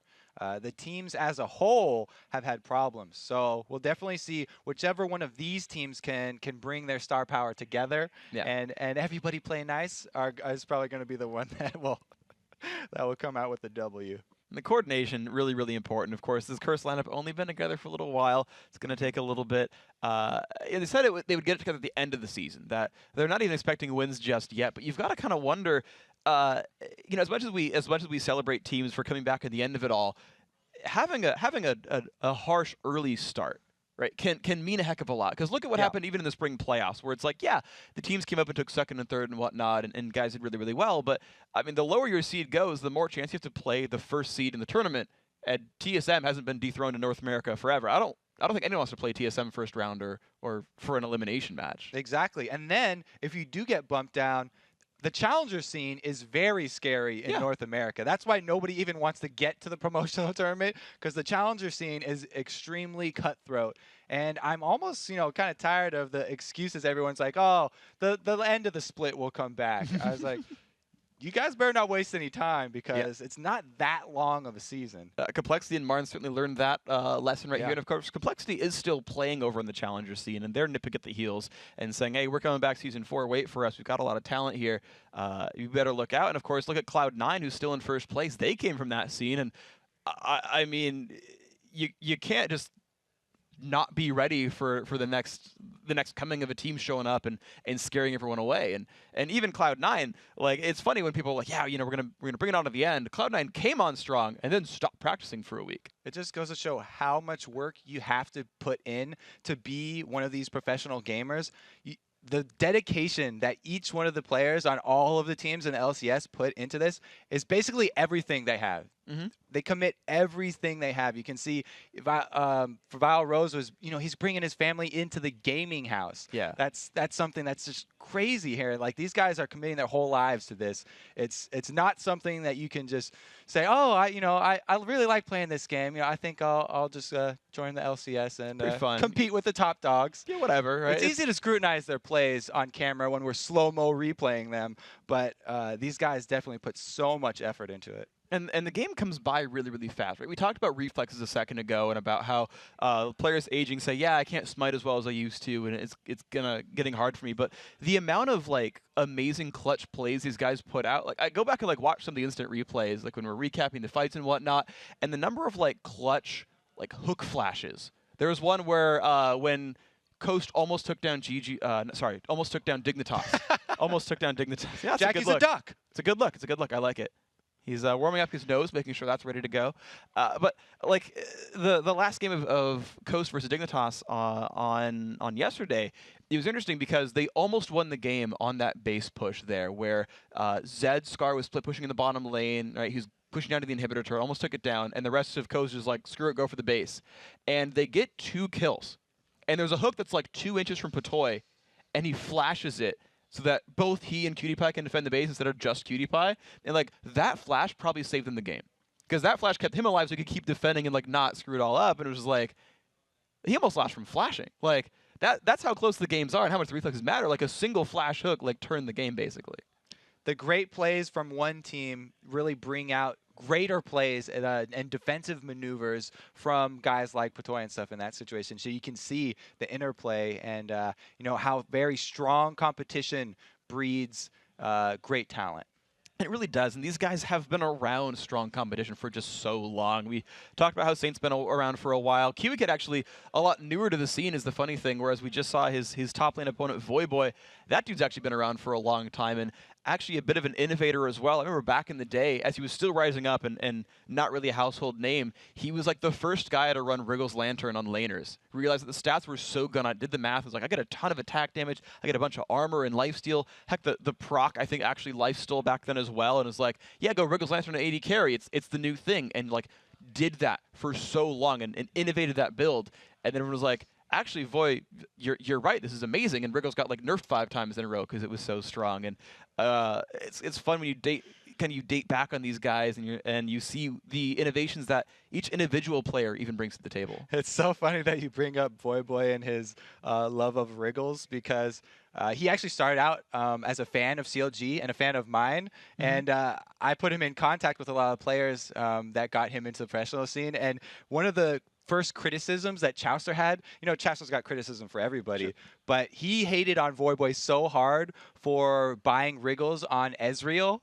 and he just discounted Voyboy altogether. He was like, that guy's he has no idea what he's doing. He's always buying these Wriggles on Ezreal. That adds nothing. You need the damage. And then, like, 4 or 5 months later, like, oh, okay, maybe you're right. So the new ideas that people are constantly bringing in definitely fuel the scene and just fuel the constant innovation that's really inherent in this League of Legends game, and why we've been able to keep fans for so long, because the game is constantly changing. You got to imagine the first time Nintendude bought a Spirit of the Ancient Golem, even he was like, oh, that was a mistake, and then plays it out and was like, actually, on no. Fiddlesticks, yeah. Yeah. Oops. Yeah, sorry. Yeah. He bought the Ancient Golem. I was like, that was a bad idea. Why did I buy a tank item? On Fiddlesticks, thank you. But also, like, the Blue Ezra build that came out, right? It's like, hey, I'm actually going to go Spirit of the Elder Lizard and then buy, cooldown boots and just keep buying mana. In fact, I'm just going to color code because I'm going to accessorize really well. There was just one guy who was like, yeah, this is going to be really fun. I feel like I'm just all blue today. Wow, this works really well. I remember actually questioning Nick Wu on his Lizard Elder Darius, and he was like, yeah, it's like super efficient. Like, it's a really good item. It's really strong. You should buy it. And we're like, okay, I can kind of see the numbers there. And then everyone was like, no, Lizard Elder is like really stupid good. Like, you should really be buying that item. And the players that are ahead of their time, it's always kind of fun to see. When people first started breaking out Xerath in the LCS, right? That was kind of a new one as well. Where it's like, actually, yeah, the long-range bombardment, the poke, the burst you have is... You should really be bringing that out once in a while, and it surprised a lot of people. Right, and that's something that came from solo queues. So solo queue stars, it really goes to show, especially with the success of both Cloud9 and Alternate, that the solo queue really does have a lot to offer the professional scene. So a lot of people usually just disregard the solo queue as not being close to actual tournament play. But so many good things come out of solo queue that you can't ignore it. And definitely a lot of things worth learning, so keep your skills sharp. But we're here into the game. Had to get Edward set up, by the way, but he is here, of course, as you can tell. And the game is afoot. Diana and Zach banned away from Dignitas, Crumbs and Skara getting respect there. Meanwhile, Nunu and Thresh, we are seeing these guys very popularly removed of late. Yeah, we have not seen a Nunu played yet in the 3.8. He's either been banned or not picked a couple of times. And if he's up, I would definitely go to that because of the importance of that buff control. But not going to be available this time, and neither is that Zach, another very, very popular jungler because of the tankiness and because of that revive passive. And of course, speaking of more popular champions, Kennen and Twisted Fate also dropped out here. So this guy is definitely aware of some of these other guys' tendencies. The Shen, though, we don't see him all that often from guys who aren't TSM, but that is where these guys are going. Exactly. Dyrus is a real big fan of first picking that Shen and getting the opponents thinking about global objectives just from the very beginning of the pick span phase. I think it's a really strong pick. So now it is Dignitas' turn to say, all right, so we do have to think about global objectives. Shen is on the map. It could be Sin, it could be Voy. It's weird because it's not really a Voyboy champion. And the only guy I really see jungle Shen is like Cloud Templar from Frost. And that's like it. It's not that popular with a lot of the young kids because he's not very quick at flashy. Not very quick at clearing the jungle, yeah. Actually, I remember, I think it was this was Curse against Vulcan. They ran Nocturne Shen back in the playoffs. I remember that because Zune was like, I can outplay him, and would like dodge shadow dashes. We'll see what they end up doing with this one. However, it is going to be Hook City coming in here for Patoy as well as the Draven. So very nice, fun, aggressive lane here for Dignitas. Love having Draven paired with either of those hook supports because he's such an aggressive early laner. You can punish people so badly. You don't even have to land the hook, but you can zone them out and keep them away from the creep wave. So it is going to be the dive comp coming in here for Curse, though. A lot of aggressive people who can pull you to them for Dignitas, and Curse is like, great, please pull in any one of these three champions. We'd love to be on top of you. Yeah, you said you haven't seen TSM first, anybody but TSM first pick Shen. This is Curse going full TSM right now. They're going to have that Nocturne plus Shen, the Darkness and Stand United Ultimates combo, and then Nyjacky also with a global. Very, very, very intense team fight here from Curse. As soon as those guys hit level 6, too, they just inherently get so much map control because Dignitas will have to be worried about all these different cooldowns. So whoever is on Dignitas is keeping track of those cooldowns is going to have a lot of numbers in their head now. A lot of numbers. Thankfully, I think they actually all have the same cooldown base. I think they're actually all 200, 180, 160. So at the very least, there's a frame of reference here for these guys to make it a bit easier. Of course, a lot to track still. Now, Dignitas have gone in for a couple more really flat. Actually, all these champions are actually very flashy. We've got Lee Sin and Jace also grabbed up. A lot of playmakers here. You know what stands out about this Dignitas team right now, though, is so AD heavy. They're definitely going to be a lot of Ninja Tabby coming out from Curse, I think. So armor defense, very important for these guys then. I'm going to go ahead and assume an AP champion at the very end here for these guys. I feel like that'd be a little bit smarter for the Dignitas guys to get one of those.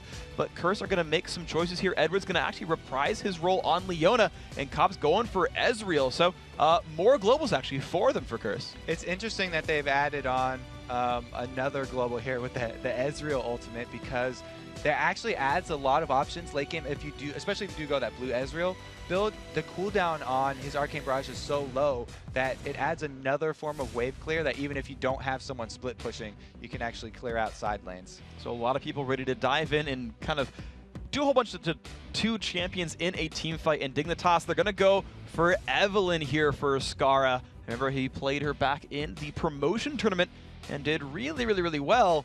Scar's going to bring back the role here. Yeah, so that's AP all right, and that's a flanking AP. Scar's going to want to come in from the side of these team fights. They're going to need Patoy to start it out and sort of divert all the attention over to the rest of Dignitas and open up an avenue here for Scar to sort of make his flanking attack from the side. So interesting team compositions here then indeed. A lot of global pressure and hardcore initiation for this Curse lineup. Dignitas looking to start things out and then flank in from the side. Draven, of course, back here for Cutie-Pie. Kop used to like to play it a lot. He's been rocking that champion a fair bit throughout this split. Cutie-Pie, I feel like his personality, he's going to want to show Kop how it's done. Cutie-Pie definitely has been a long time proponent of Draven. He loves the playstyle. He will stay in that lane and push it all the way through your inhibitor. We've seen this back in the spring split where Dignitas did their signature. Everyone that gets super strong in your lanes and just never leave your lanes until you're in the enemy base. So we'll have to see if they can actually pull that one off against a global team comp like Curse has. It's very dangerous to overextend like that when you've got a Shen that can punish you, a Nocturne that can punish you, or even a Requiem that could come in and just change the balance of those duels. So Cutie-Pie, he said yesterday that he was going to be the one to carry his team, but he's probably the most unsafe champion in the map right here, and I'm worried for him a little bit. It's going to be difficult to navigate through all these guys, but Cutie-Pie, if you do it, then props to you. We are here into the game. Freak and Kobe bringing you the 4th game here of the day, day 2 of week 2. 2 + 2 = 4. I don't know where that came from, but the red team is Dignitas, the blue team is Curse, and we are underway. That came from your first grade math school. But yeah, we've got the bottom lanes here. I'm going to talk about here Kop and Edward looking for Cutie-Pie. And this is really where the mind games come in for 3.8, because Ezreal and Leona definitely want to go up against Blitzcrank. Wow, this is so close right here. Can we get the pull? Skara spotted for it. They pull up, but it's Voyboy that they grab. He taunts the team and starts ghosting around. Now, can he get away from everyone else? Edward actually primed a stun here. Cutie-Pie looks around in the shadows, but he's not going to jump into this one too much. Curse still trying to put control over the brush. Looks like they do okay. The ward goes down, and they're going to get some vision. So this bush right here that Curse were standing in is a very common bush for teams to set up traps like that. And that was just Patoy going with the pull there, trying to grab somebody. Was rewarded with 1 summoner off of Voyboy. Luckily for Voyboy, he's gone Ghost instead of Flash, and so the cooldown is much, much shorter on the Ghost than it is for Flash. 40 seconds shorter. Indeed, so only just under 3 minutes left on that one. Actually, an early vision ward coming down as well from Dignitas, so they wanted to black out some of the river vision from the Curse lineup. Problem is, they didn't actually reveal any wards with that, but it does let them to start the push. We said Blitz might mean a whole lot more in this new jungle.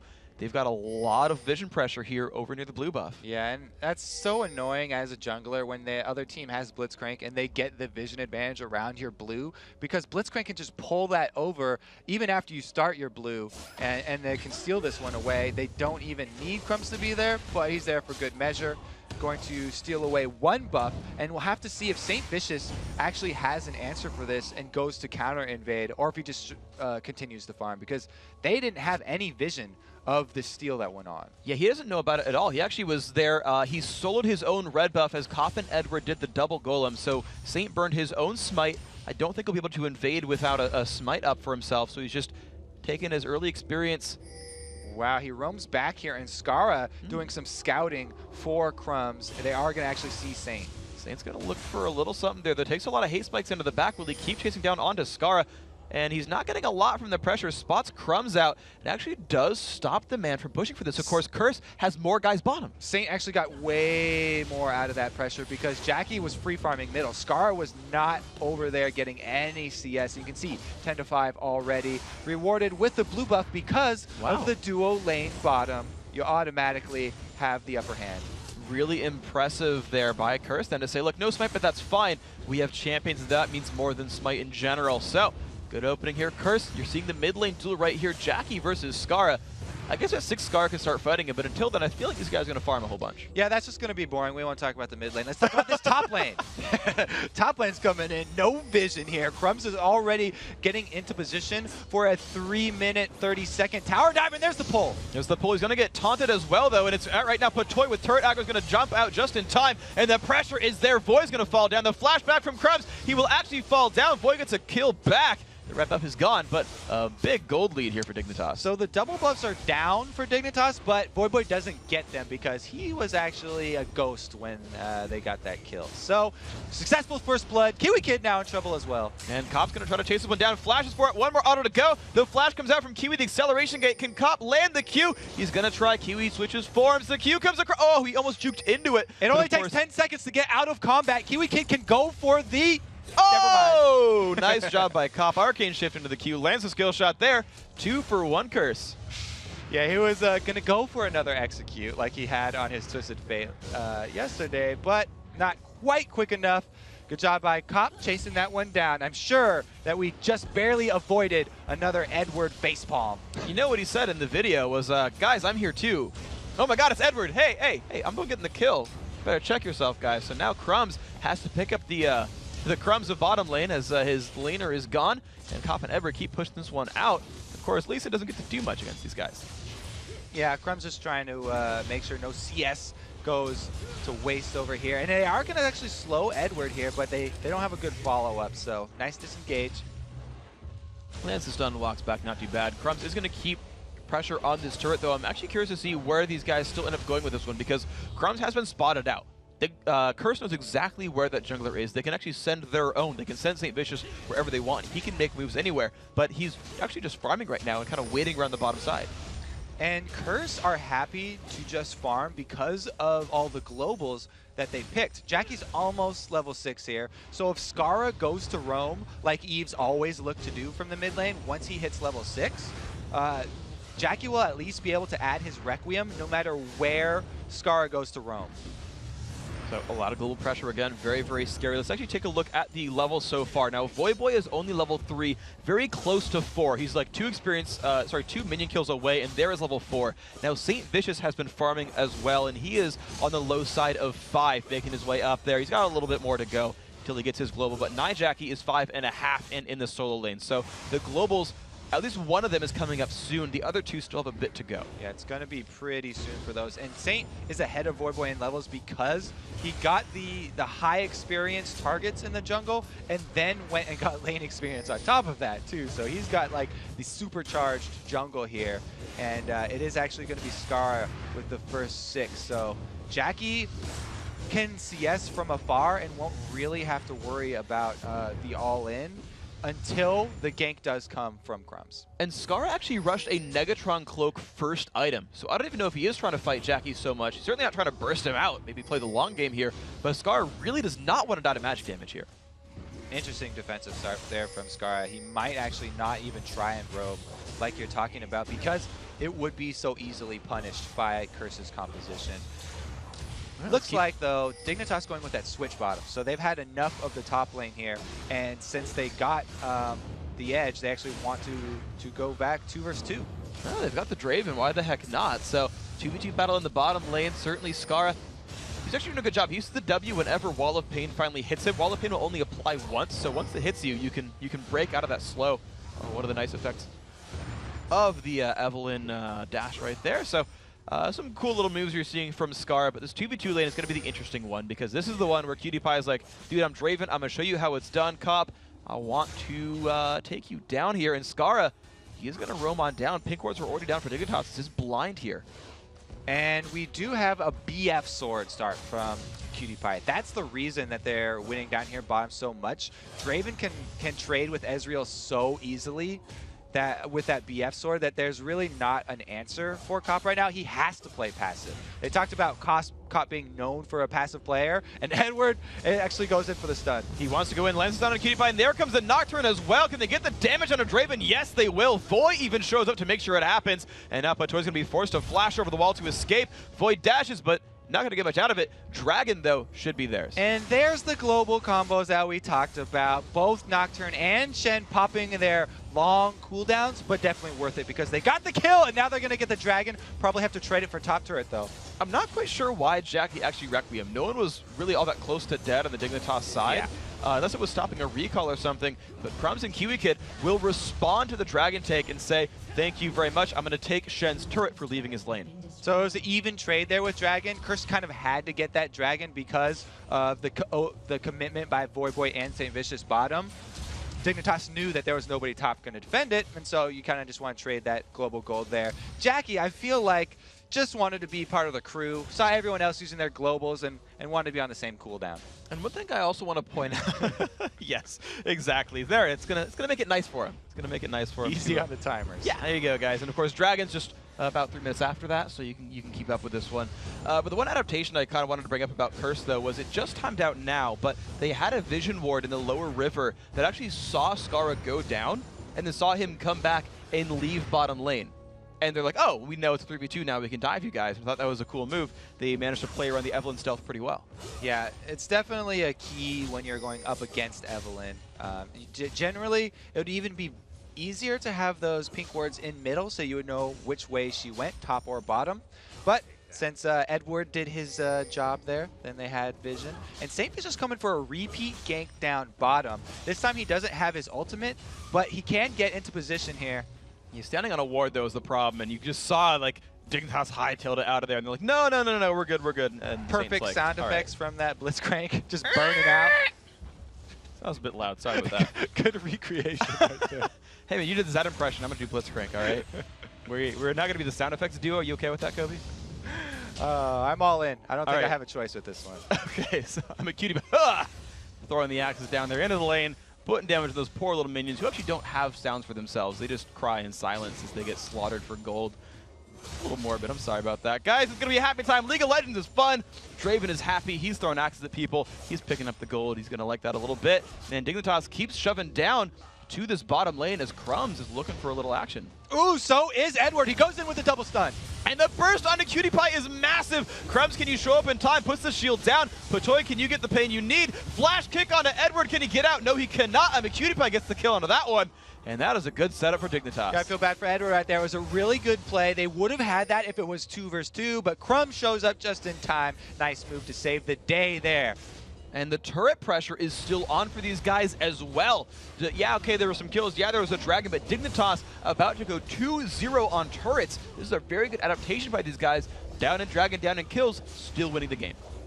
And being in the lead with turrets is so key against the global comp like this. It really takes away a lot of the threat that Curse are relying on. So great job there by Dignitas, able to answer. The next thing that... Oh, St. Vicious going way too close. He wanted to stop them. He's going to go for the Shen ult as well. The globals are here, but they're going to kill Saint before Shen can arrive. And the damage from Requiem is just not enough there. Yep, the timers were all the same. Kiwi Kid, though, in a duel with Voy, I think he went a little bit hard to stop that Voy ultimate. Maybe took some turret damage. The Requiem certainly helped. Voy gets the 1.5v1 kill. All right, so we don't have to rag on St. Vicious too hard there. At least it was a trade, because that was definitely Kiwi Kid jumping in on Voyboy there and paying for that with his life. But wow, this is not solo queue. If people are blue pilling in LCS match, they're still looking at their character. They're not just looking at the item shop, and you can't imagine that they're just going to let you walk up and stop them. And indeed, so because of the kill in the bottom lane, though, Curse are going to take advantage of that stuff. Nyjacky grabs his blue buff, pretty easy for him there, pulsing the Defile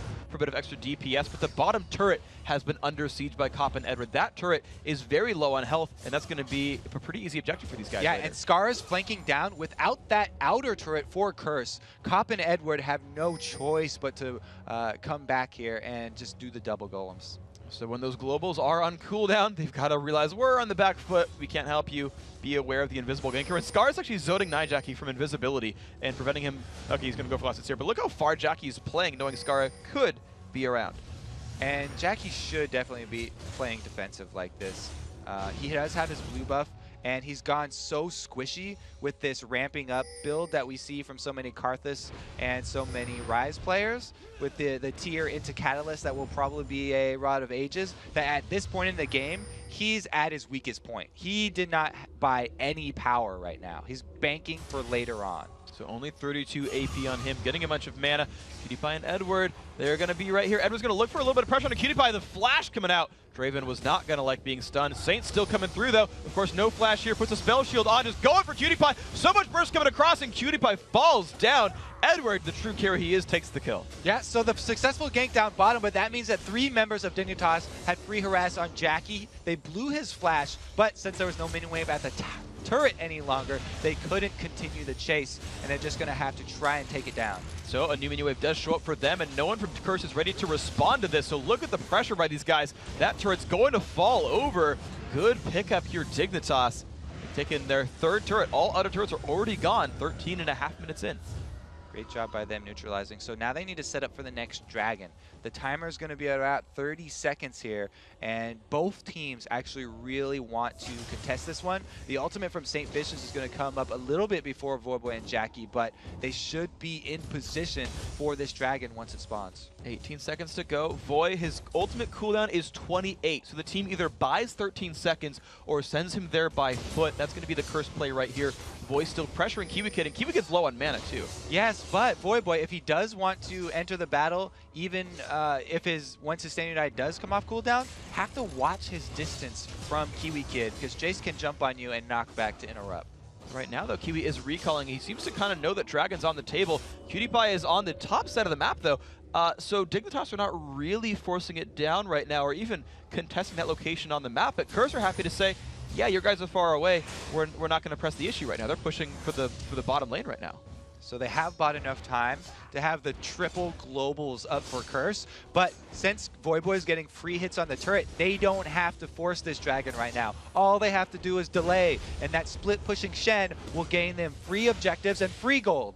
And the free gold might still just keep coming on in. Crumbs and the rest of Dignitas are looking for something to force down. They have sent Jace to the bottom side of the map. Voy, of course, being left alone completely. This means that Dignitas are committing to this dragon fight. By giving up that top lane to Voyboy for free, they have to make something happen right now. And that turret's going to go down no matter what here. That will be the first turret kill for Curse. The moves are starting to be made, and Dig and the rest of Dignitas are now going for Dragon. The team is around, though. 5v5 could happen at any time. This is going to be all the cooldowns in action. Here goes St. Vicious. Just diving in on QtPie. Can they get the damage they need? The Ezreal comes by as well. Nyjacky trying to rejoin the fight. And there's a beautiful ult coming in from Edward. The team is going to chase on down. Cop picks up one. Crumb runs to the left. The rest of Dignitas running back, but there comes Requiem. Will it be enough? Scar falls down. KiwiKid not much health. Patoy's gonna, no! Patoy wins the duel under the turret. Thank you, turret. Patoy's gonna get that one, but a huge team fight, 3-1 for Curse. St. Vicious goes down there all by himself. They are gonna answer with this turret, barely though, and it's gonna be the 4 members of Curse that don't have Smite going for the dragon. So unless Patoy makes some crazy decision to return and go for a grab steal, he's gonna recall right here. No, Patoy went for the execute, realized no one was chasing him, and said, I'll just go for the recall then. It's what? Oh! Oh, that was so close. That was a really good read by KiwiKid. Or not KiwiKid, by QtPie, I should say. Nearly got the steal, and Jack, oh, hold on. All right, we're clear. Take a deep breath there. Yeah, I forgot about the steal potential there from Draven. Good job by QtPie throwing his ult in there. Very close. No Smite was available, but Jackie's able to get it done. No Howling Gale. If it was Howling Gale, he would have gotten it. That's even scarier than Smite now. Oh yeah, dude, 135 damage? Magic reduced by resists? can't mess with that, dude. Love Water knows what's up. All right, so back into the game, though. The Dragon, of course, did go Curse's way, and they found a way to equalize the globals here. 2 turrets and a Dragon picked up recently. Saint and Scar finding each other right here. Spellshield comes across, but Toy's coming to rejoin the fight, though. 2v2, make that 3v2. They're going to chase down onto Edward. Crumbs make that 4v2. Edward getting knocked into the air. Can they get the damage they need? Yes, they can. Crumbs gets the kill credit, and just in time for Golden Buff. And this is the window where Dignitas have to go aggressive because the global cooldowns that Curse rely on are all down from the last fight. So this is the window. They get this window after every time Curse seems to win a battle. Instead of going defensive, Dignitas need to go offensive in that time. It's something we've seen a lot of teams that will lose a fight and then do something like aggressive off of losing the fight, just over and over again. And this time it's around the large cooldowns that Curse has to work with. Scar a little dangerous where he is right there, but he's going to make it back. So we're going to, you know, we talk a lot about waves. We talk about minion waves. We talk about, you know, if they're pushing on turrets, what teams can do when you're on your side or the opponent's side of the map. But now we've got another real big swingy thing in the game, and that is these big ultimate cooldowns. I know you talked about it a little bit before, but it's really the state we're in here where you've got to look not only at where you are in the map, but these little bars on the left-hand side are my ultimates available. Exactly. So it's a little counterintuitive for people because after you just see Curse win a big fight, you think that Dignitas are going to be more passive now, and they're going to lick their wounds. But it's just the opposite. You have to go extremely aggressive because you need to keep track of these very long global timers, which is the trade-off here. Edward going in. The CC combo. Scar is not going to like this one very much. Pops the ult down, gets a huge shield out of it, but here comes Nyjacky. Flash comes across with Scar. The other team just flashes after him. Saint gets the kill credit. 2, 2, and 4. Good job right there, and they didn't have to burn the Requiem. The choice was 2 flashes, actually, Nyjacky and Saint burning them, but they kept up the Requiem, which means their team fight is still really, really dangerous, but the person not with the team is Cop, and he does not have the global. Oh, this could be a little bit rough. 3 versus 3 right here. The initiative comes in, a little bit of damage onto Voyboy. Silence comes back as well. Edward and Crumbs have joined the fray, and there's the taunt in. Kiwi Kid, the force of aggression right here, taking so much pain, he will go down, but they trade it back. A great hook by Patoy makes Karthus fall over, but there is the Requiem that they save that will make Crumbs die out. Double kill here for Saint Vicious.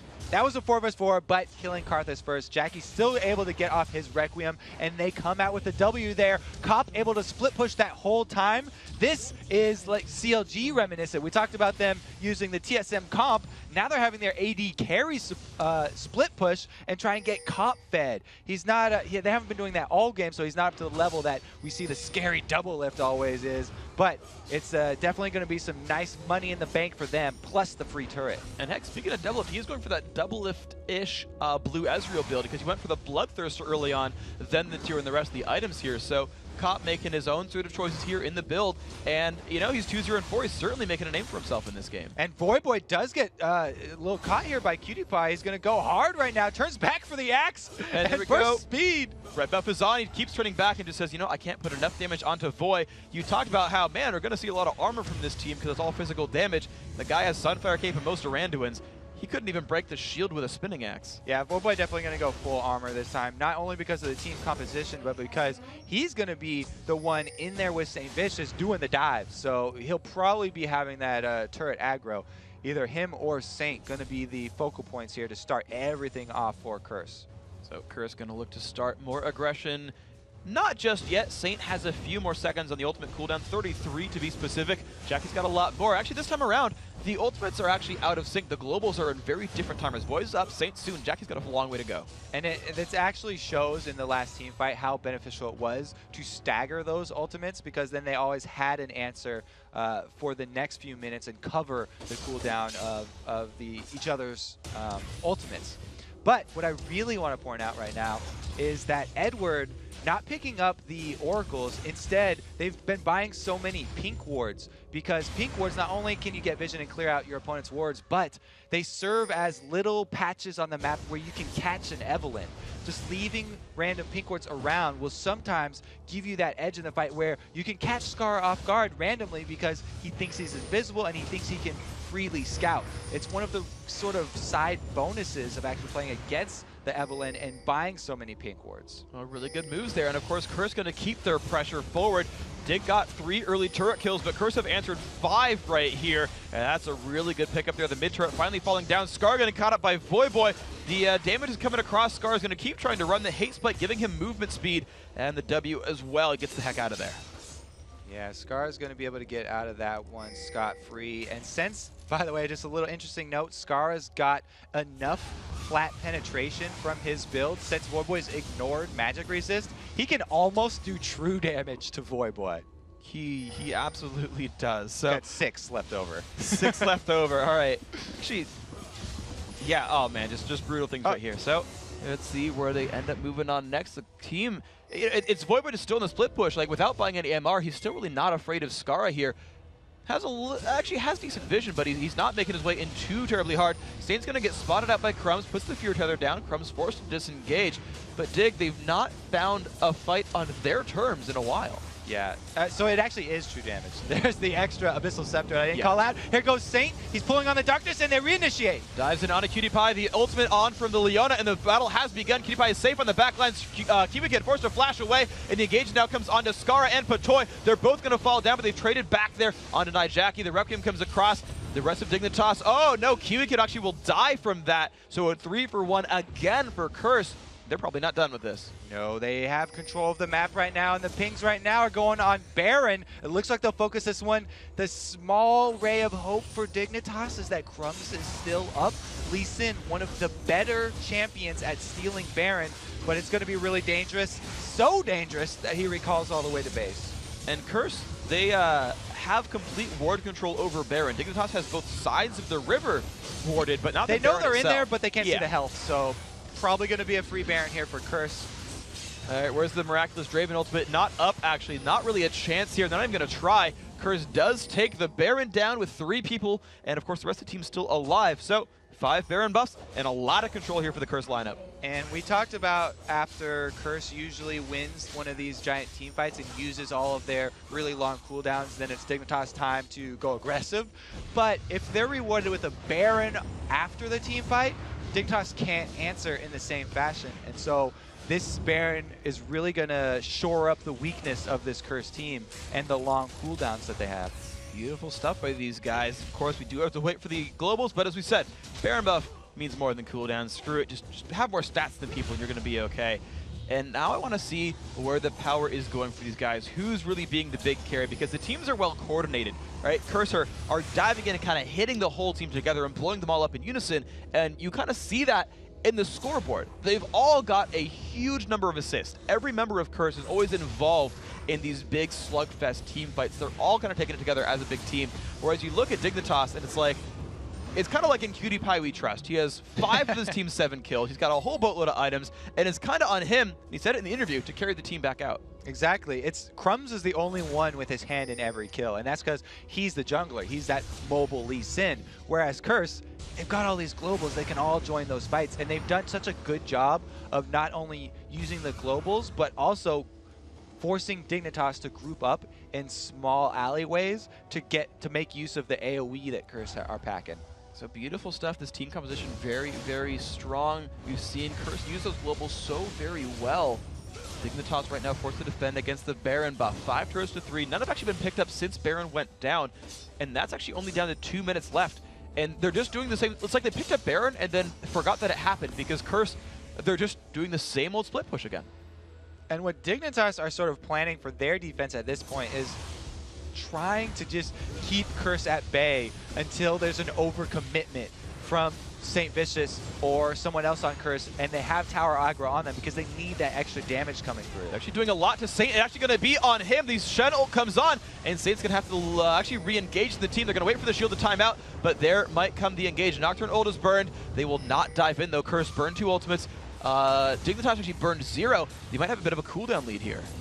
Yeah, that Paranoia did scare Dignitas off of their turret, but there's no minion wave, so Curse didn't actually get it down. They're trying to overcommit for this one. Scar goes in. The dive is in on Nyjacky, pulling him into turret range. Scar taking so much punishment. He's got to get out before the Requiem takes him out because the Defile is on, and Dignitas about to lose all of their health bars. Look at the kills come across. Cutie Pie and Patoy, the only ones alive. Triple kill coming through for Jackie. That Requiem really hurting. and that was about as good as Dignitas can hope for. Fighting under the turrets, they had the extra turret help taking out Nyjacky, but still only managed to go 3 for 2 there, and Curse are going to walk this one into the inhibitor turret. And think about it, Crumb still has not finished the Runic Bulwark. The MR just not there for these guys. Voyboy pushing in this inhibitor turret. Watt gets the taunt on a Cutie Pie, and Cop shows up as well. Pulls in on a Cop, and Cutie Pie's going to go all in for Ezreal. The barrier comes across, it's not going to be enough damage. Now Patoy forced to run, takes a bunch of pain. Cop, he's going to pick it up. That is an ace picked up, but the respawns are coming in right now. Hi guys, I'm here too. Yeah. Cop getting another kill there. And you're right, there's no answer for Dignitas for the fed Carthage. Nyjacky has guaranteed damage right now that they can't avoid, and he's just too fed with adding that death cap on, and he's also got an elixir of brilliance. Once he pops that, he'll have over 600 AP. Oh my gosh, that's a damaging guy. That's a guy that you really don't want to have to fight Would you say he does? Tons of damage? He's got the wrong guidance for it, but I'll give it to him this time around. He's doing good stuff. So Nyjacky making a lot of things happen. 631 in that ability power, and he is on his own split push duty here. Can't teleport with his global, but at the very least can kill off minions and then help by singing. Help by singing. Oh, that's the best way to help, I believe. Yeah. He has the perfect voice for it. Wouldn't you agree? I definitely do. It's raspy and glorious. It is it's like the most metal thing I can think of. Just by singing, people start to die. Isn't that great? They're going to actually have to do some damage to get people dead here, and Curse are definitely in the position to do it, though. They're taking their time. Everybody has gone back to purchase, so they're packing some new weapons, and with that side inhibitor down, they've really got just the run-of-the-mill here. They can choose to go wherever they want on this map. If they went topside, it would be farthest away, and they could easily shove in those side lanes. You know, the side lanes being down are actually more potent than the middle one being down, because that line of super minions can take a Nexus turret by themselves. And I don't think Dignitas wants that to happen, so they've got to choose their battles wisely and choose their engagements even better. 1 minute 55 on Dragon, 148 on Baron. So the global objective's coming up in just about a minute and a half right here. That might be the next big point. Certainly Curse has a big gold lead, but they just might wait for Baron or Dragon to get a fight not under the enemy turret. I don't know. Curse have been pretty happy with diving here, especially with Edward on the team now, and Voyboy's got his Stand United ready, so if either Edward or St. Vicious just decide that someone at Dignitas, look at them wrong, there goes the Crumbs. They get the push on the Nyjacky. There's the pull as well. Crumbs will fall down, and there's the re-engage. Leona wants this one to go, and Kiwik is going to drop 2 for 1 so far. Requiem comes across, and Saint is going to tank up the enemy team as the turret starts going down. Saint still getting hit by Draven, just does not care. Turret's going to fall 2-1. Inhibitor in the mid also going to drop. This is so good for Curse right now. Wow, Nyjacky just gets the initiation of a lifetime there. They're kicking him and pulling him into their own team. That's fine with Curse. You know, they don't even have to expend anything to get Nyjacky in the middle of everything, and they're going to have 4 members are plenty to clean up the rest of this Dignitas space. And the push goes on for the 3rd inhibitor turret right now. Deathbringer coming out from St. Vicious for a little bit of attack damage. Won't quite get the Zenith Blade out from Edward, and Dignitas will get them out of the base, but they're losing more and more structures as time goes on. Looking real grim right now for Dignitas. The cooldowns are all up there for Curse now, at least, I guess. We can give them that one. We spent so much time talking about that this entire game that it is back in their favor now. All right, let's see if Dignitas can pull that counter engage, as they've got a 13,000 gold deficit, but definitely need something to go on here. They are this close, and my fingers are close together. You can't see it, but they are. They are this close to losing the game out to Curse and bringing Curse their 2nd win of the split. It's been a tough road for them, but these guys are starting to look a lot better. Voyboy on the Shen, 4-1 and 14. You said it was not exactly his play style, but he's done a very, very good job with that champion. Doesn't need a hard carry, just needs to make the right choices. Now the call comes out for Baron. This could be just the last objective they need to close the game out. Even though this is probably going to be a free Baron for Curse, I would say don't go for it. You don't have to go for it at all. You know, maybe Patoy will pull off some crazy hook grab and they would throw it. Okay, it doesn't happen. But still, that's pretty much the only area that you can throw the game at this point. They're so far ahead, they could have easily walked in to that top inhibitor and forced a free team fight. Now that they have Baron on top of it, not much hope for Dignitas here. We're going to hope for a miracle, see if they can pull it out in Game 7. Game 8 really of the week, but it sounded right when I said it. Anyway, Curse are looking for this top lane. Why the heck not? An exposed inhibitor. The team, they're not even rushing for it. Voyboy's like happily killing the minions in mid lane, taking his time, making sure he's flanking around the team. The rest of the team comes up here, has an Oracle, still puts a pink ward down. Edward is really just trying to be aware of where Evelyn might be and where the flank might come from. The team is grouped up. They're going to be ready for this one. You can see the discipline of Curse. They still are all buying pink wards. They had 3 of them on 3 different people's inventories over there, plus the Oracle. So they're still, even at the very last moments, trying to keep that vision up when they're playing against Eve. They're making good habits. They are absolutely making good habits. What Vulcan said actually about their win yesterday over Curse is like, yeah, we're winning, but we want to make sure we use the rest of this game as practice, that we do everything by the book and correctly, and that's what's happening right here. That bottom inhibitor about to go down. It had respawn during that top lane siege. Could you by putting damage on a Void, but it might just not matter. There we go. All inhibs are gone. Only the Nexus and its 2 turrets remain. The siege still coming by. Hooks are not landing from Patoy. The pressure still growing. The poke still coming in from Curse.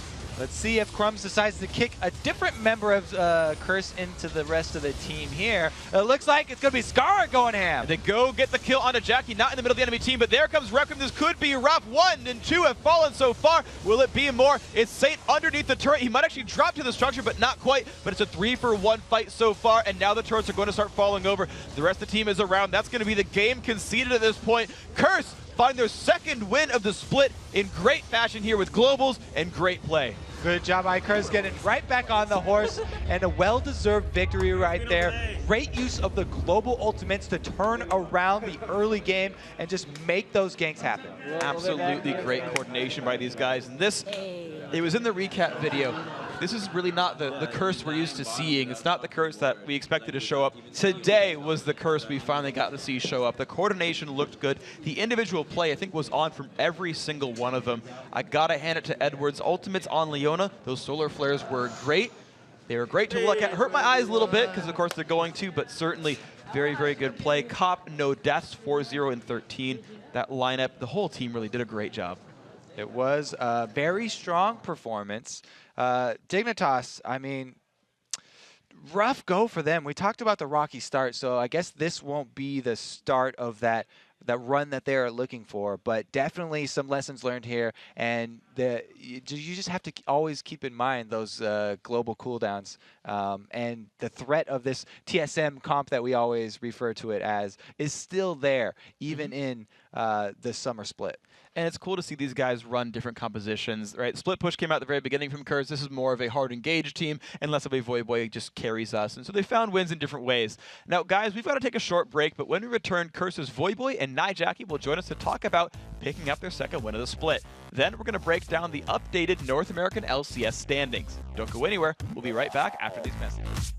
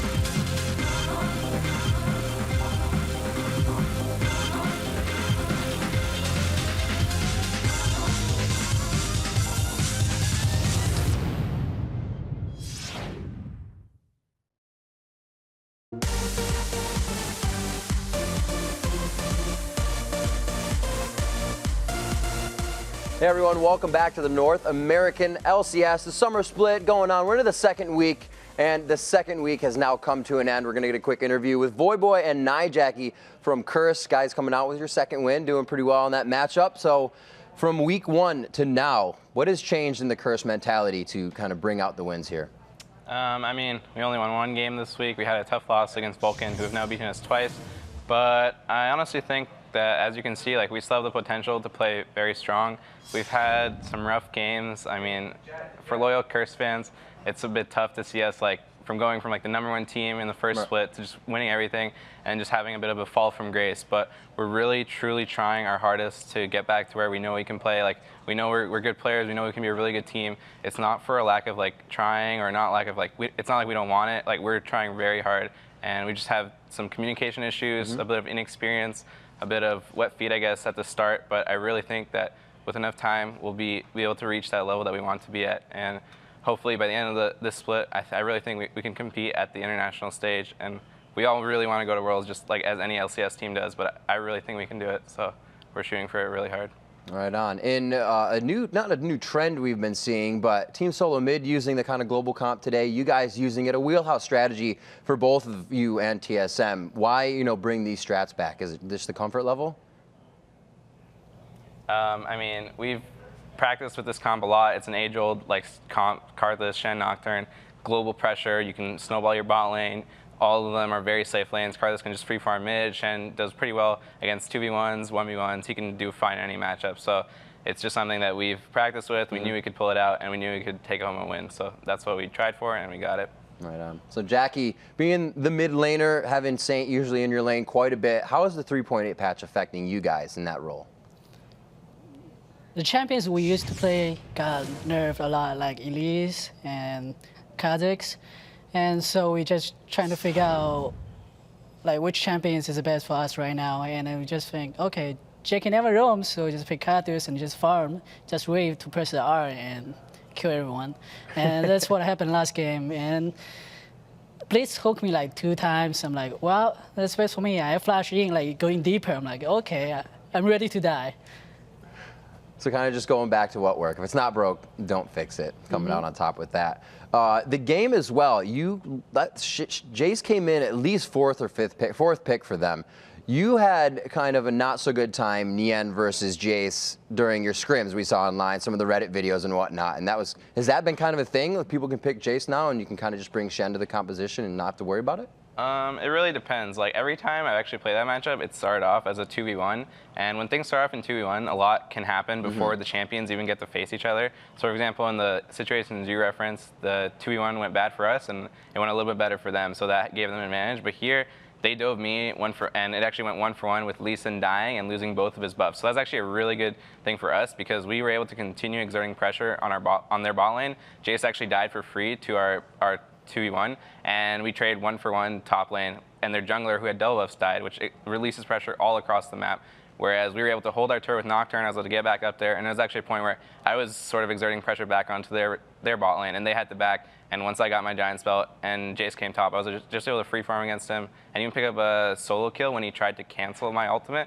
And if my ult went off, it would have been better for our bot lane, but him trading his life for that, I think he overstayed a little bit, but it was a very noble effort. So hats off to Kiwi Kid. All right, 2 more questions for you guys. Just kind of get an overall feel of what it's like to be an LCS player for the viewers and whatnot, and how you guys interpret things from game to game. When you're watching games, how often or how plausible is it for you guys to say, that was a great strat, let's actually tweak that and use it in our next game? Just like that instant of watching the LCS match and you guys play next. Yeah, actually you can learn a lot of stuff by just watching other teams play. You can learn their weakness and what's they good at. Then you just talk about it. The whole team's like, wow, that's a good idea. Let's do that next time. Let's try to scrim. And sometimes it doesn't work really well. Then we just give it up. And last question for you guys. We saw in the video for either of you to answer, obviously, Comp said that with Edward being quiet and also Steve saying that you guys kind of allow people to grow in their own role. How are you not resolving that, but working towards that bot lane being a little more having communication with the team? So we're all about encouraging people to play to their strengths. Edward before he might not have talked as much, might have got a little bit more direction, but we're actually like trying to be a fostering environment for that. And actually, Edward's been speaking up a lot now. The past few scrims and even in the games today, he's been taking a more of an active role, especially on that bot lane. So improvements have definitely been seen, and we're just going to keep trying to grow as a team, as individual players, and see where we can go. Absolutely. The Iona play definitely brought you guys together. Those ultimates were huge. The follow-ups were as well, bringing you guys to another win. Congratulations on that, and best of luck in the rest of the LCS. Thank you, Nyjacky and Voyboy, for the interview. Guys, we had a lot of action today. Not as much as the Super Week, but I'm sure it was pretty amazing for everybody. The CLG fans, the Curse fans, all putting smiles on their face. And we're going to review a few of those games as Jat's over in the replay area to give us a few of those replays. Thank you very much, Riv. And I have a couple of clips here. The first one is from the Dignitas versus Curse game that we just watched. And this is kind of a good play by Edward. Let's actually start rolling this at full speed just right from now, because Dignitas peels off. And if we actually just watch Voyboy come in and pause it here, there's a few things to keep in mind before this fight happened. Is the J-skate was used to try and poke Cop and Edward way back here, which means when Dignitas wanted to use it to run away into their jungle, they weren't able to. Also, when Dignitas ran away into the jungle, they got a little bit clumped up, and that was exacerbated by the fact that Voyboy came in right on St. Vicious and landed a taunt. But it wasn't just the taunt. Look at how far away Edward is and how well he is able to support this fight. Let's roll it in 1/3 speed. He gets the solar flare on 4, and it wasn't just the slow. He got everything off. Goes through them with the W. So many sunlight procs were going off here, and the fight was decided once they combo their AoE CCs. Let's roll the rest of it at full speed because Cop was just able to get them down. Also, there was a little side fight going on where Patoy kind of stole St. Vicious around from that fight. Patoy did get the last laugh in this one, but Curse managed to get the last win in the game. He kind of rolls over Nocturne's corpse at the end of that one. But there's also another clip we have, the Velocity game versus Coast. This was essentially, the game was a desperation mode for Velocity at this point. They should not have been in the Baron pit because they knew the risks that they were undertaking. If we keep in mind, Evaniscus is trying to stop Coast from getting in here, but as Nintendude mentioned in the interview, Shifter and his Lissandra is one of the best long-range initiators in the game. He gets all the way in and nearly kills 4 people by himself. Let's roll this at full speed, actually, as the fight progresses. Evaniscus peels out, tries to stop the fight from going in, but Shifter is on his way. Let's pause it right here. Not only, this is the entry point for Shifter. He made it all the way into the middle of 4 people. This is not something Velocity could avoid. No matter how well Evaniscus zoned out the other 3 members of Coast, Shifter did work enough for 4 people. Let's roll this at 1/3 speed as well to see how much damage he did. W to ulting himself also makes the Maple Street ultimate miss himself, and that allows Coast to then follow up. Because Shifter took everyone so low, Chris and NK Inc. are stuck in the Baron. Roll the rest of this out at full speed because the fight was over before it started. And to add insult to injury, Nintendude got the smite instead of NK Inc. on that Baron. And this was by far the deciding extra moment in this Team Coast game. So we had a lot of games today, a lot of really clutch team fights, and a lot of movement in the standings. But let's send it back to the guys at the desk. Thank you very much, Jat. So after an incredible week 2 of the summer split, let's take a look at the updated standings. Cloud9 is still flying high in first place with a 6-1 record. And in second place is half the league. CLG, Team Coast, TSM, and Vulcan are all tied with 4-3 records, while Dignitas, Curse, and Velocity are all stalled in the bottom half of the standings. So now it's time to name our Week 2 MVP. For helping his team go for a perfect 2-0, the award goes to Counter Logic Gaming's mid laner, Link. And I have to say, it's about time. He deserves this one. The most impressive part about CLG's 2 wins is they got them against the top teams in the league, Cloud9 and TSM. Link's Twisted Fate ultimates were killer today against Team Solo mid. He was able to gank across the map, and he got a triple kill that helped lock down the win. Plus, yesterday against Cloud9, he didn't die as Orianna. Link has helped CLG's new roster get off to a very good start this summer because he's the only one, that's been in a familiar role, and he's been carrying from that mid. A very, very good job by Link. Has the Master Sword and is crushing people with it. Now, guys, that wraps it up for Week 2 here in North American LCS, but there's a ton more league action coming your way Saturday night live from Moscow. It all starts with the Challenger Squad's Good Team Multigaming and Gaming Gear EU battling it out in the Regional CIS Championship. Then the EU LCS games kick off. It's SK Gaming taking on Lemon Dogs, followed by Fnatic facing off against Evil Geniuses. And the Lemon Dogs battle Ninjas in Pajamas. After that, it is Team Alternate taking on Meet Your Makers and Gambit squaring off against SK Gaming, and that all kicks off Saturday at 3 a.m. Pacific, 12 p.m. Central European Summer Time from the MDM Palace in Moscow. And of course, the North American LCS continues next week with 3 glorious days of action live from NLG Anaheim. That all begins Friday with TSM taking on Dignitas, followed by Velocity versus Curse. After that, it's CLG versus Vulcan, and closing out the day is Coast versus Cloud9. It's all going to be brought to you live from the Anaheim Convention Center in sunny Southern California, starting Friday at 5:30 p.m. Pacific, which is 2:30 a.m. Saturday, Central European Summer Time. And that's it for Week 2 of the North American LCS. Again, tune in over the weekend for Europe. But I am Freak, and for Kobe, Jat, Riv, and the entire live broadcast crew, GG, and thanks for watching. We're really good at this. Let's get this go away! Stop hitting completely. Gets out with 100 HP. The Baron, oh my God! Oh, Bloodwater steals Baron! What a god! Oh, what a god! Baron's up. Get Maple. I killed him. They're carries are dead. Baron's low. He's got the second clip in. Double lift going down on it with Baron. Wild Turtle throws his hands in the air. They take the headphones off. It looks like he's going to be able to get it. Link's just on the backside coming in to help. And it's going to be double lift. Doubly taking on the Nexus by himself.